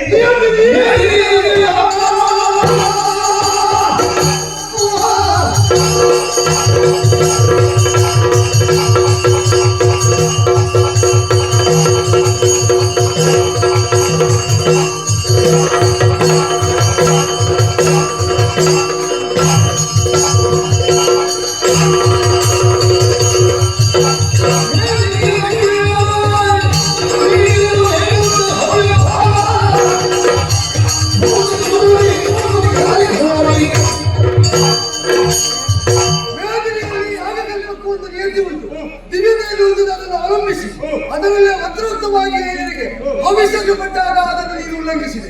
ಆ ಕಾರಣದಿಂದ ಪ್ರತಿಸ್ವರ್ಗ ನಿರ್ಮಾಣದ ಅಪೇಕ್ಷೆ ಬಂದದ್ದು. ಪ್ರತಿ ಸ್ವರ್ಗಕ್ಕೆ ವಿಧಿ ಯಾವುದು ಅಂತ ನಾನು ಹೇಳಿದ್ದೇನೆ.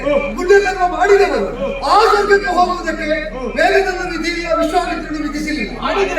ಅಲ್ಲ, ಮಾಡಲಿಲ್ಲ ಅಂತ ಮಾಡಿದ್ರೆ ಆಮೇಲೆ ಆಕ್ಷೇಪಿಸಬೇಕಾದ್ರೆ. ಈಗ ಅವರ ಸುತ್ತಮುತ್ತಲು ಇರುವವರನ್ನೆಲ್ಲ ಪ್ರತಿ ಸೃಷ್ಟಿಯ ಮೂಲಕ ಸೃಷ್ಟಿಸಿದವರನ್ನ ಅಲ್ಲಿಗೆ ಇನ್ನು ಹೋಗಿ ಸೇರುವುದಕ್ಕೆ ಇಲ್ಲ.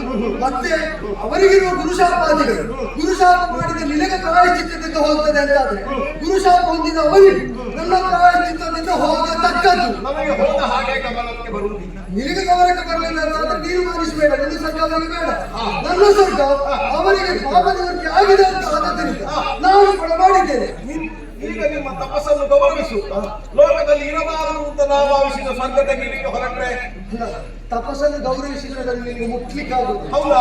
ಒಂದು ಪ್ರಯತ್ನ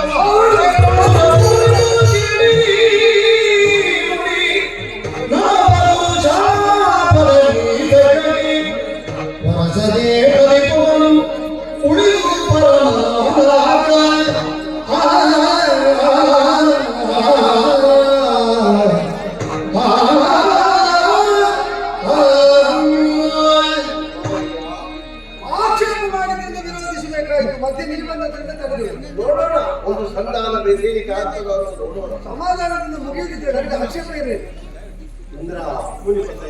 ನವನಾಥದ ನಿರ್ಮಾಣ ಎಲ್ಲ ಅಡ್ಡಿ ಆತಂಕಗಳನ್ನೆಲ್ಲ ನಿವಾರಿಸ್ತಾ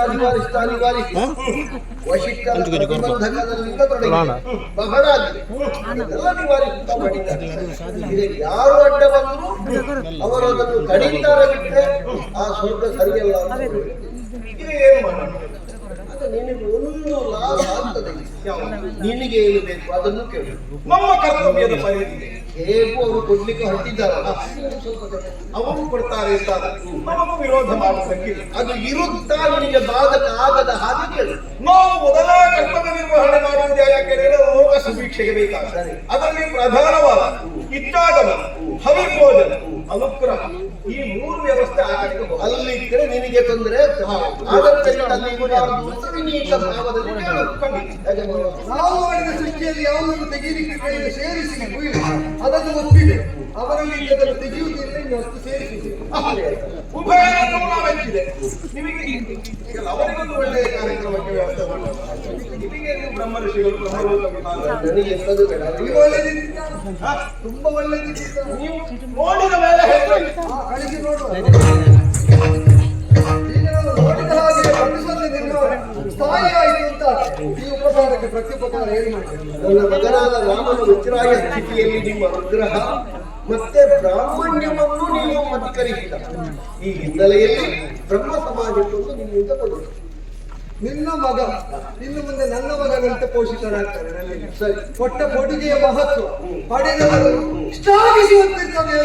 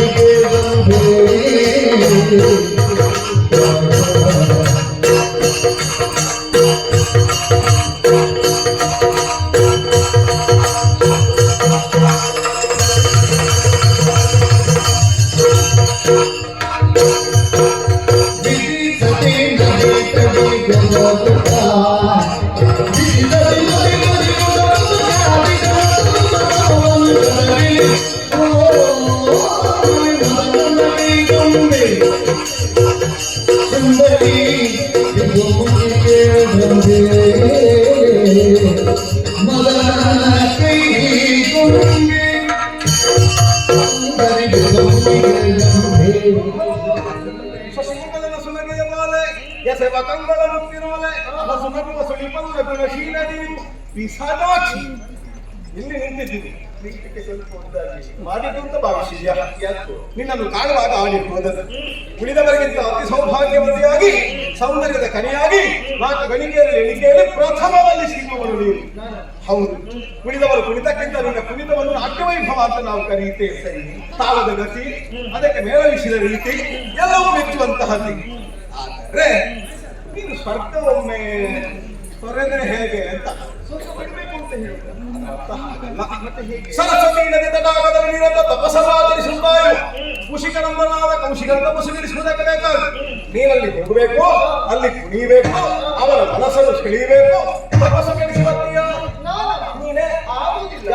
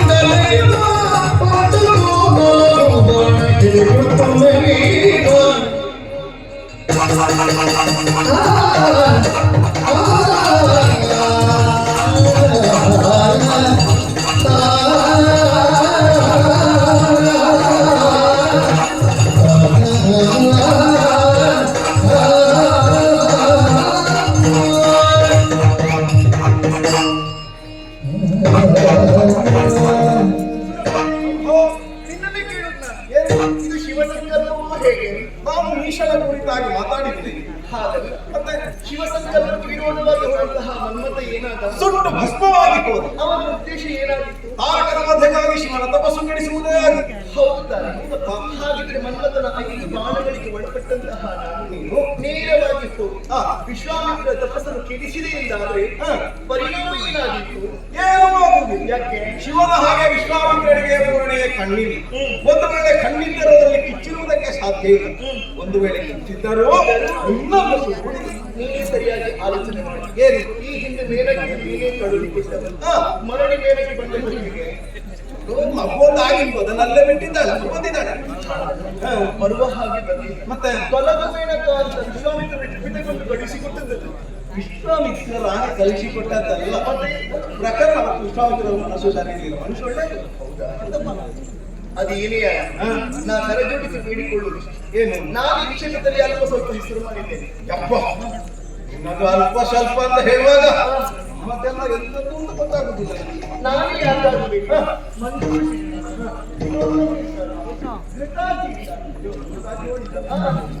ಅವರನ್ನು ಕಳಿಸಿಕೊಡ್ಬೋದಲ್ಲ, ನಾನೇ ಯಾಕಾಗಬೇಕು?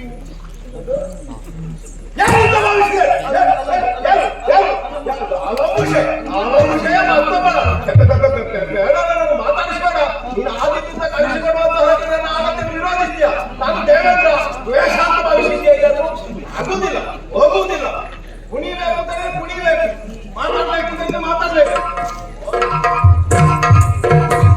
ದೊಡ್ಡ ಸಮಸ್ಯೆ ಆಯ್ತಲ್ಲ, ಈ ಸಮಸ್ಯೆ ಪರಿಹಾರ ಆಗಬೇಕು ಅಂತಿದ್ರೆ ನೇರವಾಗಿ ಗುರುಗಳ ಮನೆಗೆ ಸಾಧ್ಯ.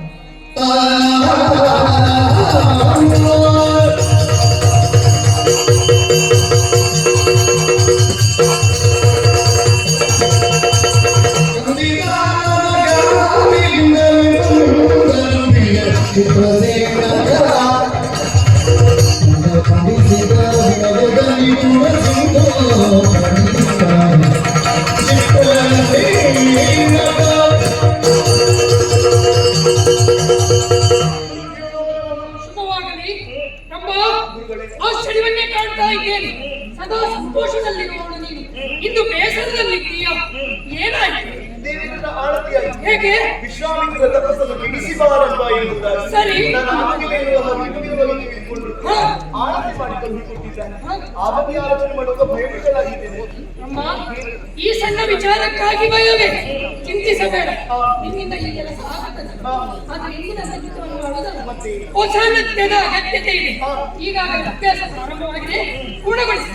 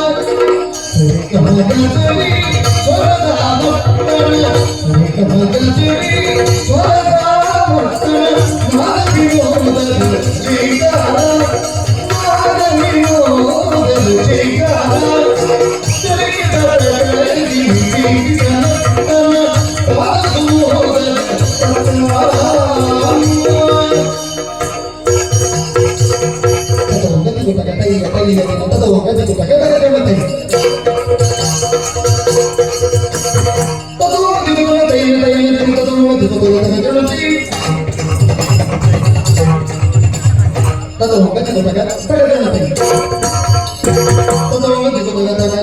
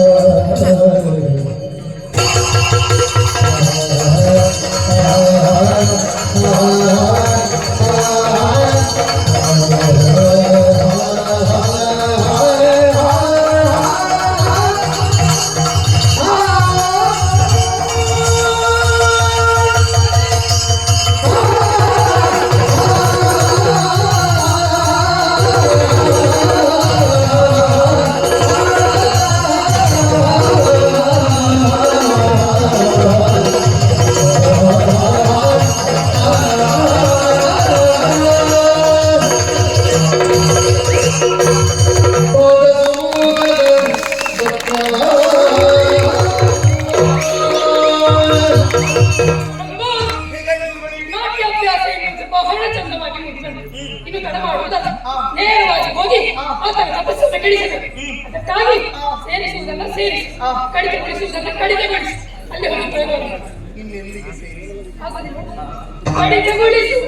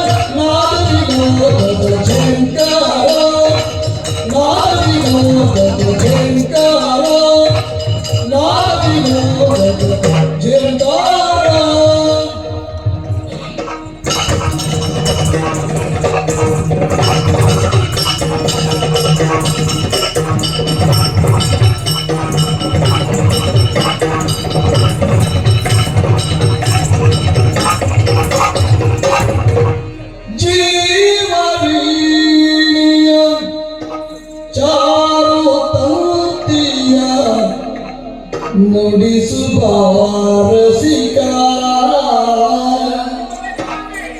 ತಮೂರ್ತಿಯ ನುಡಿಸುವ ರಸಿಕ ದೇವ ಸುಂದರಿ ತೋಳಮಾಲಿಯ ಬಳಸು ಮುನಿತಿಯ ತಂತಿಯ ನುಡಿಸು ರಸಿಕ ರಸಿಕ ಜೀವನೀಯ ಚಾರು ತಂತಿಯ ನುಡಿಸುವ ರಸಿಕ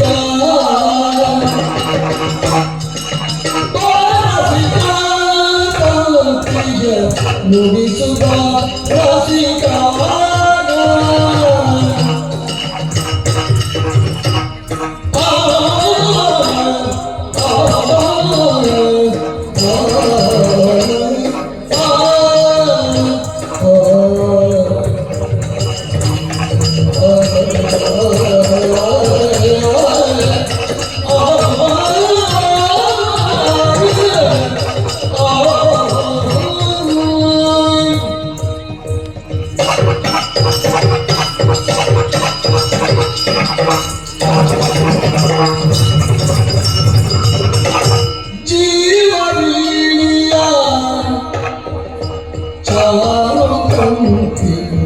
ನುಡಿಸುವ ರಸಿಕ ತಂತಿಯ ನುಡಿಸು ಬಾರಸಿಕ ತಂತಿಯ ನುಡಿಸು ಬಾರಸಿಕ ರಸಿಕ ದೇವ ಸುಂದರಿ ತೋಳಮಾಲಿಯ ಬಳಸು ಮುಡಿಸಿಲಗ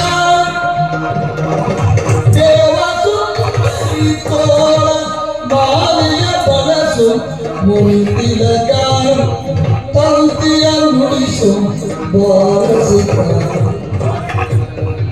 ಬಳ್ಳಿಯಂತಿಗ ಮೈಯ ಮಾಟಕ್ಕೆ ಲತೆಯು ಸೋಲುತ್ತಿದೆ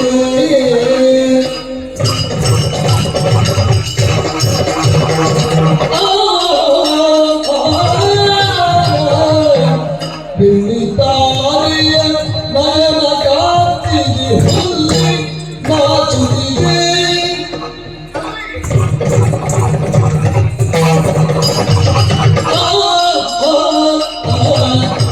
ಲತೆಯು ಸೋಲುತ್ತಿದೆ ಹುಲ್ಲಿ ನಾಚುತ್ತಿದೆ ತಂತಿಯ ನುಡಿಸು ಬಾರಸಿಕ ಬಾರಸಿಕ ರಸಿಕ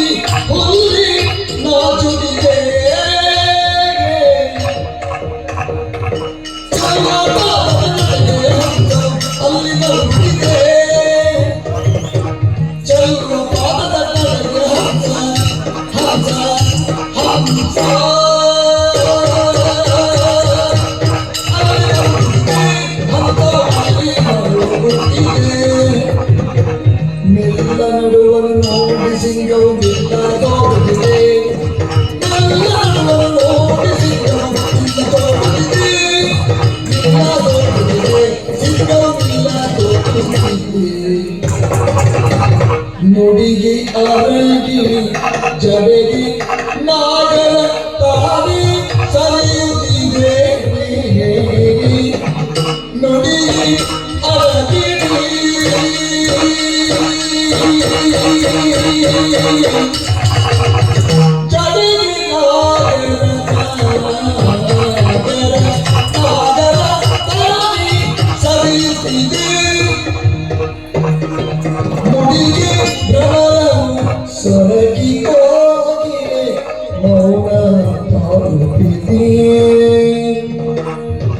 ಮುಡಿಗೆ ಭ್ರಮರ ಭ್ರಮರ ಭ್ರಮರ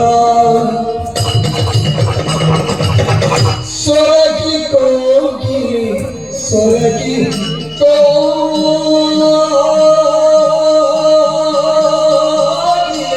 ಮೌನ ತಾಳುತ್ತಿದೆ ಕೋಗಿಲೆ ಮೌನ ತಾಳುತ್ತಿದೆ ರಸಿಕ ಮುಡಿದಿಲಕ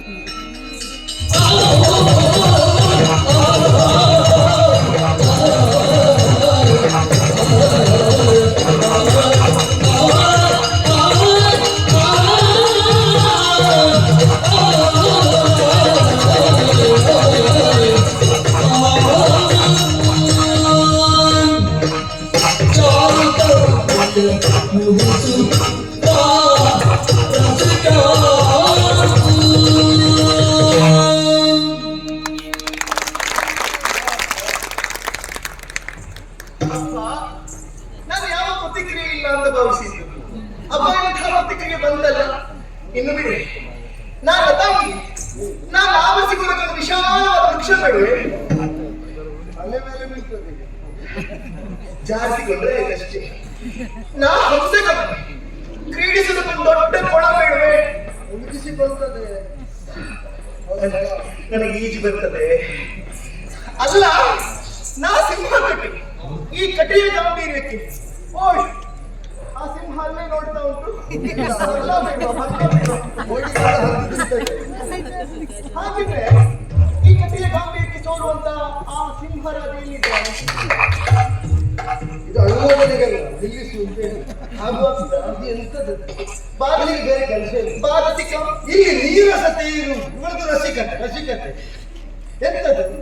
ನಾಳೆಗೆ ಸ್ಥಳವರ ನಾವೇ ನಿವೇಶ ಕೃತ್ವ ಮಾಯಾ ಮೋಹಾವೇಶ ಏತನ್ ಮಾಂಸವಸಾದಿ ವಿಕಾರ. ಎಂತದ್ದು? ಅದು ಮಾಂಸದ ವಿಕಾರ ಅನ್ನದ್ದು ಯಾವುದು? ಈ ಆನೆಯಲ್ಲಿರುವಂತಹ ಅಂಗಾಂಗ ಲಾವಣ್ಯ ಅಂತ ಯಾವುದನ್ನು ರಸಿಕರು ನಾಲಗೆಯ ತುದಿಯಲ್ಲಿ ಮಾಡಿ ಹೊಗಳುತ್ತಾರೆ, ಅದು ಮಾಂಸ ವಿಕಾರ. ಅದನ್ನು ತಿಳಿದ ಮೇಲೆ ಕುಳಿತದೆ. ಇವರೊಂದು ಕಮನೀಯವಾದ ಕಾಯವನ್ನು ತುತ್ತ ಹಿಡಿದುಕೊಂಡು ಬರುವುದು. ಈ ಕಮನೀಯ ಕಾಲವನ್ನು ನೋಡಿ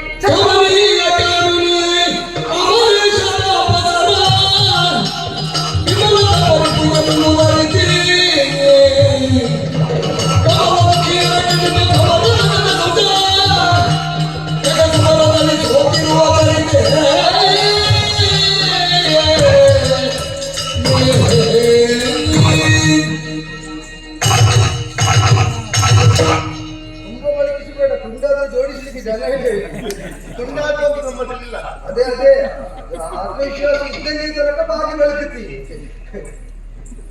ಇದು ದೇವೇಂದ್ರನಿಗೆ ಬೇರೆ ಕೆಲಸ ಇದೆ.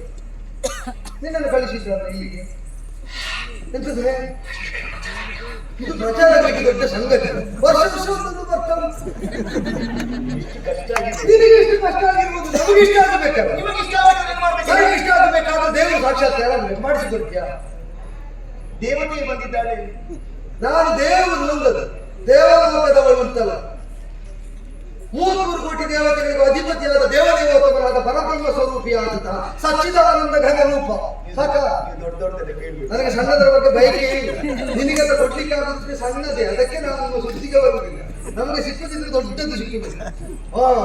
ಆದ್ದರಿಂದ ಅವನಿಗೆ ಯಾರಾದ್ರೂ ತಪಸ್ಸಿಗೆ ಕುಳಿತರು ಸಾಕು, ಒಂದೇ ಯೋಚನೆ, ನಾಳೆ ಈಗ ನನ್ನ ಸ್ಥಳಕ್ಕೆ ಬಂದ್ರೆ ನಾನೆಲ್ಲಿಗೆ ಹೋಗುದು? ಅದೇ ಯೋಚನೆ ಉಂಟು. ನೀವು ಹತ್ತಿರವೇ ಇರುವುದಲ್ಲ, ನಾನು ಬುದ್ಧಿ ಹೇಳಿ ತಿದ್ದಲಿಕ್ಕೆ ಹೇಳು, ಕೇಳಿದ್ರೆ ಹೇಳ್ಬೋದು, ಕೇಳಿದ್ರೆ ಏನು ಹೇಳ್ತಾರೆ? ನನಗೆ ನಿಮ್ಮ ಹಣೆ ಬರ ಗೊತ್ತಿಲ್ಲ ಅಂತ ಭಾವಿಸಿದ್ರು. ನೀವೆಲ್ಲ ಬುದ್ಧಿ ಹೇಳಿ ಅವಾಗ ಕರೆದು ಯಾವಾಗ ನಮ್ಮನ್ನು ಎಲ್ಲಿಗೆ ಕಳಿಸ್ತಾರೆ ಅಂತ ಕಾಯ್ತಾ ಇರ್ತೀರಿ ಕುಣಿಲಿಕ್ಕೆ. ನೀವೆಲ್ಲ ಬುದ್ಧಿ ಹೇಳಿ ಅವರನ್ನು ಸರಿ ಮಾಡುದು. ನಿಮ್ಮಂತವರ ಇದ್ರೆ ಕೆಟ್ಟದ್ದು. ನಿಮಗೆ ಕುಣಿಯುವ ಆಸಕ್ತಿ, ಅವರಿಗೆ ಕಳಿಸುವಲ್ಲಿ ಆತರು. ಏನ್ ಮಾಡೋಣ? ಹೊಂದಾಣಿಕೆ ಬೇಕಲ್ಲ. ಹೊಂದಾಣಿಕೆ ಇದ್ದದ್ದು, ಹೊಂದಾಣಿಕೆ ಇದ್ದದ್ದು ಹೋದಾಗ ನೀವು ಇಲ್ಲಿಗೆಲ್ಲ ಬರಬೇಕಲ್ಲ. ನಮಗೆ ದೇವೇಂದ್ರನ ಭಕ್ತರ ಬಗ್ಗೆ ಆಸಕ್ತಿ ಇಲ್ಲ. ಅದರ ಬಗ್ಗೆ ಆಸಕ್ತಿ ತಪಸ್ಸು ಮಾಡುವವರು ರಾಕ್ಷಸ. ಅವರು ಸಾವಿರಾರು ವರ್ಷ ಪಂಚಾಗ್ನಿ ಮಧ್ಯದಲ್ಲಿ ನಿಂತು ತಪಸ್ಸು ಮಾಡುವಾಗ ನೀವು ಹೋಗಿ ತಕ್ಕದೆ ಅಂತ ಕುಡಿಬೇಕು. ಅಲ್ಲಿಯೂ ಕೂಡ ಕುಡಿಯುವುದಿಲ್ಲ. ಅಲ್ಲಿ ಯಾವ ಕರ್ಮ ಕುಣಿಯುವಂತ ಬೇಕಲ್ಲ, ಅದೇ ಬೇಕಲ್ಲ. ಹೆಣ್ಣು ಮಕ್ಕಳು ಅಂದ್ರೆ ಅವರಿಗೆ ಹುಚ್ಚು. ಆದ್ರೂ ತಪಸ್ಸು ಮಾಡುವಾಗ ಬಂದ್ರೆ ಮರಳಿಸಿಕೊಳ್ಳುತ್ತಾರೆ ಗಮನಮುಖಿಯರಾದವರು. ಹಾಗಾಗಿ ಅಲ್ಲಿ ಹೋಗುದಿಲ್ಲ. ಮತ್ತೆ ಇಲ್ಲಿಗೆ ಹೋದದ್ದು ಈ ಕಮಲ ಮುಖಿಯ ಸೌಂದರ್ಯವನ್ನು ಆಸ್ವಾದಿಸಿ ಮುಡಿಕೇರಿಸುವಂತಹ ಸಾಮರ್ಥ್ಯಕ್ಕೆ ನಿಮಗೆ ಮಾತ್ರ. ಅವರು ಕೊರಳು ಕಿವಿಚಿಕೊಳ್ಳುವುದು, ನಾವು ಜೀವಂತ ಕೊಳ್ಳುವುದು, ಅದು ನಿಮಗೆ ಗೊತ್ತಾಗುದಿಲ್ಲ. ಇಲ್ಲಿ ಜೀವಂತ ಹೇಗೆ? ಹೌದು, ನೀವು ಬಹಳ ಪರಿಶ್ರಮ ಹಾಕಿ ಕುಣಿಯುವಾಗ ಎದುರು ಕುಳಿತ ಅಥವಾ ನಿದ್ರೆ ತಪ್ಪುತ್ತಾ ಇದ್ದೀರಿ. ನಿಮ್ಗೆ ಬೇರೆ ಸಾವು ಬೇಕು. ಸ್ವಾಮಿ, ಪ್ರದರ್ಶನದ ಗುಣಮಟ್ಟ ಕಡಿಮೆ ಇದ್ದಾಗ ಮಾತ್ರ ಎದುರಿಸಿದವರು ಹಾ ಅಂತ ಮಾಡ್ತಾರೆ. ಒಳ್ಳೆದಿದ್ರೆ ಇದ್ದವರ ಅಧಿಕಾರದ ಮಾಡ್ತಾರೆ. ಪ್ರದರ್ಶನ ಮಾಡುವವರು ಅನುಮೋದಿಸಿರಿ. ನನಗೆ ಯಾವ ಅಸೂಹೆ ಇಲ್ಲ, ಒತ್ತಡವೂ ಇಲ್ಲ. ಅನುಮೋದನೆ ಸಿಕ್ಕಿದ್ರೆ ಸಂತೋಷ. ಆದರೆ ಆಸಕ್ತಿ ಇಲ್ಲದವರೆದುರು ವೃತಾರಿನ ಶ್ರಮವನ್ನು ಯಾಕೆ ಸ್ವಾಮಿ, ಅನುಮೋದನೆ ಮಾಡುವವರಿಗೆ ಪ್ರದರ್ಶನ ಕೊಟ್ಟಾಗಿ ಕರೆದ ಸಿಕ್ಕಿಯಾಗಿದೆ. ಹೌದು, ನೀವು ಅನುಮೋದಿಸಬೇಕೆಂದು ನಾನು ಬಯಸುವುದಲ್ವಾ? ಈ ಜನ್ಮದಲ್ಲಿ, ನಿನ್ನ ಜನ್ಮದಲ್ಲಿ ನಾನು ನಿನ್ನನ್ನು ಅನುಮೋದಿಸಲಿಕ್ಕಿಲ್ಲ. ಹೌದೌದು, ಈ ಜನ್ಮದಲ್ಲಿ ನಿನ್ನನ್ನಂತಲ್ಲ, ಕುಡಿಯುವ ಯಾವುದನ್ನು ಅನುಮೋದಿಸುವುದಿಲ್ಲ. ಮನಸ್ಸನ್ನು ಕುಡಿಸುವುದಿಲ್ಲ, ಅದು ಅಚಲವಾಗಿ ಕುಡಿತದೆ. ನಿಜವಾಗಿ ಹಾರಾದಂತಹ ಗರುಡ ಅಮೃತಾಪಹಾರ ಮಾಡುವಾಗ ನೀವು ಶರಣ ಬೀಸಿ ಕುಡಿದಿದ್ರೆ ಏನಾದ್ರೂ ದೇವೇಂದ್ರನಿಗೆ ಲಾಭ ಆಗ್ತಿತ್ತು, ಅಮೃತ ಪಾಂಡ ಆದ್ರೂ ಉಳಿತಿತ್ತು. ಅಲ್ಲಿ ಹೋಗಿ ಕುಡಿಲಿಲ್ಲ. ಯಾಕೆ ಹೇಳಿದ್ರು? ಅವನಿಗೆ ಅಮೃತ ಪಾಂಡವೇ ದೊಡ್ಡದು, ನೀವಲ್ಲ. ಅಮೃತ ಪಾಂಡಕ್ಕಾಗಿ ಅವನೇ ಬಂದು ಬಿಡ್ತಾಳಂತೆ. ನಾವು ಬ್ರಹ್ಮಪಾಂಡ ದೇವರು ತಂದ್ರೆ, ಅದಕ್ಕಾಗಿ ನಿಮ್ಮನ್ನು ಗಣಿಸ್ತೇವೆ. ಅವ ಪಕ್ಷೀಂದ್ರ, ಇವ ಮುನೀಂದ್ರ.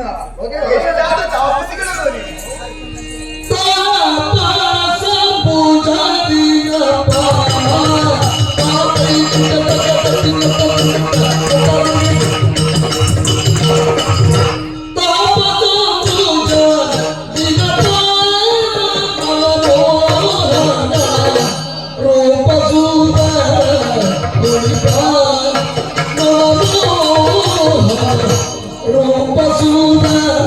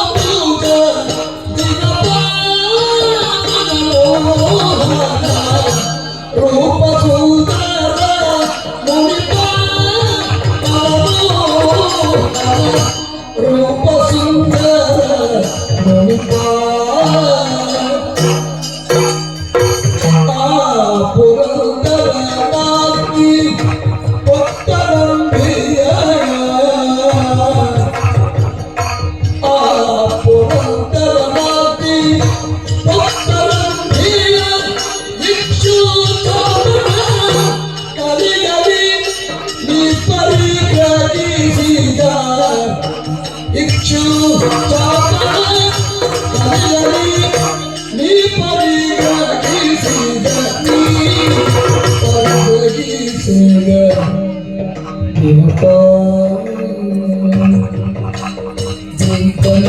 ತನ ಚೌಟನ ತನ ಚಿಂತನ ತನ ಚೌಟನ ತನ ಚಿಂತನ ತನ ಚೌಟನ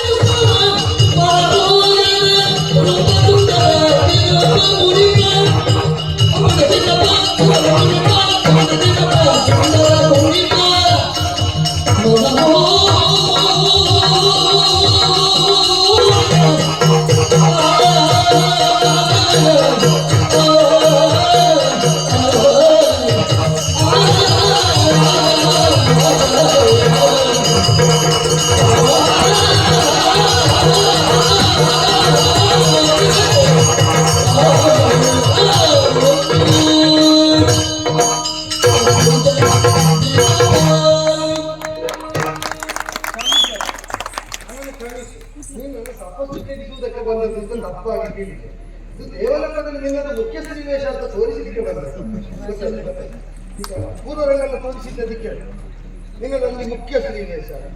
ಧನ್ಯವಾದ. ಎಂತದ್ದು ಅರ್ಥೈಸಿಕೊಳ್ಳಬೇಕು. ನಮಗೆ ಪೂರ್ವರಂಗ ಈಗ ಅರ್ಥ ಆಗುದಲ್ಲ, ಅದನ್ನು ನಾವು ನೋಡಿ ನೋಡಿ ಸಾಕುತ್ತ ಮಾಡಿ ಬಿಟ್ಟು ಕಲಿಸಿದ್ವಿ. ಈಗ ಬಂದವಳ ಮಧ್ಯದಲ್ಲಿ ಪೂರ್ವರಂಗ ತೋರಿಸಿ ಹೊಸದು ಅಂದ್ರೆ ನಮಗೆ ಬೇಡ.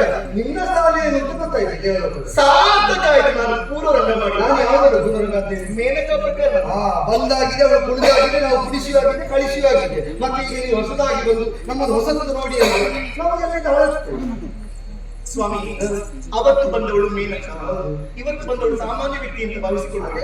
ಯಾರೋ ನಾಗಗಳಿಕ ಒಬ್ಬಳೆ ಸುರವೇಶಿಯರ ಸಾಲ ಒಬ್ಬಳೆ ಒಬ್ಬಳೆ ಒಬ್ಬಳೆ. ಆದ್ರೆ ಬೇರೆ ಅಕ್ರಮ ಇದೆಯೋ ಅಂತ. ಯಾವ ಪಂಕ್ತಿ ಆದ್ರೆ ನನಗೆ ನಾನು ಬಡಿಸಲಿಕ್ಕೆ ಇರ್ತದೆ.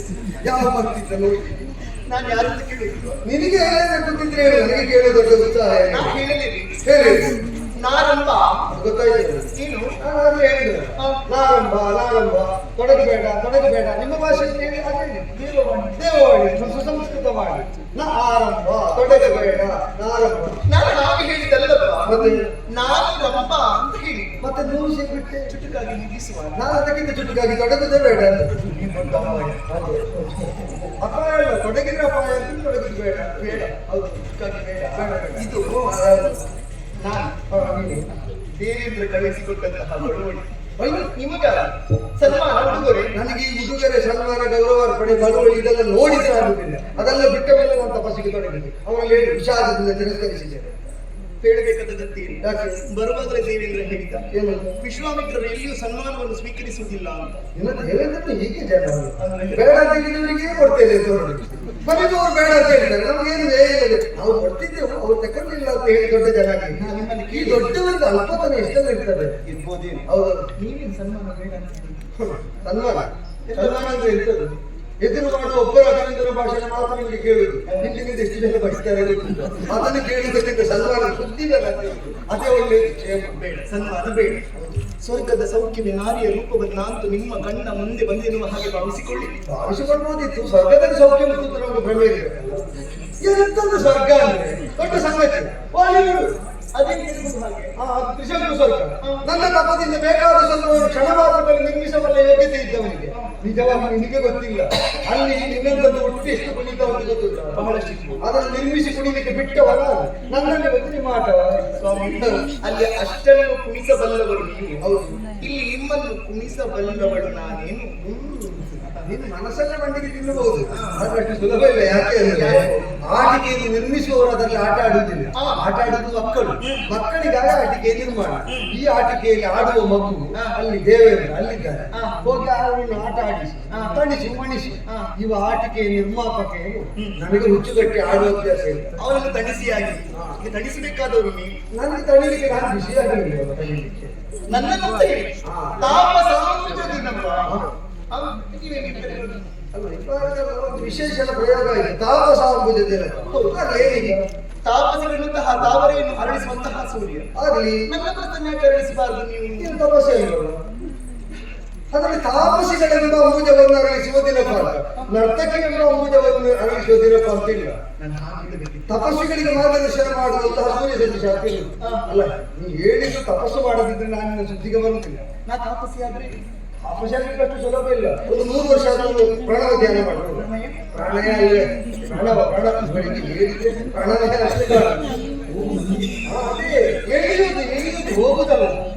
ಪ್ರಣವ ಧ್ಯಾನ ಅದು ಮಾಡಬೇಕು ಅಂತ ಅಲ್ಲಿ ಆಡಂಬರ ಎಲ್ಲ ಸಲ್ಲದು. ಆ ಹೊನ್ನ ಹೊರೆಯನ್ನೆಲ್ಲ ಕಣಕಿ ಅಲ್ಲಿ 100 ವರ್ಷ ಆಗುತ್ತೆ. 100 ಅಲ್ಲ, ನಿಮಗಾಗಿ 200 ಮಾಡ್ತೇನೆ. ಎಂತದ್ದು 200 ಮಾಡೋದು? ನೀನು ಒಂದು ಮುಹೂರ್ತ ಕಾಲ ಮಾಡು. ಈ ತಾಪ ಅನುಭವಿಸಿಕೊಂಡು ನೀನು ತಪಸ್ಸು ಮಾಡುವುದ? ನೋಡಿ, ಎಲ್ಲ ಬಿಟ್ಟಿದ್ದೀರ, ಎಲ್ಲ ತಪಸ್ಸು ಆಗ್ಬೇಕು. ನೋಡು, ಹಾಗಾದ್ರೂ ಭಾಗ ಕಳಚಿ ಹೋಗು.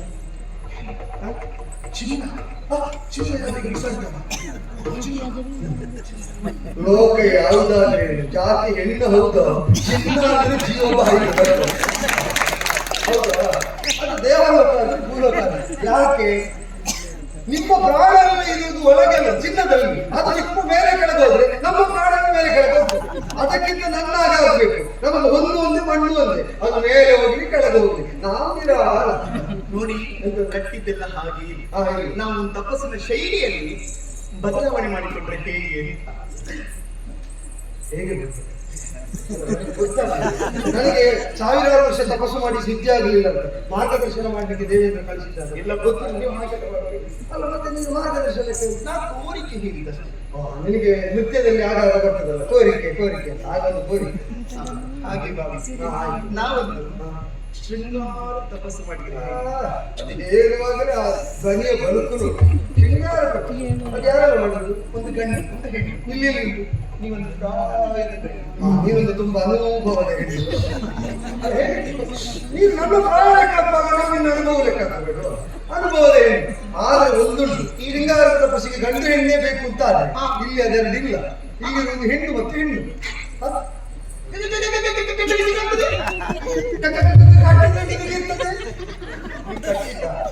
ಬಿಟ್ಟದ್ದು ಕಟ್ಟಿದ್ರೆ ನಿನಗಿರ್ತದೆ. ಬೇಡ, ಗಡ್ಡ ಮೀಸಿ ಇದ್ದವರೆಲ್ಲ ಗಂಡಸರು. ಅಲ್ಲಿಗೆ ನಾನು ನಿಮಗೆ ಕೇಳು, ಗಡ್ಡ ಮೀಸಿ ಗಂಡಸರು ನೀನು ಅಲ್ಲೇ ತರುವುದು. ನೀನು ಏನಿದ್ದವರಿಗೆ ಯೋಚನೆ ಮಾಡಿ.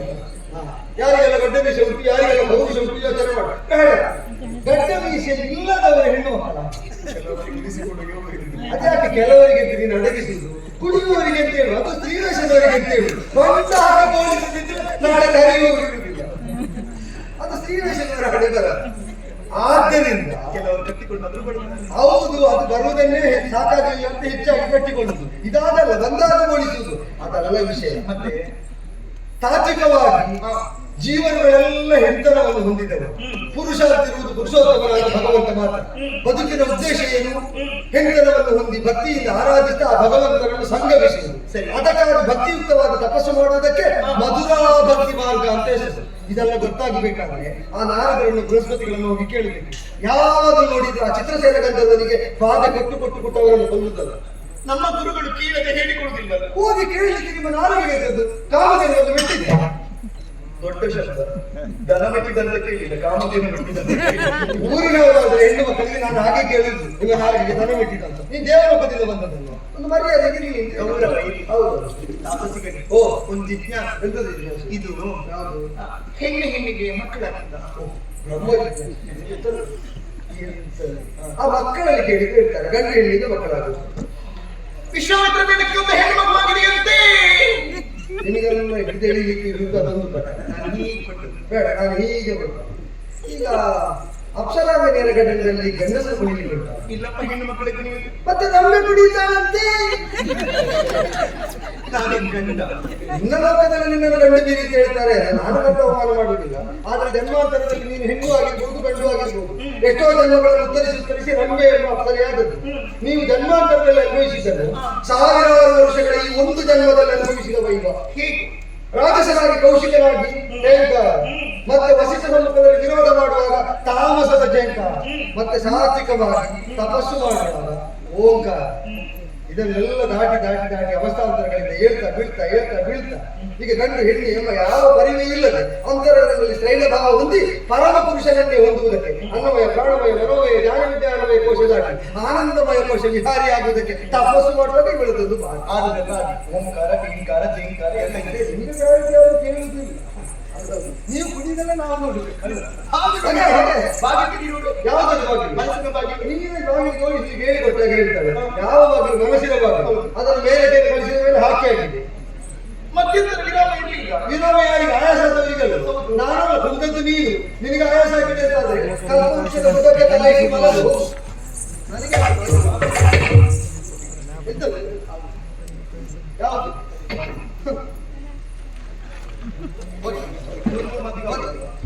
ನೂರು ಮಾತಿಗೆ ಆಗುದಿಲ್ಲ. ಇದು ಅಪ್ಸರೆಗೆ ರಾಕ್ಷಸಿ ಆವೇಶ. ಕಾಮ ಪರಿತ್ಯಕ್ತಿ ಆದಂತಹ ಅಪ್ಸರ ರಾಕ್ಷಸಿ ಆಗುತ್ತಾಳೆ ಅಂತ ನಾನು ಸಿದ್ಧಾಂತ ಮಾಡಿ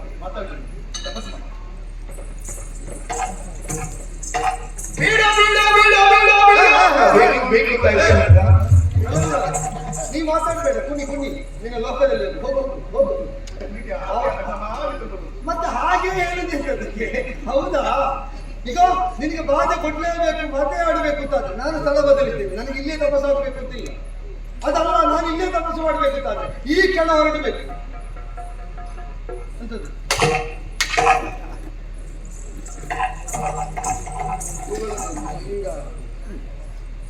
ಮನಸ್ಸಿನಲ್ಲಿ ಬೇಕು ಅಂತ ಉಂಟವರಿಗೆ ಬಾಯಿ ಮಾತ್ರ ಬೇಡ ಅಂತ ಹೇಳಿ ಒಂದು ಕೆಲಸ ಮಾಡಿದ್ರೆ ಹೇಗೆ? ನಾನು ಸೇವೆ ಮಾಡಿದ್ರೆ ಹೇಗೆ? ಸೇವೆಗೆ ಮುಕ್ತ ಅವಕಾಶ ಇಲ್ವಾ? ಮತ್ತೆ ಸೇವೆ ಮಾಡುವಾಗ ಬೇಡ ಅಂತ ಹೇಳ್ತಾರ. ಅದು ಧರ್ಮಕ್ಕೆ ಹೋಗಿ ಸೇವೆ ಮಾಡುದಪ್ಪ. ಮರಳಿ ಎತ್ತು ಮಾಡು ನೋಡೋಣ.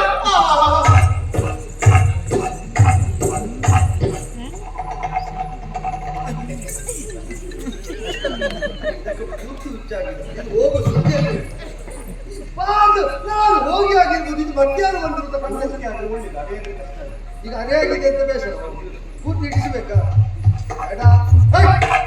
ಹುಟ್ಟಿದ್ರಿ ಮುನಿ ಸುಮ್ಮನೆ ತಾಳ್ಮೆ ತಗೊಂಡು ನೋಡಿ ಕೆಲಸ ಬೇಡ. ಮುಟ್ಟಿದ್ರಿ ಮುನಿ ಸುಮ್ಮನೆ ನಾವು ತಾಳ್ದುಕೊಂಡ್ರೆ ಕೆಲಸ ಬೇಡ. ಈ ಪ್ರತಿಭೆ ಉಂಟು ಅಂತ ಗೊತ್ತಿರಲಿಲ್ಲ. ಸ್ವರಾನುಕರಣೆ ಎಲ್ಲಿಯಾದ್ರೂ ಕುಣಿಲಿಕ್ಕಾಗದ ಕಾಲದಲ್ಲಿ ಉಪಯೋಗ ಬಂದಿದೆ. ಕುಣಿಲಿಕ್ಕೆ ಆಗದ ಕಾಲ ಅಂತ ಹೇಳುವಾಗಲೇ ದಿಗಿಲು ಬೀಳ್ತಾರೆ. ಇದು ಕುಣಿಲಿಕ್ಕೆ ಆಗದೆ ಹೋದರೆ ಇದನ್ನಾದ್ರೂ ಮಾಡಿ ಭವಿಷ್ಯ ಉಂಟು ಅಂತದ್ದು. ಧನ್ಯವಾದ. ಇಲ್ಲ ಬೇರೆ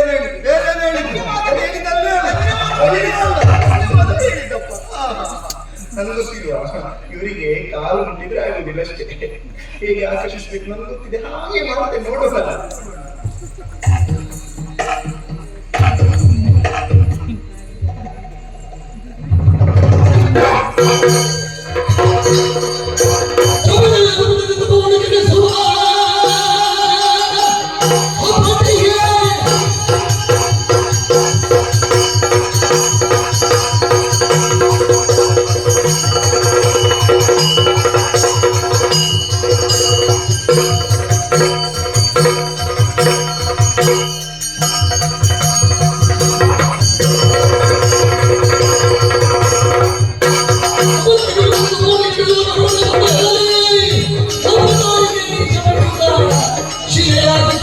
ಹೇಳಿ ರಾಮನಾಯಣ ಅಂತ ಹೇಳಿದಾಗ ಇದರಿಂದ ಕ್ರೋಧವೂ ಇಲ್ಲ ಅಂತಲ್ಲ. ಕಾಮಕ್ರೋಧಾದಿಗಳೆಲ್ಲ ಶತ್ರುಗಳೇ ಗೊತ್ತು, ಹರಿಚಂಡವರ್ಗ. ಅದನ್ನು ಮಿತ್ರರಾಗಿ ಒಳಗಿಟ್ಟುಕೊಂಡಿದ್ದೇನೆ. ಭಗವಂತನನ್ನು ಸಾಧಿಸುವಲ್ಲಿ ತೊಡಕಾದ್ರೆ ನನ್ನ ಕ್ರೋಧ ಬಡ ಹೆಣ್ಣನ್ನು ಬಿಟ್ಟದ್ದು. ಹೋಗ್ತೇನೆ ಅಂತ ಹೇಳಿದ್ದಾರೆ, ಅದಕ್ಕೆ ಉಪಚಾರ ಬೇಡ. ಹೋದ್ರೆ ಸರ್ ಪುರುಷ ವಶೀಕರಣ ಒಳ್ಳೆಯದು. ಸಿಟ್ಟು ಮಾಡಿದ ಚಂದ ಕಾಣಿಸಿ. ಅಯ್ಯೋ ಅಲ್ಲಿ ಬಿಟ್ಟು ನೆಗಾಡುವಾಗ ಎಷ್ಟು ದರಿದ್ರ ಕಾಣ್ತಿದೆ.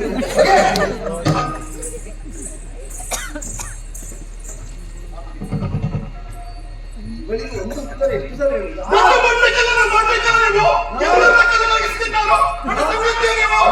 ನನ್ನ ಸಂಕಲ್ಪ ಬಂಡೆಗಿಂತ ಚಲ. ನೀನು ಇದು ನನಗೆ ಅನಿಸಿದೆ.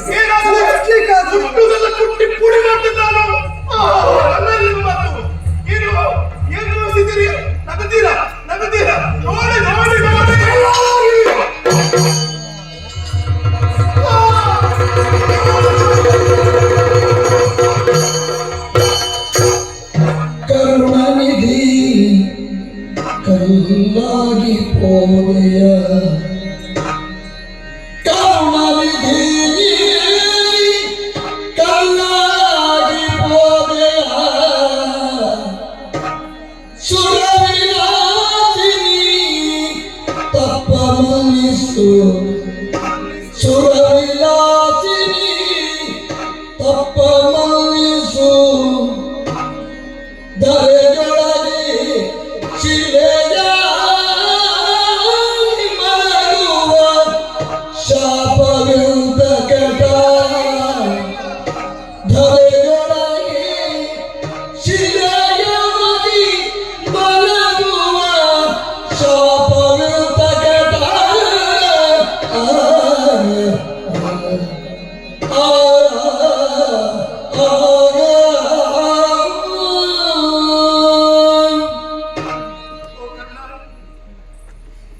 ನಿನ್ನ ಮನಸ್ಸಿನೊಂದು ಕಲ್ಲಾಗಿ ಹೋಯಿತ ಹೇಳಿ, ಕಲ್ಲಾಗಿ ಹೋಗು ಎನ್ನುವ ಹಾಗೆ ಘೋರ ಮತ್ತು ಶಾಪವಾಕ್ಯವನ್ನೇ ಆಡಿಬಿಟ್ಟಿರಲ್ಲ ಸ್ವಾಮಿ. ನಾನಾಗಿ ಬಂದುದಲ್ಲ, ದೇವಿಯಿಂದಲೇ ಆಜ್ಞೆ ಮಾಡಿ ತೊಲಗಿಕೊಟ್ಟ ನನ್ನ ಪ್ರಶ್ನೆಯನ್ನೇ ಹೇಳಿ ಸ್ವಾಮಿ. ನೀವೇ ಸರಿಯಾಗಿ ಆಲೋಚನೆಯನ್ನು ಮಾಡಿ ಸಾಮಾನ್ಯ ಯೋಧನೆ ಆಗಿರಲಿ, ರಾಜಾಜ್ಞೆಯನ್ನು ಹೊತ್ತು ವಿರೋಧಿಯೊಂದಿಗೆ ಹೋರಾಟಕ್ಕೆ ಹೋಗುತ್ತಾರೆ. ಒಂದು ವೇಳೆ ಸಾವನ್ನಪ್ಪಿದ್ದು ಹೇಳುವುದು ಹೇಗೆ? ಅವನಿಗೆ ವೀರ ಸ್ವರ್ಗ ಪ್ರಾಪ್ತಿಯಾಯಿತು ಎನ್ನುತ್ತಾರೆ. ಆದರೆ ದೇವೇಂದ್ರನ ಆಜ್ಞೆಯನ್ನು ಹೊತ್ತು ಬಂದಂತಹ ಈ ರಂಬೆಗೆ ಶಾಪವೆಂಬ ನರಕವೇ ಬೇಡ ಸ್ವಾಮಿ, ಮನ್ನಿಸಿ ಕರಗಿ ಮನ ಕುಜಿಗಾತ್ಮ ಸಂಭವ ಪರಮ ಬ್ರಹ್ಮಜ್ಞಾನಿ ಸ್ವಚ್ಛದಿ ಖರೆ ವಿಮೋಚನ ಸರಿಗೆ ಧ್ವಜಸಾಸಿವೆ ವರುಷಗೇಣೋದು ಮನ ಕರಗಿ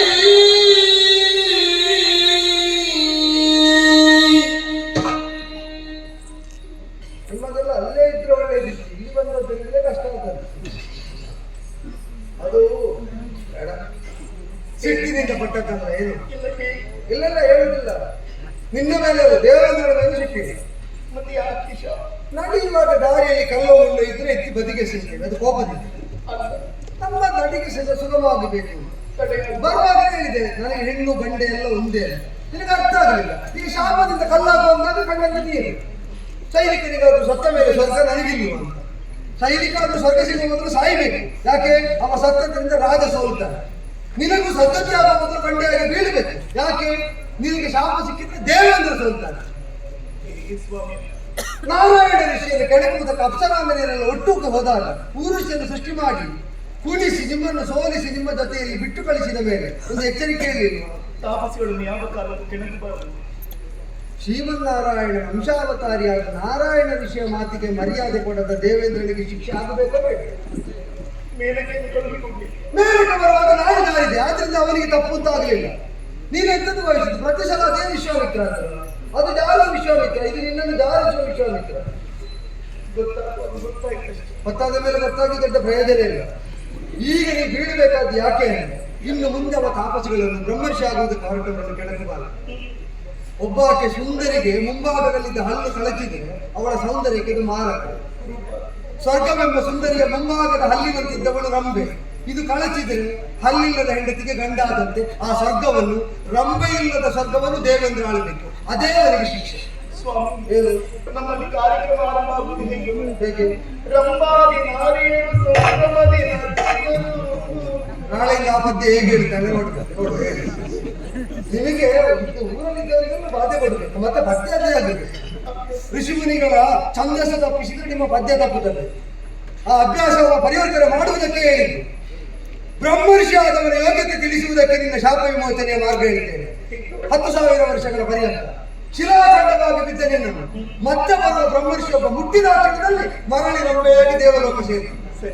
ಅಪ್ಸರ ಮನಸ್ಸು ಮಾಡಿದರೆ ಋಷಿ ಕೆಡುವುದಿಲ್ಲ, ಬ್ರಹ್ಮರ್ಷಿ ಮನಸ್ಸು ಮಾಡಿದರೆ ಕೆಟ್ಟ ಅಪ್ಸರಿಗೆ ಮತ್ತೆ ಸದ್ಗತಿ ಸಿಗ್ತದೆ. ಈ ಆದರ್ಶ ದೇವೇಂದ್ರನಿಗೆ ನಿನಗೂ ಲೋಕಕ್ಕೆ ಪಾಠ ಆಗಬೇಕಾದ್ರೆ ಅಲ್ಲಿಯ ತನಕ ಬಿದ್ದು ಆ ಕಾಲ ನಿರೀಕ್ಷಿಸಿದ್ದು ನೋಡೋಣ.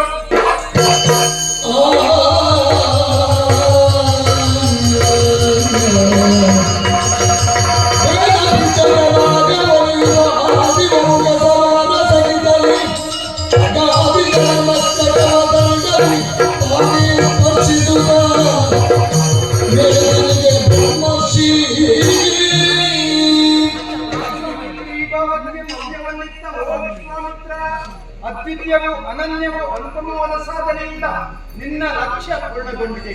ಇದೋ ಬ್ರಹ್ಮದಂಡವನ್ನು ನಿನ್ನ ಶಿರದ ಮೇಲೆ ಹೇಳ್ತಿದ್ದೇನೆ. ನೀ ಮೇದಿನಿಗೆ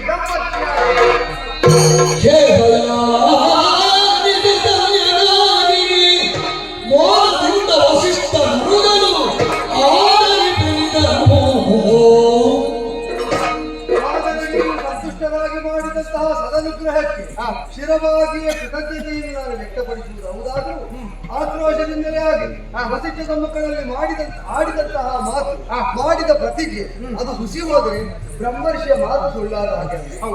ಬ್ರಹ್ಮರ್ಷಿ ಸತ್ಯವಂತರಾಗಿ ಘನತೆಯುಳ್ಳವರಾಗಬೇಕು ಅಂತ ನನ್ನ ಮೇಲೆ ಕೃಪೆ ಇದೆ. ಒಂದು ಬಾರಿ ವಸಿಷ್ಠ ಮುಖದಲ್ಲಿ ಯೋಗ ಶಕ್ತಿಯಿಂದ ವರ್ಣವಲ್ಲಟವಾಯಿತು.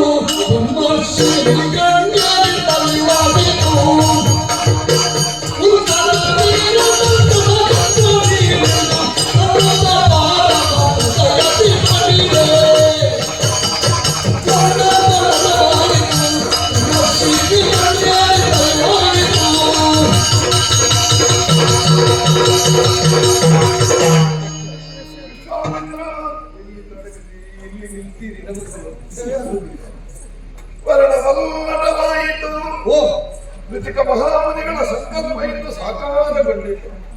ಅಂದು ನನ್ನ ಆಶ್ರಮದ ಅಂಗಳದಲ್ಲಿ ಕೈಗೊಂಡಂತಹ ನಿನ್ನದಾದಂತಹ ದ್ವೇಷದ ಜ್ವಾಲೆ ಸಾಧನೆಗೆ ಹೇತುವಾಗಿ ತಲುಪಬೇಕಾದ ಸ್ಥಾನಮಾನವನ್ನು ಇನ್ನೂ ನೀನು ಸಿದ್ಧಿಸಿಕೊಂಡೆ. ಆದರೆ ಇದುವರೆಗೆ ಯಾಕೆ ನೀನು ಸಿದ್ಧಿಸಿಕೊಳ್ಳಲಿಲ್ಲ? ರಾಗದ್ವೇಷಾದಿಗಳನ್ನು ಜಯಿಸುವಲ್ಲಿವರೆಗೆ ಬ್ರಹ್ಮರ್ಷಿ ಪದವಿ ದೊರೆಯುವುದಿಲ್ಲ.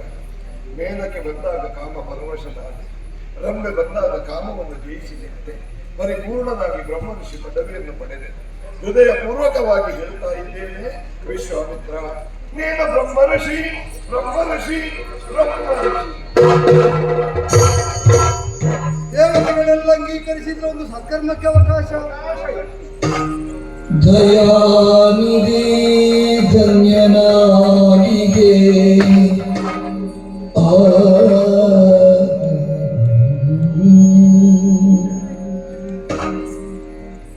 ಬ್ರಹ್ಮರ್ಷಿ ವರೇಣ್ಯ, ತಪ್ಪೋದಿದೆ. ಪೂರ್ವದಲ್ಲಿ ತೋರಿಸಿದ ಆಕ್ರೋಶಕ್ಕೋ ವಿದ್ವೇಷಕ್ಕೋ ನಾಚಿ ಕ್ಷಮಾಪಣಾಪೂರ್ವಕವಾಗಿಯೇ ಪಾದಸ್ಪರ್ಶ ಮಾಡಿ ಶಿರಸವಟವನ್ನು ಪ್ರಣಾಮ ಮಾಡಿ. ಬ್ರಹ್ಮರ್ಷಿ ಅಂದ್ರೆ ಪರಬ್ರಹ್ಮ ಸಂಕಲ್ಪದಂತೆ ನುಡಿಯುವವನು ನಡೆಯುವವನು ಅಂತ ಅರ್ಥ ಆಗಬೇಕಾದ್ರೆ ಇಷ್ಟು 1000 ವರ್ಷಗಳ ತಪಸ್ಸು ಬೇಕಾಗಿದೆ. ಹಾಗಾದ್ರೆ ದೈವ ಸಂಕಲ್ಪದಂತೆಯೇ ಕಾಮಧೇನುವಿನ ಸುತೆಯನ್ನು ಕೊಡುವುದಿಲ್ಲ ಅಂತ ಹೇಳಿದ್ದಾರೆ. ಅದು ಯಾಕಿರಬಹುದು ಅಂತ ಈಗ ಯೋಚಿಸಿದರೆ ಬೇರೆ ಅರ್ಥ ಹೊಳೆಯುತ್ತದೆ. ನನ್ನ ಪಾಲಿಗೆ ಕಾಮಧೇನುವಾಗಿ ತಪಸ್ಸನ್ನಿರಿಸಿ ನಂದಿನಿಯಾಗಿ ಬ್ರಹ್ಮರ್ಷಿ ಪದವನ್ನೇ ಕಲ್ಪಿಸಿ ಅದನ್ನು ಹೊಂದುವಂತ ಆಡಿದ್ದರಿಂದ ನನಗೀಗ ಆ ಕಾಮಧೇನುವಿನ ಸಂತತಿಗೆ ತಪವೆಂಬ ಕಾಲದೇನಿಗೆ ಸಂತತಿ ಅತ್ಯಂತ ಸುಯೋಗ್ಯವಾದ ಫಲವಾದ್ದರಿಂದ ಪರಿಪೂರ್ಣ ತೃಪ್ತಿಯಿಂದಲೇ ಮಡಗಿ ನಿಂತಿದ್ದೇನೆ. ಆಗಲಿ ಭವಿಷ್ಯದಲ್ಲಿ ನಾನು ಮಾಡುವ ಲೋಕೋಪಕಾರಕವಾದ ಸಾಧನೆಗೆ ನಿಮ್ಮ ಮಾರ್ಗದರ್ಶನ ಬೇಕು, ದೇವತೆಗಳ ಅನುಗ್ರಹ ಬೇಕು. ಖಂಡಿತ ಇದೆ. ಸಾಂದರ್ಭಿಕವಾಗಿ ಆಡಿದ ಮಾತಿನಲ್ಲಿ ಮುಂದೆಂದಾದರೂ ವಿದ್ವೇಷಜನಕವಾದ ಮಾತುಗಳು ಕೇಳಿದೆ. ಅದು ತಾತ್ವಿಕ ವಿರೋಧಕ್ಕೆ ಮಾತ್ರ ಬಿಟ್ಟರೆ ವ್ಯಕ್ತಿ ವಿರೋಧಕ್ಕೆ ಅಲ್ಲ ಅಂತ ತಿಳಿಯಿದೆ. ಆಗಲಿ ಋಷಿಕನುರಿಯ ಸಂಕಲ್ಪದ ಅರ್ಧ ಭಾಗ ಮಾತ್ರ ಇಷ್ಟು ಸಾವಿರ ವರ್ಷದಲ್ಲಿ ಬ್ರಹ್ಮರ್ಷಿಯಾಗಿ ನಾನು ಸಾಧಿಸಿದೆ. ಇನ್ನ ಅರ್ಧ ಜಮದಗಿರಿನಂದನಾದ ರಾಮನೆಂಬ ಹುಡುಗ ಬೆಳೆಯುತ್ತಾ ಬ್ರಾಹ್ಮಣ ಬಾಲನಾದ ಕ್ಷಾತ್ರತೇಜವನ್ನು ಮುಂದೆ ಸಾಕಾರಗೊಳಿಸಬೇಕು. ಸಾಧನೆಗೆ ನನಗೆ ಇಷ್ಟು ಕಷ್ಟ ಆಗಿದೆ, ಆ ಹುಡುಗರಿಗೆ ಇನ್ನೆಷ್ಟು ಕಷ್ಟ ಬರ್ತದೋ ಗೊತ್ತಿಲ್ಲ. ಅವನ ತಂದೆಯು ನನ್ನಲ್ಲೇ ಕೇಳಿಕೊಂಡಿದ್ದಾನೆ ಸಹಾಯ ಮಾಡಬೇಕು. ನಾನು ನಿಮ್ಮಲ್ಲಿ ಕೇಳುದು, ಅವ ಎಡೆದು ಬೀಳುವ ಸಾಧ್ಯತೆ ಇದ್ದರೆ ತಡವಿ ಅವನನ್ನು ಕೈ ಹಿಡಿದು ಮುನ್ನಡೆಸಿ ಸಾಧನೆಯ ತಡ ಸೇರಿಸಬೇಕು ಅಂತ ಉತ್ತರೋತ್ತರ ನಿವೃತ್ತಿರಸ್ತು.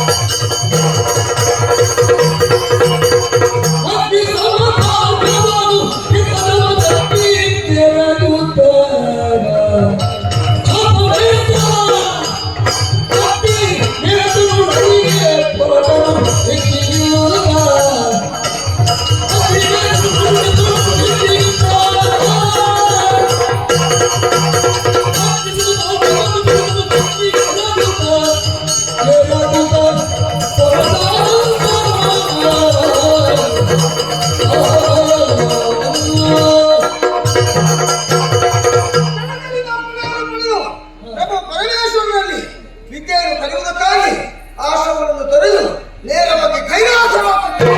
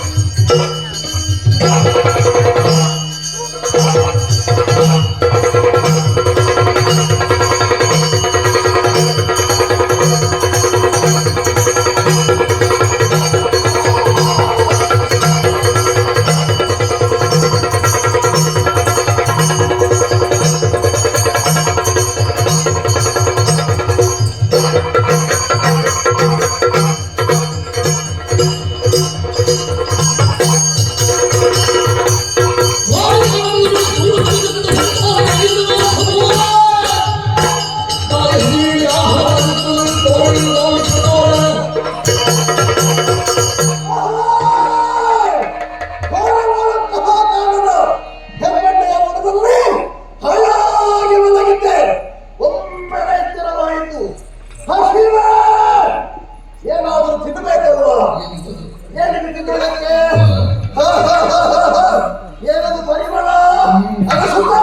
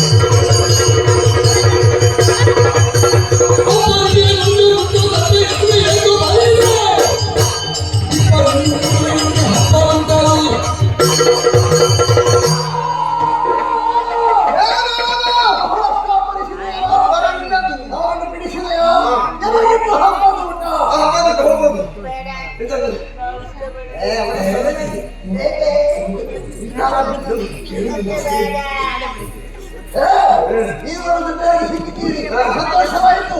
ಈಗೇನು ಬಿಡುವ?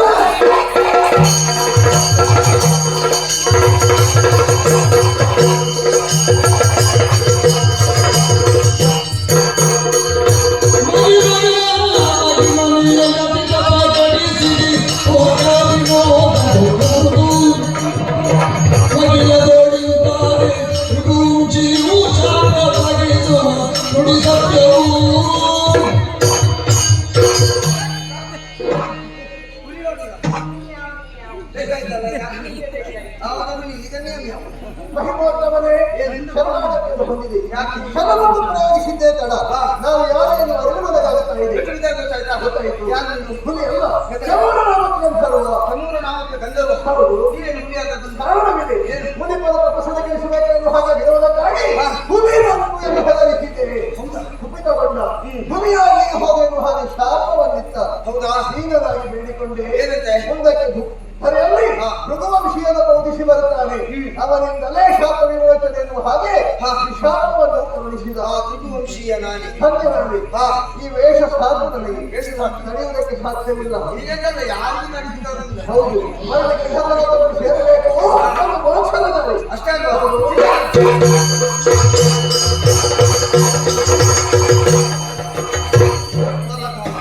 ಇಷ್ಟರವರೆಗೆ ನೀನು ಭಯ ಎನ್ನುವುದು ಆವರಿಸಿಕೊಂಡಿತ್ತು.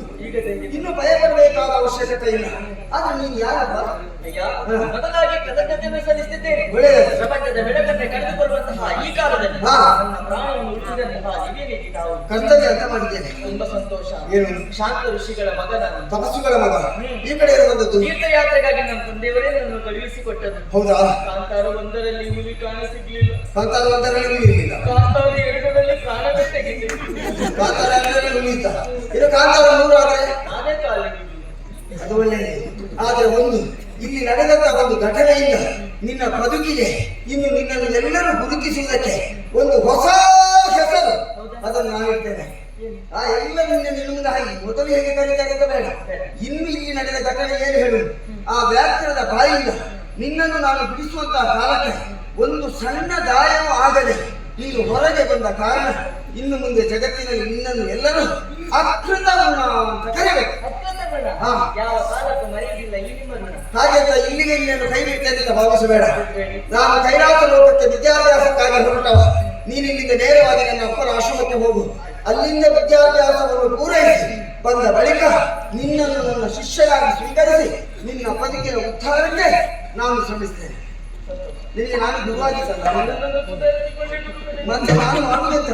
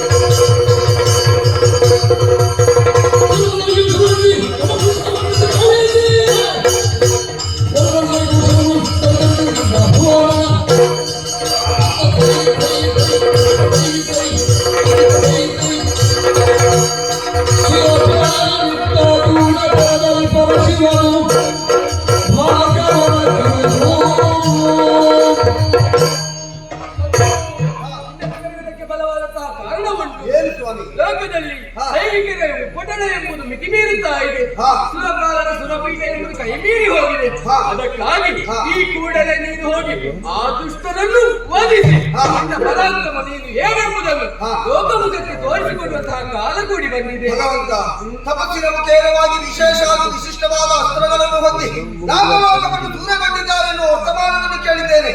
ಅಂಥವರನ್ನು ವಿರೋಧಿಸಿ ನಿಲ್ಲುವುದಕ್ಕೆ ಈಗಾಗಲೇ ನಾನು ಆರ್ಜಿಸಿದಂತಹ ವಿದ್ಯೆ ಸಾಕಾಗಿದೆ. ಅದಕ್ಕಾಗಿ ಚಿಂತಿಸಬೇಕಾದಂತಹ ಅಗತ್ಯವಿಲ್ಲ. ಹಾ. ಸಕಲ ವಿದ್ಯೆಗಳನ್ನು ಅಂಗ ಉಪ ಅಂಗವಾಗಿ ಬೋಧಿಸಿದವರಿದ್ದೇನೆ.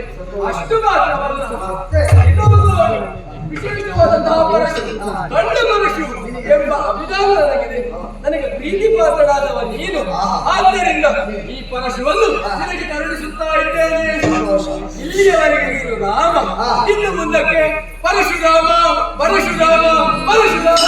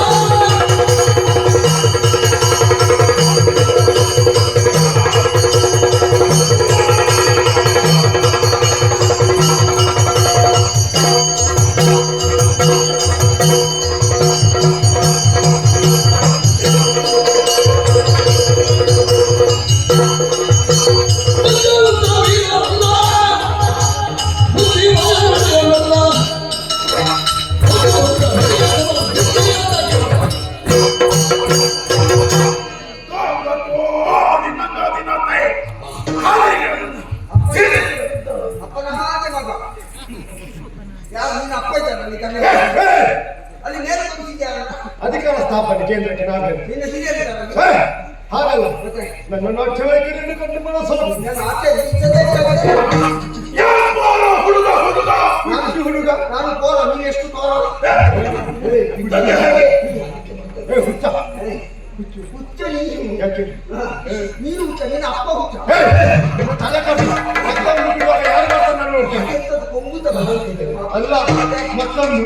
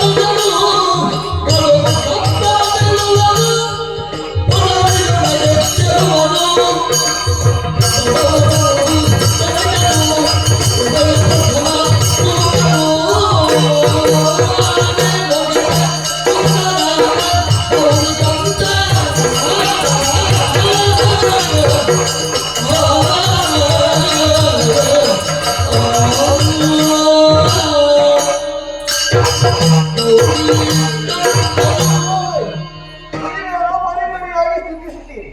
ಆ ಬಗೆಯಾಗಿ ಮನಸ್ಸಿಗೆ ಸಂತೋಷ, ಏನೋ ಮನಸ್ಸಿಗೆ ಒಂದು ಉಲ್ಲಾಸ ಇದೆ. ನೋಡು, ಸ್ವಲ್ಪ ಸುತ್ತಾಡ್ತಾ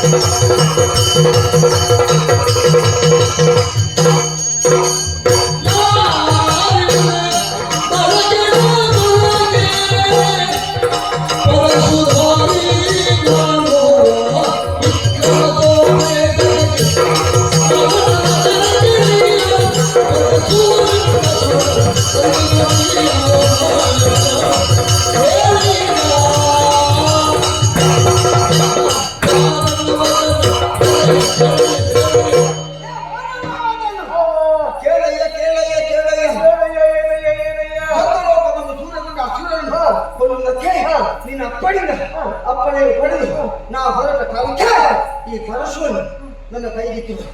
ಎಡ ಬಡ ಯಾರು ಇಲ್ಲದೆ ಏಕಾಂಗಿಯಾಗಿ ಹೋಗಿ ರಕ್ಕಸವನ್ನು ತನ್ನಿ ದೇವನ್ನು ಪಡೆದು ನಾ ಬಂದೆ.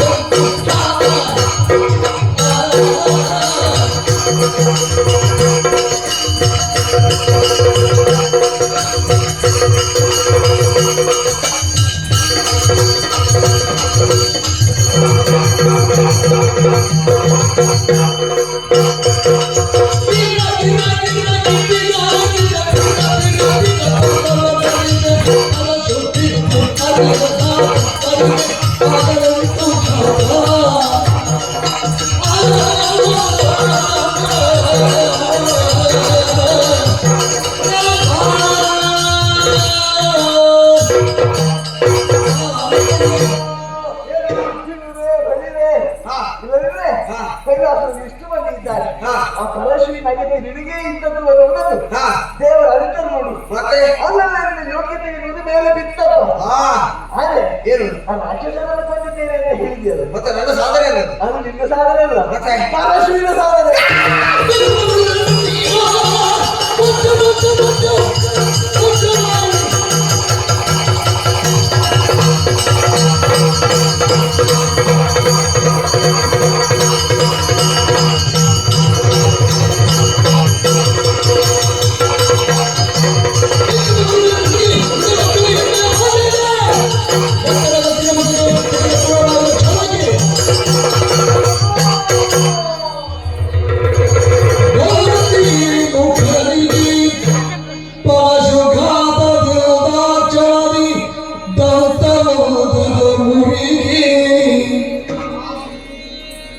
ಜಗದಿ ಪ್ರಸಾದಕ್ಕೆ ಗದಂತವೆಂಬುದು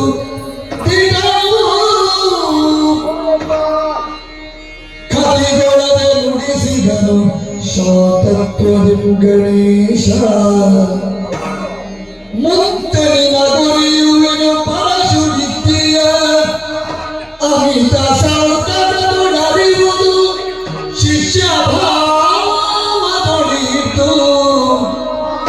ಪರಶು ವಿದ್ಯೆಯ ಎಲ್ಲ ಶಿಷ್ಯನಾಗುತ್ತ ಅರಿಯುವುದು ಇಂತೆರಲು ಶ್ರೀ ವಿನಾಯಕಗಿರಗಿ ಭಾಗ್ಯವನ್ನು ತಪ್ಪ ಮನ್ನಿಪುದೆಂದ ಎಲ್ಲ ಶಿಷ್ಯ ಗಣಪನ ಶಿಷ್ಯ ಮಹಾಗಿರುತ್ತ ಪರಶು ವಿದ್ಯೆಯ ಅರಿವನ್ನು ರಾಮ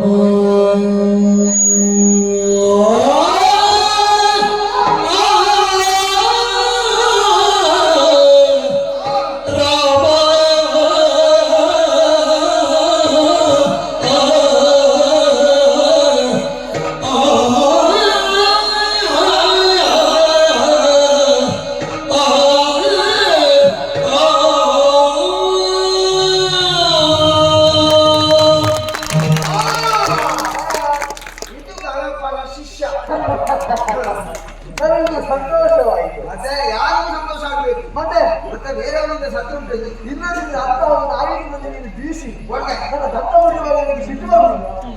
ಮತ್ತೆ ನಾನು ಆಲೋಚನೆ ಮಾಡಿ ಒಂದೇ ಒಂದು ಏಟು ಹೊಡ್ತಿದ್ದೆ ಹಾ. ನಿನಗೆ ಸಿಟ್ಟು ಬರ್ತದೆ ಅಂತ ಭಾವಿಸಿ ಹಾ. ಸಿಟ್ಟು ಬರಲಿಲ್ಲ ಹಾ. ಶಾಂತತೆಯಿಂದ ಇತ್ತು ನಿಜ. ನಿನಗೆ ಸಿಟ್ಟ ಇರುವಾಗ ಸಿಟ್ಟು ಬರುವುದಿಲ್ಲ ಅಲ್ಲಪ್ಪ, ಹಾ. ಅದು ಪರಶು ಯಾರು ಕೊಟ್ಟದ್ದು ನಿನ್ನ ಅಪ್ಪ ಹಾ. ಅಪ್ಪ ಕೊಟ್ಟ ಪರಶುವಾದ ಕಾರಣ ಅದಕ್ಕೆ ಮಾನ್ಯತೆ ಏನು ಕೊಟ್ಟದ್ದು ಗಣಪತಿಗೆ ಸಿಟ್ಟು ಬರುವುದಿಲ್ಲ ಅಂತಲ್ಲ ಇಲ್ಲಿ ಬರದಿದ್ದದ ಕಾರಣ ಇದು ಪರಮೇಶ್ವರ ಕೊಟ್ಟ ಪರಶು ಹಾ. ಹಾಗೆ ಹೊಡೆದ ಏಟಿಗೆ ಹಾ. ನೋಡ ನಿನ್ನ ಮುಖ ಎರಡಿದ್ದದ್ದು ಮುಂದೆ ಹಾ. ಒಂದು ಕೈಯಲ್ಲಿ ಆಗಿದೆ ಹಾ?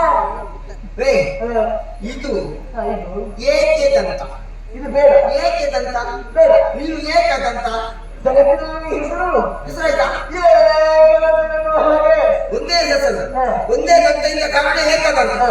ಕೈಯಲ್ಲಿ ಮುಡಿದದ್ದು ಏಕದಂತ ಹಾ. ನನ್ನಿಂದ ಹೆಸರಾ ಹಾ, ನಿನ್ನಿಂದ. ಇಲ್ಲ ಹಾ.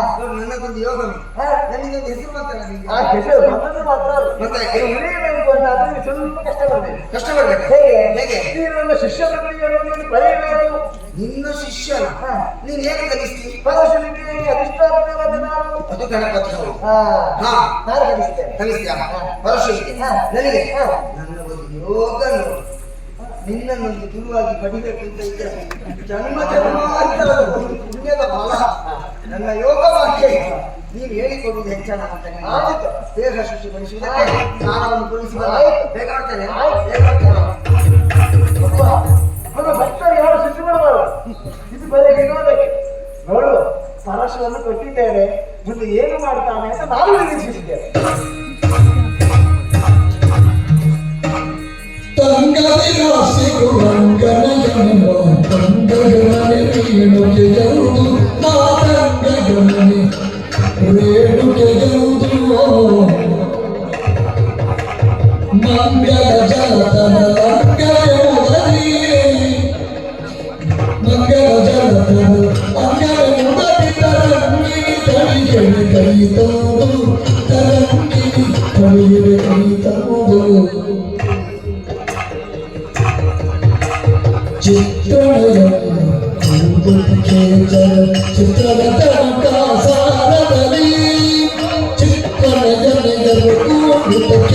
Thank you.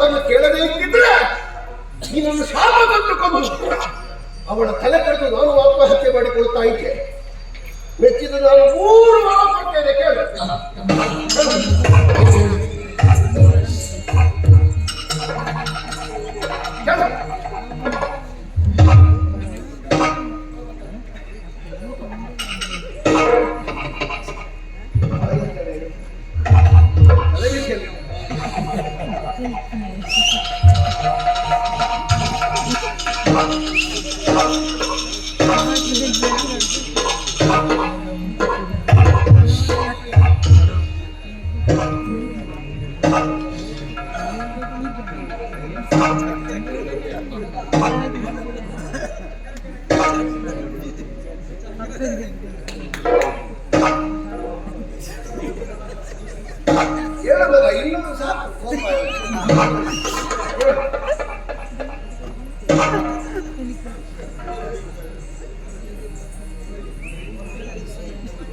ನನಗೆ ಖುಷಿಗೆ ಆಗುದಿಲ್ಲ.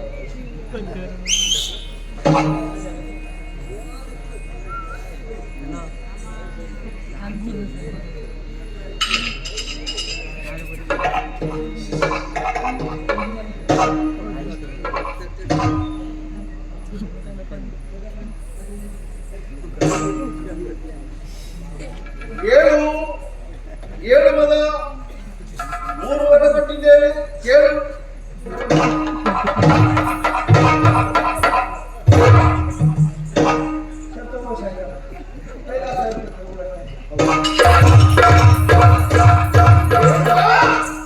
ನೀನು ಜೀವಂತವಾಗಿ ಹೇಳು.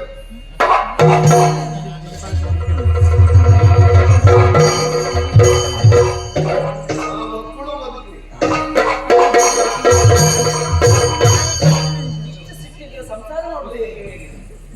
ಏನ್ ಮಾಡುವ ಹೇಳು. ಕೆಲವು ಸಲ ನಮಗೆ ಸಿಟ್ಟು ಬರುವಾಗ ಆ ಸಿಟ್ಟೇ ನಮ್ಮನ್ನು ಅಡಿಮೇಲೆ ಮಾಡ್ತದೆ ನೋಡು. ನಿಮಗೆ ನನ್ನ ಸಿಟ್ಟಾಗುವುದಿಲ್ಲ. ಸಿಟ್ಟು ಬಿಟ್ಟರೆ ನಾನು ಎಷ್ಟು ಕಾಲ ಬದುಕುತ್ತೇನೆ ಅಂತ ನನಗೆ ಗೊತ್ತಿಲ್ಲ. ಅಂತೂ ಯೋಗ ಬಲದಿಂದ ನನ್ನ ಸಿಟ್ಟನ್ನು ತೆಗೆದು ಇಲ್ಲ ಬಿಟ್ಟಿದ್ದೇನೆ ಹೊರಗೆ. ಆಯ್ತಲ್ಲ? ಹೌದಲ್ಲ ಬಿಟ್ಟದ್ದು?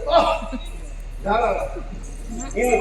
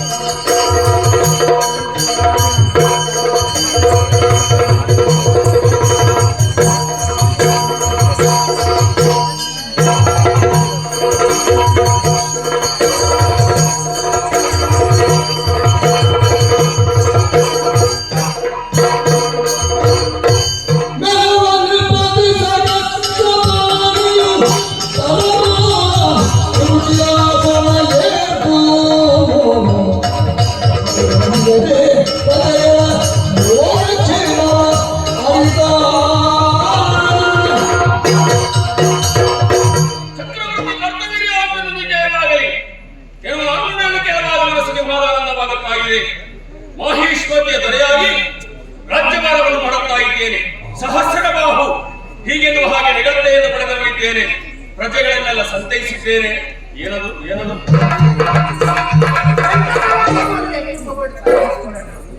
ಒಬ್ಬೆಗೇನದು ನಿನ್ನದ್ದೇ ಮತ್ತೆಂತದ್ದು ನಿನ್ನದೊಂದು ಮುಗಿಲಿಕ್ಕೆ ಇಲ್ಲ.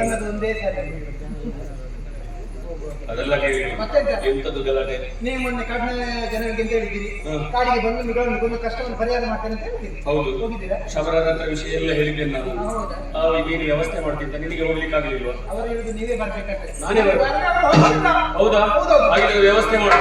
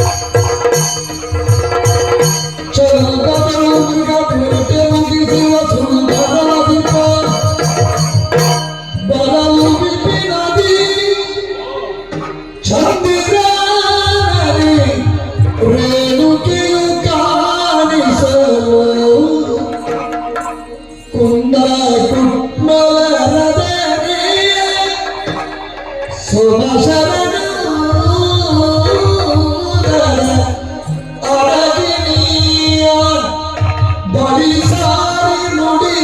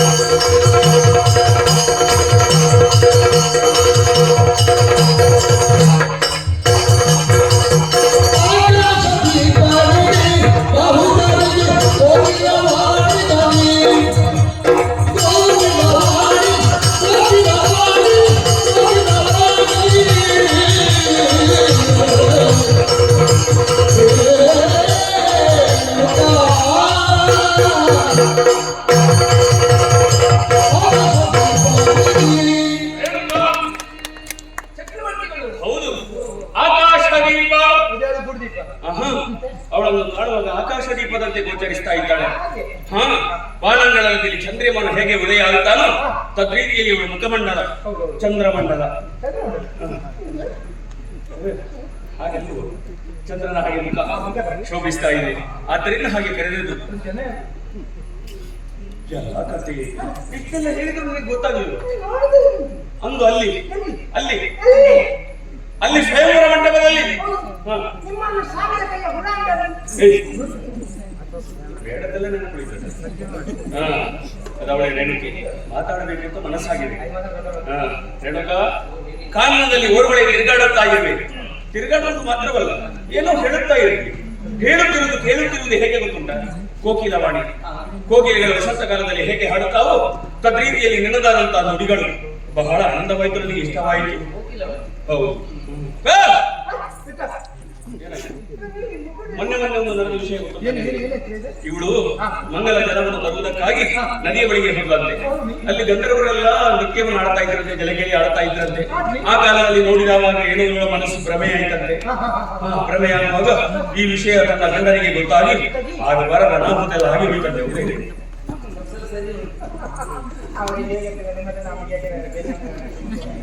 ಹೋಗಲಿ, ನಾನು ಅದಕ್ಕೆ ಹೇಳಿದ್ದು ಆವಾಗಲೇ ಒಬ್ಬ ನೀನು ನೃಪನಂದನೆ ರಾಜಕುಮಾರನನ್ನು ವರಿಸುತ್ತಿದ್ರೆ ಬೇಕಾದಂತಹ ಸ್ವರ್ಗ ಸಿಗುತ್ತಿತ್ತು. ಅದು ನಿನಗೆ ಇಲ್ಲ. ನಿನ್ನ ಜೀವನದಲ್ಲಿ ನಿನಗೆ ಬೇಕು ಬೇಕು ಎನ್ನುವಂತಹ ಯಾವುದೇ ಒಂದು ಆಶೆ ಬಯಕೆಗೆ ಇಲ್ವೇ ಇಲ್ವಾ?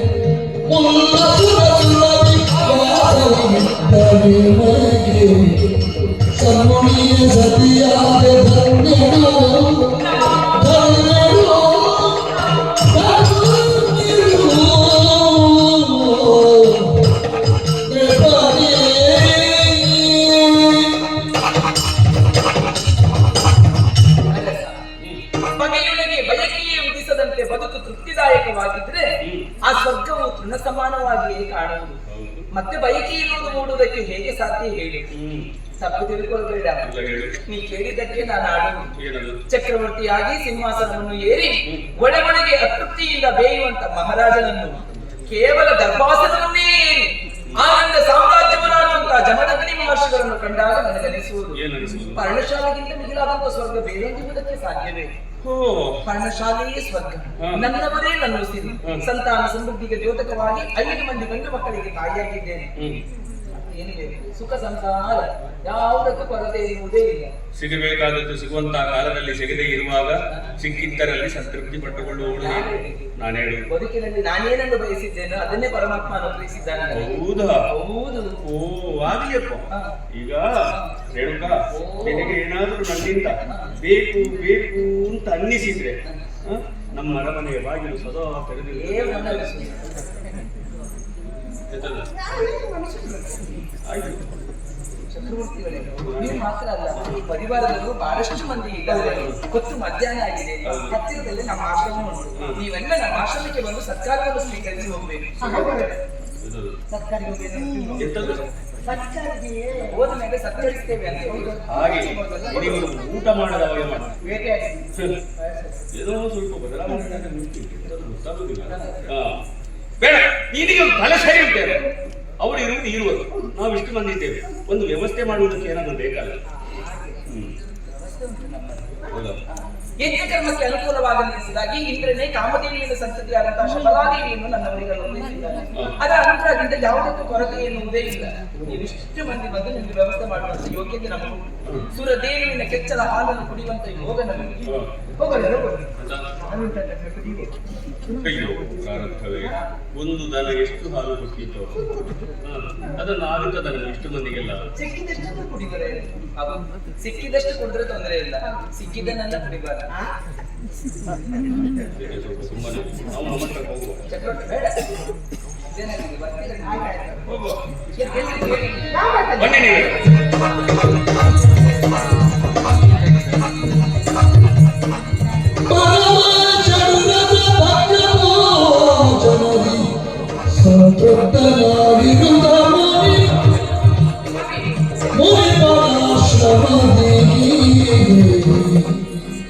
ಆಶ್ಚರ್ಯ ಪರಮಾಶ್ಚರ್ಯ, ಏನೇನು ವಿಸ್ಮಯ! ಎರಡು ಕೈಗಳನ್ನು ಹಗರಾಡಿಸ್ತಾ ಇರುವೆ ನೀನು. ಯಾಕೋ? ಊಟ ಮಾಡುವ ಕೆಳಗೆ ಬಿದ್ದದ್ದು ಈ ಕೈಗೆ. ಹಾ. ಇದು ಮಾಡಿ ಎರಡು ಪರಿಮಳವೇ ನಾನು ಹೆಚ್ಚು ಊಟ ಮಾಡ್ಲಿಲ್ಲ. ಮಾಡ್ಲಿಲ್ಲ? ಇಲ್ಲ, ಇಲ್ಲ. ಏನ್ ಮಾಡಿದ್ರಿ? ಅದು ಭಕ್ಷ್ಯ ಭೋಜ್ಯ ಇಲ್ಲ. ಎಂತದು? ಭಕ್ಷ್ಯ ಭೋಜ್ಯ. ಥು, ಅದು ಭಕ್ಷ್ಯ ಭೋಜ್ಯಾದಿಗಳು ಅದು ಅದನ್ನು ತಿಂದದ್ದು. ವಿಶೇಷವಾದಂತ ಒಂದೇ ಹೌದು. ಅಲ್ವಾ? ಹೇಗಾಯ್ತು? ಅಮ್ಮ ಹೇಳಿದ್ದಲ್ಲ, ಹಾ. ಸಪ್ಪನ್ ಕೊಟ್ಟಾಗ್ತದೆ. ಅದು ದೊಡ್ಡದಿದ್ದು ನಿನ್ನನ್ನು ಹಾಕ್ಲಿಕ್ಕೆ ಶಬಲಾದೇವಿ ಹೌದು. ಇದು ಇಲ್ಲಿ ಬೇಕಾ? ಬೇಗ. ಎಲ್ಲಿರ್ಬೇಕಾದ್ರೆ ನಿಮ್ಮಲ್ಲಿ. ಏನು ಮಾಡಬೇಕು? ಹೇಳಿ. ಸ್ವಾಮಿ, ಸಂತೋಷವಾಯಿತು. ಆದ್ರೆ ನಿಮ್ಮ ಬಳಿಯಲ್ಲಿದ್ದಾರಲ್ಲ,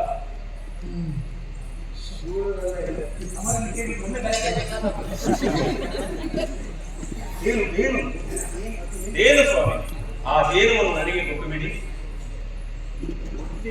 ಕೊಡ್ಲಿಕ್ಕೆ ಇರುವಂತದ್ದನ್ನು ಕೊಡ್ಲಿಕ್ಕೆ ಕೆಲವು ಸಲ ಆಗುವುದು.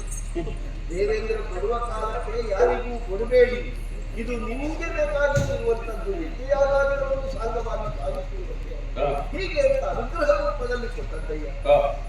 ಚಕ್ರವರ್ತಿಯಾದ ನಿನ್ನನ್ನು ಅವನೇ ಲೆಕ್ಕದಲ್ಲಿ ಇರಿಸಿಕೊಳ್ಳಿಲ್ಲ ಅಂತಾದ್ರೆ ನಾನು ಹೇಗೆ ನಿಮಗೆ ಕೊಡುವುದನ್ನು?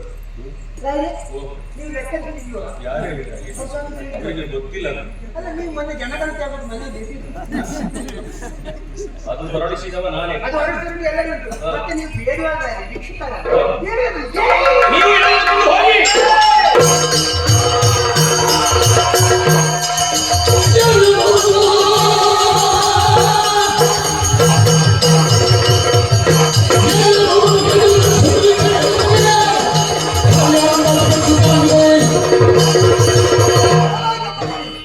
ಬೇಟೆಗಾಗಿ ಬಂದಂತಹ ಕಾರ್ತವೀರ್ಯ ನಮ್ಮ ಹೋಮಧೇನವನ್ನು ಹಿಡಿದಳು ಕೈಗೆ ಬಂದ.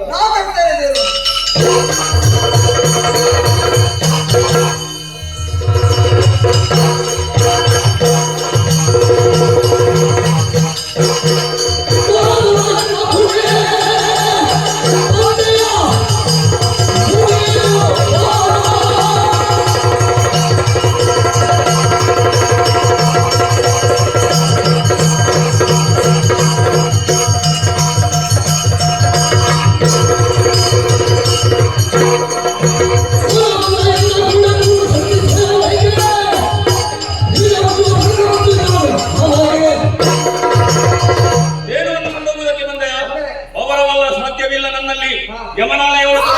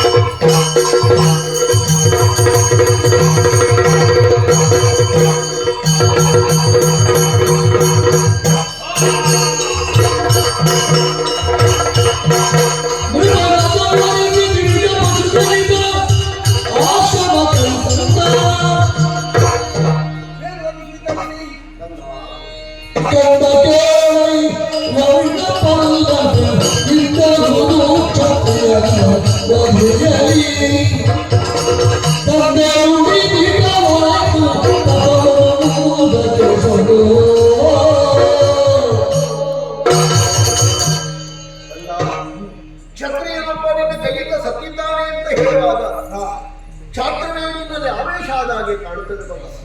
ತಂದೆಯವರು ಒಂದು ಮಾತು ಹೇಳ್ತಿದ್ರು, ನಮ್ಮ ತಾಯಿ ಬದಲಾದ ಚರವನ್ನು ತಿಂದ ದೆಸೆಯವರಿಗೆ ಹುಟ್ಟಬಹುದಾದಂತಹ ಮಗುವೆ ಕ್ಷತ್ರಿಯನಾಂತಾನೋ ಎನ್ನುವ ಸಂಶಯ ಬಂದಾಗ ತಪಸ್ಸಿನ ಪ್ರಭಾವದಿಂದ ಒಂದು ತಲೆ ಮುಂದೆ ಅದು ನಿನ್ನಲ್ಲಿ ಕಾಣುತ್ತಾಯಿ. ಅದನ್ನು ತೊಳೆಯುವುದಕ್ಕಾಗಿ ಉಗ್ರವಾದ ತಪಸ್ಸು ಸ್ವೀಕರಿಸು. ಅಚ್ಚನಾದಂತಹ ವಿಶ್ವಾಮಿತ್ರನ ಸಹಾಯವನ್ನು ಹೊಂದಿಕೊ. ಲೋಕದಲ್ಲಿ ಖ್ಯಾತನಾಮನಾಗಿ ಬದುಕು.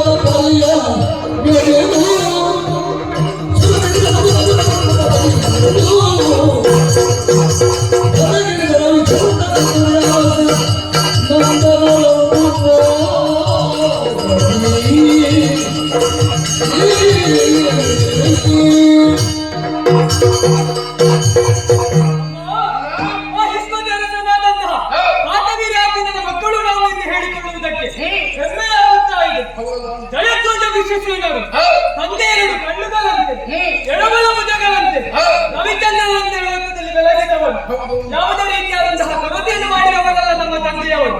ಯೋಗ್ಯವಾದಂತಹ ಗುರುಗಳಿಂದ ಯೋಗ್ಯವಾದಂತಹ ವಿದ್ಯಾಭ್ಯಾಸವನ್ನು ಕಲ್ಪಿಸಿಕೊಟ್ಟವರಿದ್ದಾರೆ. ವಿದ್ಯಾಭ್ಯಾಸವನ್ನು ಪೂರ್ಣಗೊಳಿಸಿ ಹಣವನ್ನು ಬಂದು ಸೇರಿ ಎಂದು ತಿಳಿದುಕೊಂಡು ಕಳೆದು ಹೋಯಿತು. ಸಂತೋಷವಾಗಿ ಜೀವನವನ್ನು ಸಾಗಿಸ್ತಾ ಇದ್ದೇವೆ. ಈಗ ನಾವು ಜೊತೆಯಾಗಿದ್ದೇವೆ. ಯಾಕೆ ಇವತ್ತಿನ ದಿನ ವಿಶೇಷತೆ ಹೇಗೆ ಒಂದೊಂದು ಉತ್ಸವ ಹಬ್ಬದಲ್ಲಿ ಪಾಲ್ಗೊಳ್ಳಬೇಕು. ನಡೆಯುವ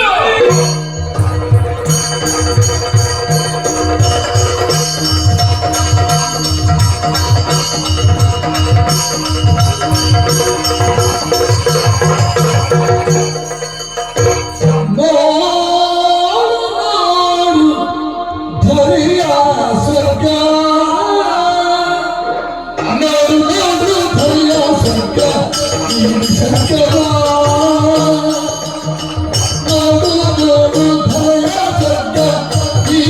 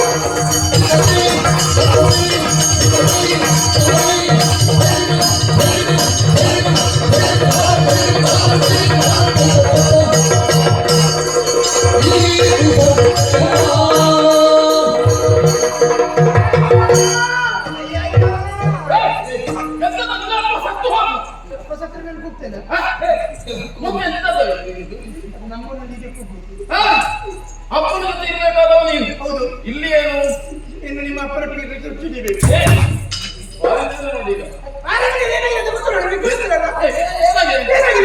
ನಿಮ್ಮ ಅಪ್ಪ ಏನು ತಂದಿದ್ದಾರೆ ಆ ವಿಷಯ ಅವರ ಮಗ ರಾಮನಿಗೆ ಗೊತ್ತಾಗಿ ಅವ ಇಲ್ಲಿಗೆ ಬಂದ. ನಿಮ್ಮ ಅಪ್ಪನಿಗೆ ಅವನಿಗೆ ಇದ್ದಾರೆ. ಅಪ್ಪ ಬಿಡ್ಲಿಕ್ಕಿಲ್ಲ. ಅಪ್ಪ ಈ ಸರಿ ಬಿಟ್ಟಿದ್ದಾರೆ. ಅಪ್ಪ ಈ ಸರಿ ಬಿಟ್ಟಿದ್ದಾರೆ. ಅಂದ್ರೆ ಯುದ್ಧದಲ್ಲಿ ನಿಮ್ಮ ಅಪ್ಪನನ್ನು ಕೊಂದ.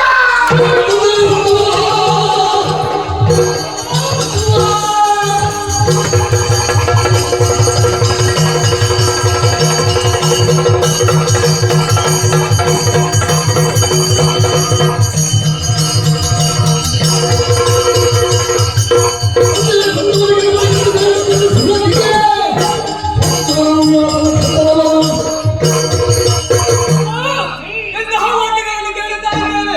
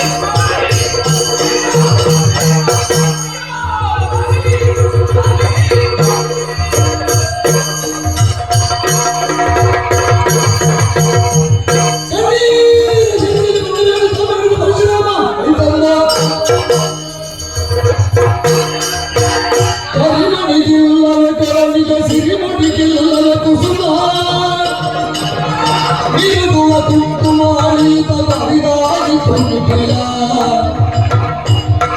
ಹರ ಶ್ರೀಮತಿ ಭಾಗ್ಯವ ದಾನರು ಕಸಿದರು ಕಂದ ಪರಿಗಾಣಿನ ಭಾಗ್ಯವ ಪರಿಗಣಿಸಿ ನೀನು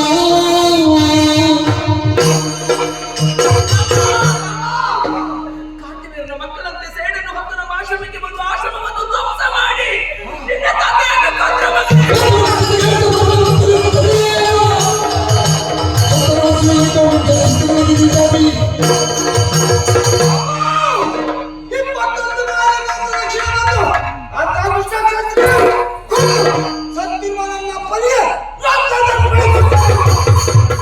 ತರುದ ಸೈರಿ ಪುದೀರ ನಿರ್ಮಲ ಮನದೊಳಾಲಿಸು ನುಡಿಗಳೆಲ್ಲವ ಸರ್ವದವಿ ಕಾವಡಿಯೊಡೆಮ್ಮನು ಪೊತ್ತು ಸಾಗುತ್ತಲೀ ನಿನಗೆ ಅಶರೀರಕ್ಕೆ ಕೇಳಲು ಜನಕ ಮುಕ್ತರ ಕ್ರಿಯೆಯ ಮುಗಿಸುತ್ತ ಎನಿಸಿದಂತದಿ ದುಷ್ಟ ಮುಕ್ತನ ಕೃತಿಯ ವಿರಚಿಸುವುದೋ ಸೈರಿಸು ನಗರಿ ಸೇರಿಸು ಕದ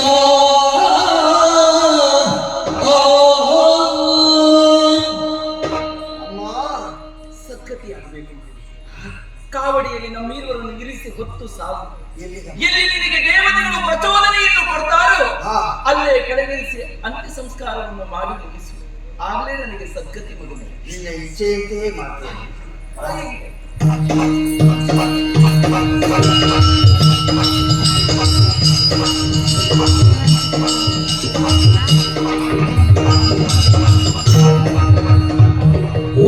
ಉಸಿರಿದ್ದವನಿಗೆ ಉಸಿರಿಲ್ಲ ತಾಯಿ ಉಸಿರಲಿ ಭಾಗ್ಯದ ಕೆಸರಿರುವುದು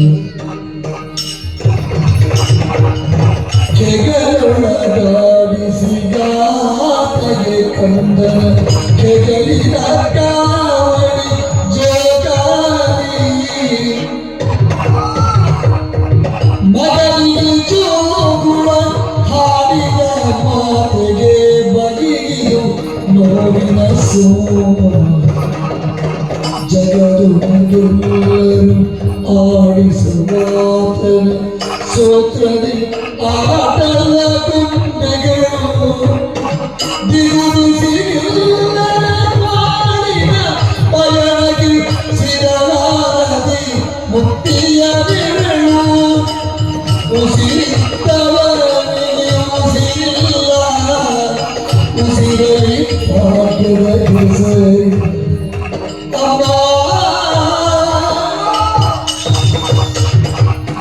ಭಾಗ್ಯವ ನಿನ್ನ ತಂದೆಯ ಅಂತ್ಯಕ್ರಿಯೆಗೆ ಇದೀ ಸುಸ್ಥಳ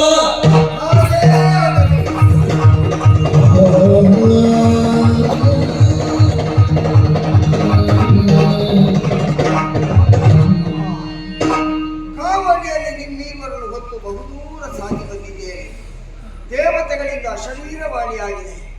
ಆದರೆ ತಂದೆಯ ಶವಕ್ಕೆ ಸಂಸ್ಕಾರವನ್ನು ಮಾಡಬೇಕು ಅಂತ ಇದ್ರೆ ಹೆತ್ತ ಅಮ್ಮನಾದ ನಿನ್ನ ಅನುಮತಿ ಬೇಕು. ಪ್ರಾಣನಾಥನ ದೇಗೂಡನು ಬಿಡುತ್ತಲಿ ಪ್ರಾಣ ಪಕ್ಷಿಯು ಹೋದ ಮೇಲೆ ಚೋಡಿಯೊಳ್ ಬಾಳೆನು ಸಗದ ಮನವಿಸು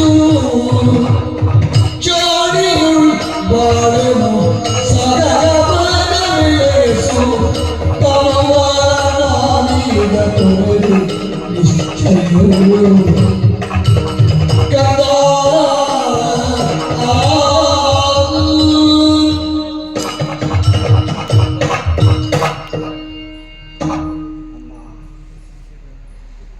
ಬದುಕು ಇಷ್ಟೇ ಮಗನೇ. ಇಷ್ಟೇ ಬದುಕು. ನನಗೆ ಅರ್ಥ ಆಗಿದೆ ಕಂದ.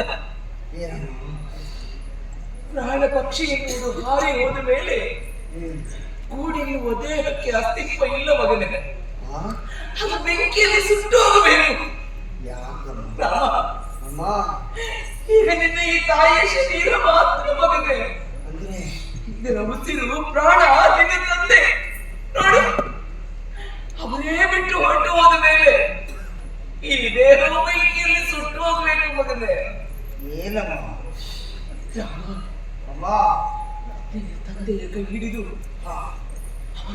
ಅನುಸರಿಸುತ್ತಾ ಸಾಗಿ ಬಂದೆ ಮಗನೇ.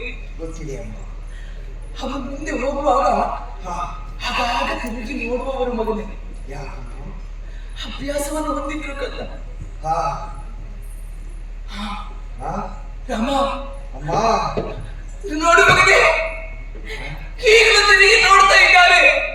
ಅದು ನೋಡು, ಮೇಲಿನಿಂದ ನಿಂತು ನನ್ನಲ್ಲಿ ಕೇಳುವುದು, ನೀನು ಯಾಕೆ ನಿಂತೆ, ನಿನಗೆ ಬರುವುದಕ್ಕೆ ಮನಸ್ಸಿಲ್ಲವೇ ಅಂತ.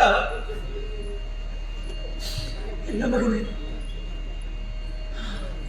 ನಾ ಹೊರಟೆ, ನನಗೆ ಹೋಗ್ಬೇಕು ಮಗನೇ.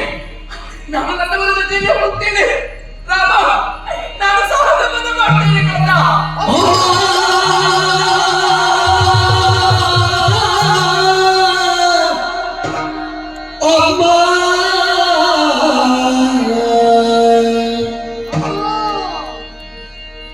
ಚಂದಮಾಮನ ತೋರಿ ತೊಟ್ಟಿಟ್ಟು ಮುತ್ತಿಟ್ಟು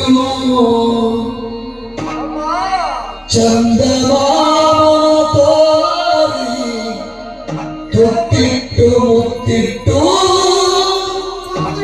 ಚಂದದಲ್ಲಿ ಎದೆ ಹಾಲ ಕುಡಿಸಿ ಪಾಲಿಸಿ ಅಂದು ಕಂಗಳು ಕಂಡ ಮೊದಲ ದೇವತೆ ಅಮ್ಮ. ಅಮ್ಮ ನೀನಿರದೆ ಮಾಡಲು,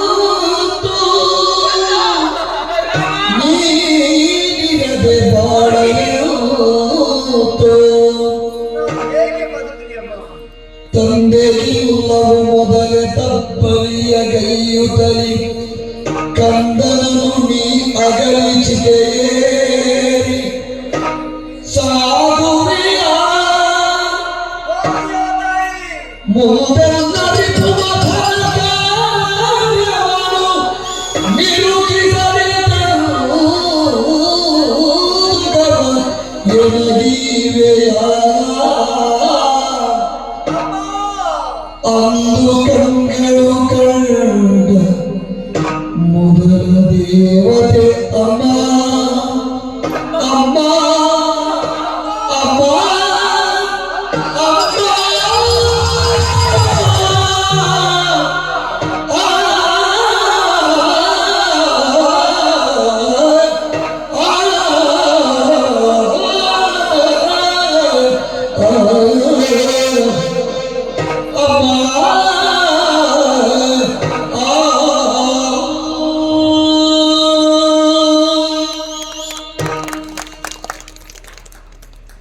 ಅಮ್ಮ, ಏನಮ್ಮ ಇದು? ನಿನಗೂ ಬದುಕು ಸಾಕುತ್ತಾ ಆಯ್ತಾ? ನಮ್ಮ ಬದುಕಿಗೆ ಇಷ್ಟೇ ಅರ್ಥವ? ಅಲ್ಲ, ಈ ಬದುಕಿನ ಪ್ರಾಪ್ತಿಯೇ ಇಷ್ಟ. ಯಾರಮ್ಮ ನೀನು? ಸಾಮಾನ್ಯದವಳ, ಒಬ್ಬ ಮಹಾರಾಜನ ಮಗಳು ನೀನು. ಆದರೆ ತನ್ನ ಬದುಕಿನಲ್ಲಿ ಯಾವ ಸಂಪತ್ತು ಬೇಡ ಅಂತ ತ್ಯಜಿಸಿ ಪರಮ ತಪೋನಿಧಿಗಳಾದ ನನ್ನ ಅಪ್ಪನಾದ ಜಗದಗ್ನಿ ಮಹರ್ಷಿಗಳ ಕೈಯಲ್ಲಿ ಹಿಡಿದವಳು. ಯಾವ ಸಂಪತ್ತು ಬೇಡ ಅಂತ ನೀನು ದೂರ ಮಾಡಿದ್ರು ಮದುವೆಯಾದ ಕಾಲಕ್ಕೆ ಪುತ್ರ ಸಂಪತ್ತು ಬೇಕು ಅಂತ ಅಪೇಕ್ಷೆ ಪಟ್ಟೆಯಮ್ಮ. ಅದರ ಪ್ರತೀಕ ಒಬ್ಬರಲ್ಲ, ಇಬ್ಬರಲ್ಲ, 5 ಮಂದಿ ಗಂಡು ಮಕ್ಕಳಿಗೆ ಜನ್ಮ ಕೊಟ್ಟೆಯಮ್ಮ. ಅಮ್ಮ, ನಿನ್ನ ಕರುಳ ಬಳ್ಳಿಯನ್ನು ಕತ್ತರಿಸಿ ನಿನ್ನ ದೇಹದ ರಕ್ತವನ್ನೇ ಹಾಲಾಗಿರಿಸಿ ಅದನ್ನು ಗುಡಿಸಿ ತುತ್ತಿಟ್ಟು ಮುತ್ತಿಟ್ಟು ಸಾಕಿ ಸಲಹಿ ಈ ದೇಹವನ್ನು ಇಂದು ಇಷ್ಟು ಎತ್ತರಕ್ಕೆ ನಿಲ್ಲುವುದಕ್ಕೆ ಮೂಲ ಕಾರಣೀಕರ್ತಡೆ ಅಮ್ಮ ನೀನೇ. ಪುಟ್ಟ ಮಗುವಾಗಿರುವಾಗ ನಮ್ಮ ಹೊಟ್ಟೆ ತುಂಬಿಸುವುದಕ್ಕೆ ಆಕಾಶದಲ್ಲಿರುವ ಚಂದಮಾಮನನ್ನು ಉಣ್ಣುವ ಪಟ್ಟಲಿನಲ್ಲಿ ತೋರಿಸಿ ನಮ್ಮ ಹೊಟ್ಟೆ ತುಂಬಿಸಿದವಳಮ್ಮ ನೀನು. ನನ್ನ ಕಾಲಿಗೆ ಒಂದು ಸಣ್ಣ ಮುಳ್ಳು ಚುಚ್ಚಿದ್ರೆ ಹೆತ್ತ ಕರುಳಾದ ನಿನ್ನ ಕಣ್ಣಿನಲ್ಲಿ ನೀರಿಳಿತಾ ಇತ್ತಮ್ಮ. ಪುಟ್ಟ ಮಗುವಾಗಿರುವಾಗ 2 ಕೈಗಳಿಂದ ಬಾಚಿ ನೀ ತಪ್ಪಿಕೊಂಡಾಗ ನಿನ್ನ ದೇಹದ ಬಿಸಿ ಉಸಿರು ನಮ್ಮ ದೇಹಕ್ಕೆ ತಾಗಿದಾಗ ಎಂತಹ ಚೈತನ್ಯವನ್ನು ಪಡೆದುಕೊಳ್ತಾ ಇದ್ದೆ. ಆದ್ರೆ ಇಂದು ನೀನಾಡಿದ ಮಾತನ್ನು ಕೇಳುವಾಗ ಇದು ರಾಮನ ಬದುಕಿನ ಪ್ರಾಪ್ತಿಯ ಅಂತ ಅನ್ನಿಸ್ತಾ ಇದೆಯಪ್ಪ. ತಂದೆಯನ್ನು ಕಳೆದುಕೊಂಡು ಮೊದಲೇ ನಾನು ತಪ್ಪನೆಯಾಗಿದ್ದೇನೆ. ಈ ಪ್ರಪಂಚದಲ್ಲಿ ಯಾವ ಮಕ್ಕಳಿಗಾದರೂ ಆಗಲಿ ತಂದೆ ತಾಯಿಗಳನ್ನು ಕಳೆದುಕೊಂಡು ಬದುಕುವಂತಹ ಒಂದು ದುಸ್ಥಿತಿ ಬರಬಾರ್ದಮ್ಮ.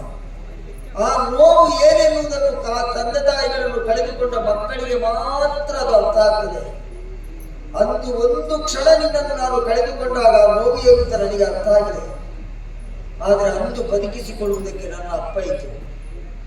ಆದರೆ ಇಂದು ನೀವೀವರು ಈ ನಿರ್ಧಾರವನ್ನು ಕೈಗೊಂಡ್ರೆ ನಿನ್ನನ್ನು ಬದುಕಿಸಿಕೊಳ್ಳುವುದಕ್ಕೆ ನನ್ನಲ್ಲಿ ಯಾರಿದ್ದಾರಪ್ಪ? ನಾನು ಯಾರನ್ನೇ ಬದುಕಿಸಿಕೊಂಡಿದ್ದೀನಲ್ಲ? ಬೇಡಪ್ಪ. ಸಣ್ಣ ಮಗುವಾಗಿರುವಾಗ ತಂದೆ ತಾಯಿಗಳಾದ ನೀವು ನಮ್ಮನ್ನು ಹೆಗಲಿನಲ್ಲಿ ಹಾಕಿ ಜೋಗುಳ ಹಾಕ್ತಾ ಇದ್ದೀರಿ. ಆದರೆ ರಾಮನ ಸ್ಥಿತಿ ನೋಡಿದ್ಯಾ ಇವತ್ತು?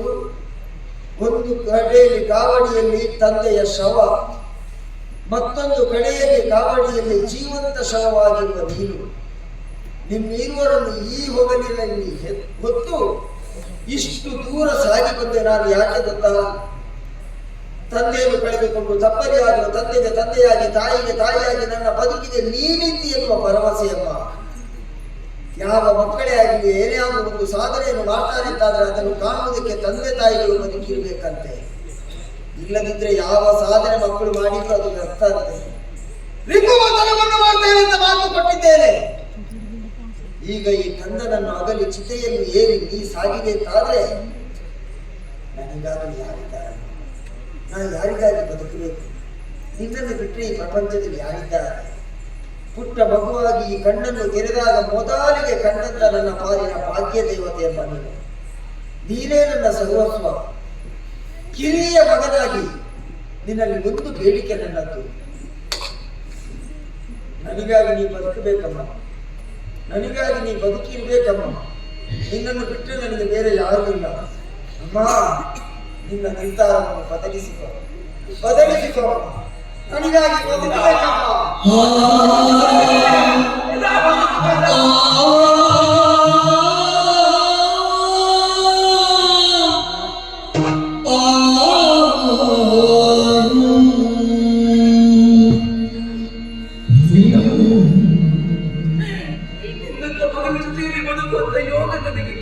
ಎಂತಹ ಯೋಗಮ್ಮ ಇದು?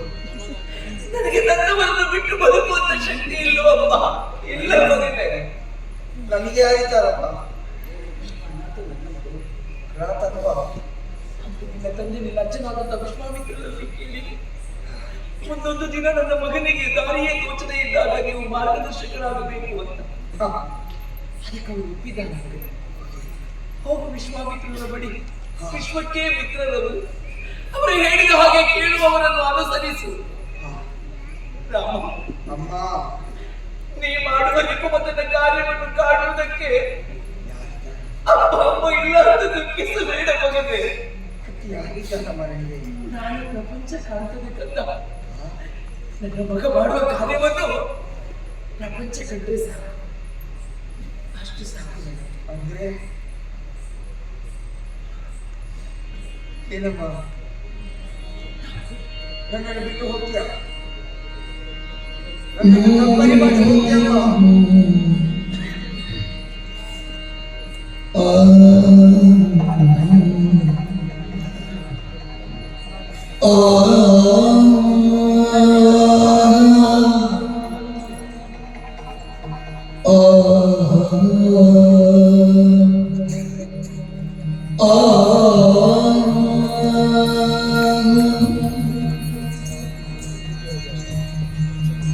ಅಂಬುಜನಾನಿ ನೀರವಿ ಕೆಳಗಿ ಅಂಬರತಾರು ಅಂಗೈಯೊಳಗೆ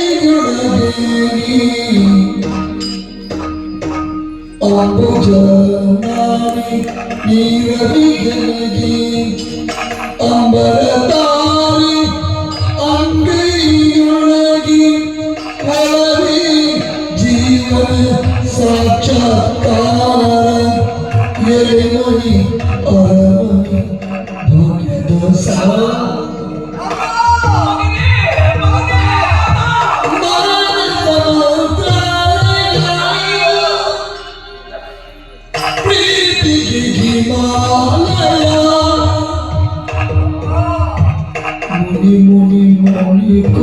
ಮರೆತು ನಾ ಮುನಿ ಮುನಿ ಮುನಿಸಿ ರಮಣ ಮುನಿ ಮುನಿ ಮುನಿ ಕುಲರತ್ನ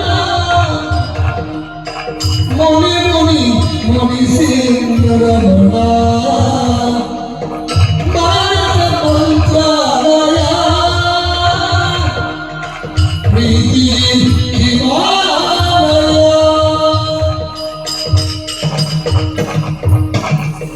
ನೋಡಿದ ಸಿರಿಚಿಗಳನ್ನು ಹದಿಮರೆ ಮಾಡಿ ನಮನ ಚಿರಿಗೆ ನೀರುತ್ತ ಗಾಢ ಸುಡು ಸಿಗಿಗುಟ್ಟಿದರವನ ಪಡೆಯ ಕೈವಲ್ಲ ಚಮದಕ ನಿವಾಸಿಗಳಿಗೆ ಸರಿಯಾಗಿ ಅವರನ್ನೇ ಅನುಸರಿಸುತ್ತಾ ಇಲ್ಲಿ ತನಕ ಸಾಗಿ ಬಂದೆ. ಇನ್ನು ಮುಂದೆಯೂ ಅವರ ಜೊತೆಯಲ್ಲಿ ಸಾಗಿ ಹೋಗುವಂತ ಶಕ್ತಿಯನ್ನು ಕೊಟ್ಟು ನೀವೇ ನನ್ನನ್ನು ಹರಸಬೇಕು. ಹೆಣ್ಣಾಗಿ ಬದುಕಿನಲ್ಲಿ ಸಾರ್ಥಕತೆಯನ್ನು ಕಂಡೆ. ನನ್ನ ಮಕ್ಕಳಿಗೆ ತಂದೆಯಾಗಿ, ನನ್ನ ಸರ್ವ ಸಂಪತ್ತಿಗೂ ಒಡೆಯರಾಗಿ, ಅಲ್ಲ ನನ್ನ ಉಸಿರೇ ಆಗಿದ್ದ ನನ್ನ ಪತಿ ನನ್ನನ್ನು ಬಿಟ್ಟು ಹೊರಟು ಹೋಗಿದ್ದಾರೆ. ಅವರ ಜೊತೆಯಲ್ಲಿ ನಾನು ಹೊರಟೆ. ಸ್ವಾಮಿ, ನಿಮ್ಮನ್ನು ಬಿಟ್ಟು ಬದುಕುವಂತ ಶಕ್ತಿ ನನಗಿಲ್ಲ. ನಾನು ಬರ್ತೇನೆ ನಿಮ್ಮೊಂದಿಗೆ. ಬದುಕಿನಲ್ಲಿ ಎಲ್ಲವನ್ನು ಕೊಟ್ಟವರು ನೀವು. ಆದ್ರೆ ನಿಮಗೆ ಕೊಡುವುದಕ್ಕೆ ನನ್ನಲ್ಲಿ ಏನಿದೆ? ಈ ದೇಹ ಮಾತ್ರ. ಈ ದೇಹವನ್ನೇ ನಿಮಗೆ ಅರ್ಪಿಸ್ತಾ ಇದ್ದೇನೆ. ಸ್ವೀಕರಿಸಿ ಸ್ವಾಮಿ, ನಾನು ಬರ್ತೇನೆ. ಸ್ವೀಕರಿಸಿ, ನನ್ನನ್ನು ಸ್ವೀಕರಿಸಿ.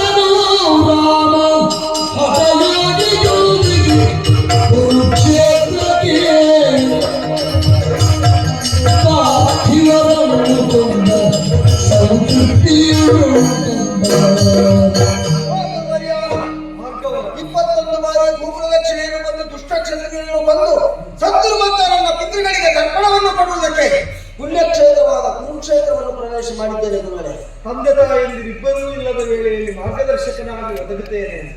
ನಿನ್ನ ಅಪ್ಪನಿಗೆ ಕೊಟ್ಟ ಮಾತಿನಂತೆಯೇ ನಿನ್ನ ಜೊತೆ ಸೇರಿ ಬಂದಿದೆ. ಸರಸ್ವತಿ ತ್ರಿಶದ್ವತಿ ನದಿಗಳ ಮಧ್ಯದಲ್ಲಿರುವ ಚಂದ್ರವಂಶೀಯ ಕುರು ಮಹಾರಾಜನಿಂದ ನಿರ್ಮಾಣವಾದ ಈ ಯಜ್ಞಕ್ಷೇತ್ರದಲ್ಲಿ ಹೇಗಪ್ಪ ತರ್ಪಣ ಕೊಡುವುದು? ಸಾಲಾಗಿ 5 ಕುಂಡಗಳನ್ನು ನಿರ್ಮಿಸಿ ದುಷ್ಟ ಕ್ಷತ್ರಿಯರ ರುಧಿರವನ್ನು ತುಂಬಿಸಿದ್ದೇನೆ. ಪಿತೃತರ್ಪಣ ಕೊಡಬೇಕು ಅಂತ ಇದ್ರೆ ಗುರುಗಳಾದ ನಿಮ್ಮ ಮಾರ್ಗದರ್ಶನ ಮತ್ತು ನಿಮ್ಮ ಆಶೀರ್ವಾದ ಬೇಕು. ನಿನ್ನ ಪಿತೃಪಿತಾಮಹ ಪ್ರಪಿತಾಮಹ ನಮದಲ್ಲಿ ರುಚಿಕ ಅವರನ್ನು ಮೊದಲುಗೊಂಡು ಎಲ್ಲ ಪಿತೃದೇವತೆಗಳು ನಿನ್ನನ್ನು ಅನುಗ್ರಹಿಸಲಿ ಅಂತ ನಾನು ಪ್ರಾರ್ಥಿಸ್ತೇನೆ. ತರ್ಪಣ ಪ್ರದಾನ. ಮಗನೇ ಭಾರ್ಗವ, ನಿಮ್ಮ ಪಿತೃಪತ್ನಿಗೆ ಪೂರ್ವ ಪಿತೃಗಳಾದ ನಾವೆಲ್ಲರೂ ಮೆಚ್ಚಿದ್ದೇವೆ. ಏನು ಬರಬೇಕು ಕೇಳಿಕೊ. ಸದಾ ಕಾಲ ಬ್ರಹ್ಮ ತೇಜಸ್ಸು ನನ್ನಲ್ಲಿ ಐಕ್ಯವಾಗುವ ಹಾಗೆ ಅನುಗ್ರಹ ಅನುಗ್ರಹವನ್ನು ಮಾಡಿ. ತಥಾಸ್ತು. ದೇವತೆಗಳ ಅನುಗ್ರಹ ಮಾಡಿದಲ್ಲಿ ರಕ್ತದಿಂದ ತುಂಬಿದ್ದಂತಹ ಕುಂಡಗಳು ತೀರ್ಥಗಳಾಗಿ ಪರಿವರ್ತಿತವಾಯಿತು. ರಾಮಸ್ಮೃತಗಳೆಂದರೆ ಇದು ಪ್ರಸಿದ್ಧವಾಯಿತು. ಸಂಕಲ್ಪಿಸಿದ ನಿನ್ನ ಕಾರ್ಯವನ್ನು ಸರಿಯಾಗಿ ಮಾಡಿ ಮುಗಿಸಿದ ಈ ನೆಲೆ ಸಮಂತ ಪಂಚಕ ಎಂಬ ಪ್ರಸಿದ್ಧಿಯನ್ನು ಭವಿಷ್ಯದಲ್ಲಿ ಹೊಂದಿದೆ. ಸರಿ. ಯಾರೆಲ್ಲ ಪಿತೃಭಕ್ತಿಯಲ್ಲಿ ಇಲ್ಲಿ ಬಂದು ಈ ತೀರ್ಥಗಳಲ್ಲಿ ಮುಳುಗೆದ್ದು ಪಿತೃತರ್ಪಣ ಪ್ರಕಾರ ಮಾಡ್ತಾರೆ, ಅವರ ಪಿತೃದೇವತೆಗಳ ಅನುಗ್ರಹದಿಂದ ಆ ಎಲ್ಲ ಆಸ್ತಿಕರಿಗೂ ಶ್ರದ್ಧಾಳುಗಳಿಗೂ ಇಹದಲ್ಲೂ ಪರದಲ್ಲೂ ಸತ್ಕರಿಸಿದೆ. ಸರಿ. ದುಷ್ಟರು ಕ್ಷತ್ರಿಯರಾಗಿ, ಕ್ಷತ್ರಿಯರು ದುಷ್ಟರಾಗಿ ಭವಿಷ್ಯದಲ್ಲಿ ಯಾರು ನೆರೆಯುವ ಸನ್ನಿವೇಶ ಬಂದರೆ ನೀನು ಮಾಡಿದ ಕರ್ಮದ ಫಲಿತವಾಗಿ ಇಲ್ಲೇ ಮಹಾಯುದ್ಧವನ್ನು ಧರ್ಮಾಧರ್ಮಗಳ ಮಧ್ಯೆ ಸಂಘಟಿಸಿ ಅಂತಹ ದುಷ್ಟ ಕ್ಷತ್ರಿಯರ ನಾಶ ಭವಿಷ್ಯದಲ್ಲಿ ಆಗಲಿಕ್ಕಿದೆ ಎಂಬುದು ಆ ವರ್ಗವನ್ನು ಕಾಪಾಡಿ. ಎಸಗಿದಂತ ಕೃತ್ಯದಿಂದ ಸಿದ್ಧಿಸಬಹುದಾದಂತಹ ಪಾಪದ ಲೇಪ ಎನ್ನುವುದೊಂದಿದ್ರೆ ಅದು ನನ್ನನ್ನು ಬಾಧಿಸುವುದಕ್ಕೆ ಸಾಧ್ಯವಿದೆ. ಪಿತೃದೇವತೆಗಳ ಅನುಗ್ರಹ ಸಿದ್ಧಿಸಿದವರಿಗೆ ಪಾಪ ಇಲ್ಲ. ಆದರೆ ಮೂರ್ಧಾಭಿಷಿಕ್ತ ರಾಜರನ್ನು ಕೊಂದರೆ ಬ್ರಹ್ಮಬದಿಗಿಂತ ಗುರುತರ ಅಂತ ಶಾಸ್ತ್ರ. ಅನಿವಾರ್ಯವಾಗಿ ನೀನು ಅದನ್ನು ಮಾಡಿ ಅದಕ್ಕಾಗಿ ಲೋಕಾದರ್ಶಕ್ಕೆ ಒಂದು ಪ್ರಾಯಶ್ಚಿತ್ತ ರೂಪದಲ್ಲಿ ಹೇಗೂ ವರ್ಣ ಪಲ್ಲಟವಾಗಿ ಕ್ಷಾತ್ರತೇಜರಿರುವುದರಿಂದ ಅಶ್ವಮೇಧವನ್ನು ಸಂಕಲ್ಪಿಸಿ ನೀನು ಆರ್ಜಿಸಿದ ಧನಕನಕ ಭೂಮಿಯನ್ನು ಸತ್ಪಾತ್ರರಿಗೆ ಕೊಡುವುದನ್ನು ಆದರ್ಶವನ್ನು ಮೆರೆಯುತ್ತಾ ಪ್ರಾಯಶ್ಚಿತ್ತ ಮಾಡುವುದಕ್ಕೆ ಅಶ್ವಮೇಧವೇ ಒಳ್ಳೆಯದು. ಅದನ್ನು ಮಾರ್ಗದರ್ಶನ ಚಿತ್ರರೂಪದ ಮಹಿಮೆಯಿಂದ ಕೊಟ್ಟಿಯ ಗೋಕರ್ಣ ಕ್ಷೇತ್ರ ಉತ್ತರ ಜಗಪುರದ ಕಾಲಗಳೊಂದು ಸತ್ತವ ಮುಳುಗಿಕೊಳ್ಳುವುದು.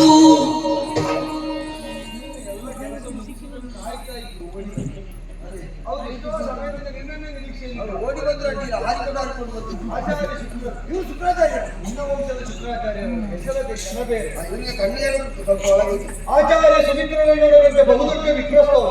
ಇವರ ನೇತೃತ್ವದಲ್ಲಿ ನಿನ್ನನ್ನು ಕಾಣತಕ್ಕ ಬಂದಿದೆ. ಏನು ಬಂದದ್ದು? ಅದು ಹಿಂದೆ ಹಿಂದಗಡೆ ಇನ್ನು ಮುಂದೆ ಹಿಂದಿನ ಕಡೆ ಸಕಲ ಯಜ್ಞ ಕಾಲದಲ್ಲಿ ಪುಣ್ಯಕ್ಷೇತ್ರವು ಪವಿತ್ರ ಕ್ಷೇತ್ರ ಅಂತ ಗೋಕರ್ಣ ಕ್ಷೇತ್ರ ಸಾಗರ ಗರ್ಭವನ್ನು ಸೇರಿಕೊಂಡಿದೆ. ಅದು ಮರಳಿ ಬರಕ್ಕೆ ವರದಿ ಮಾಡ್ತೀನಿ. ಪುಣ್ಯಕ್ಷೇತ್ರದ ಪುನರುತ್ಥಾನ ಹೇಳಿದ್ದಾರೆ. ಆಗಲಿ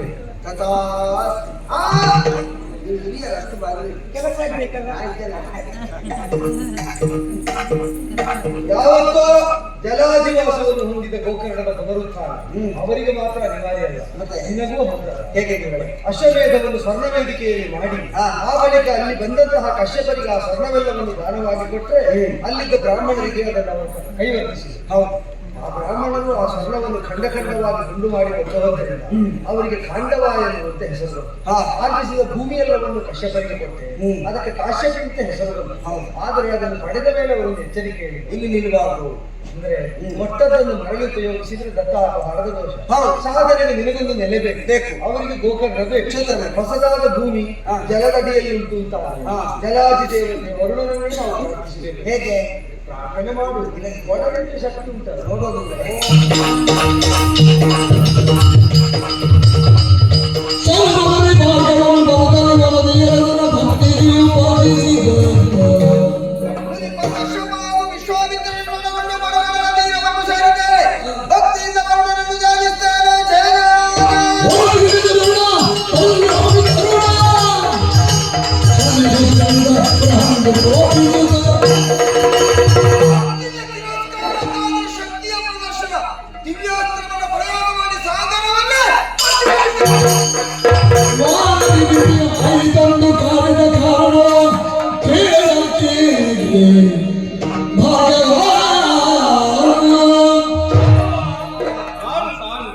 ಸಮುದ್ರವನ್ನು ಭಕ್ಷಿಸದಿದೆ.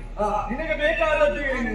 ಸಾಗರ ಗರ್ಭದಲ್ಲಿ ಮುಳುಗಿರುವಂತಹ ಗೋಕರ್ಣ ಕ್ಷೇತ್ರ ಮೇಲೆ ಬರಬೇಕು. ಹೌದಲ್ಲ? ಹಾಗಾದರೆ ಒಂದು ಕೆಲಸ ಮಾಡು. ನಿನ್ನಲ್ಲಿರುವಂತಹ ಕೊಡಲೆಯನ್ನು ಎಲ್ಲಿಯವರೆಗೆ ಎಸೆಸಿಯೋ ಅದು ಖಂಡಿಸಿದಂತಹ ಪ್ರದೇಶವನ್ನು ನಾನು ನಿನಗೆ ಬರ್ತೀಯಲ್ಲ? ಹೌದು.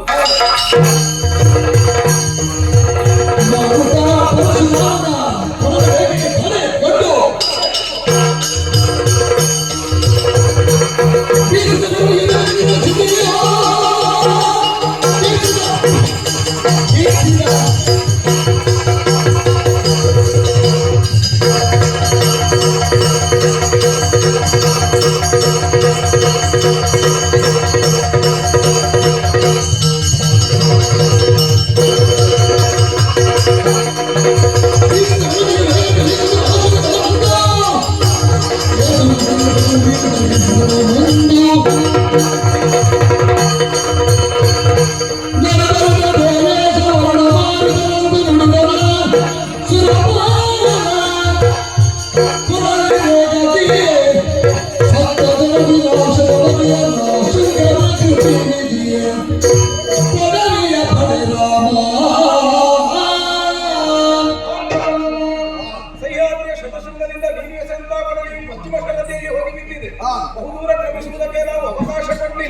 ಒಂದು ವೇಳೆ ಅದೇ ವೇಗದಲ್ಲಿ ಸಾಗುತ್ತಾ ಇದೆ ಸಪ್ತ ಶರದಿಯ ಮಧ್ಯೆ ಹೋಗುವ ಸ್ಥಿತಿ ಭಾರತದ ಮೂಲಕವಾಗಿ ನಡೆಯುತ್ತಿದ್ದೇವೆ.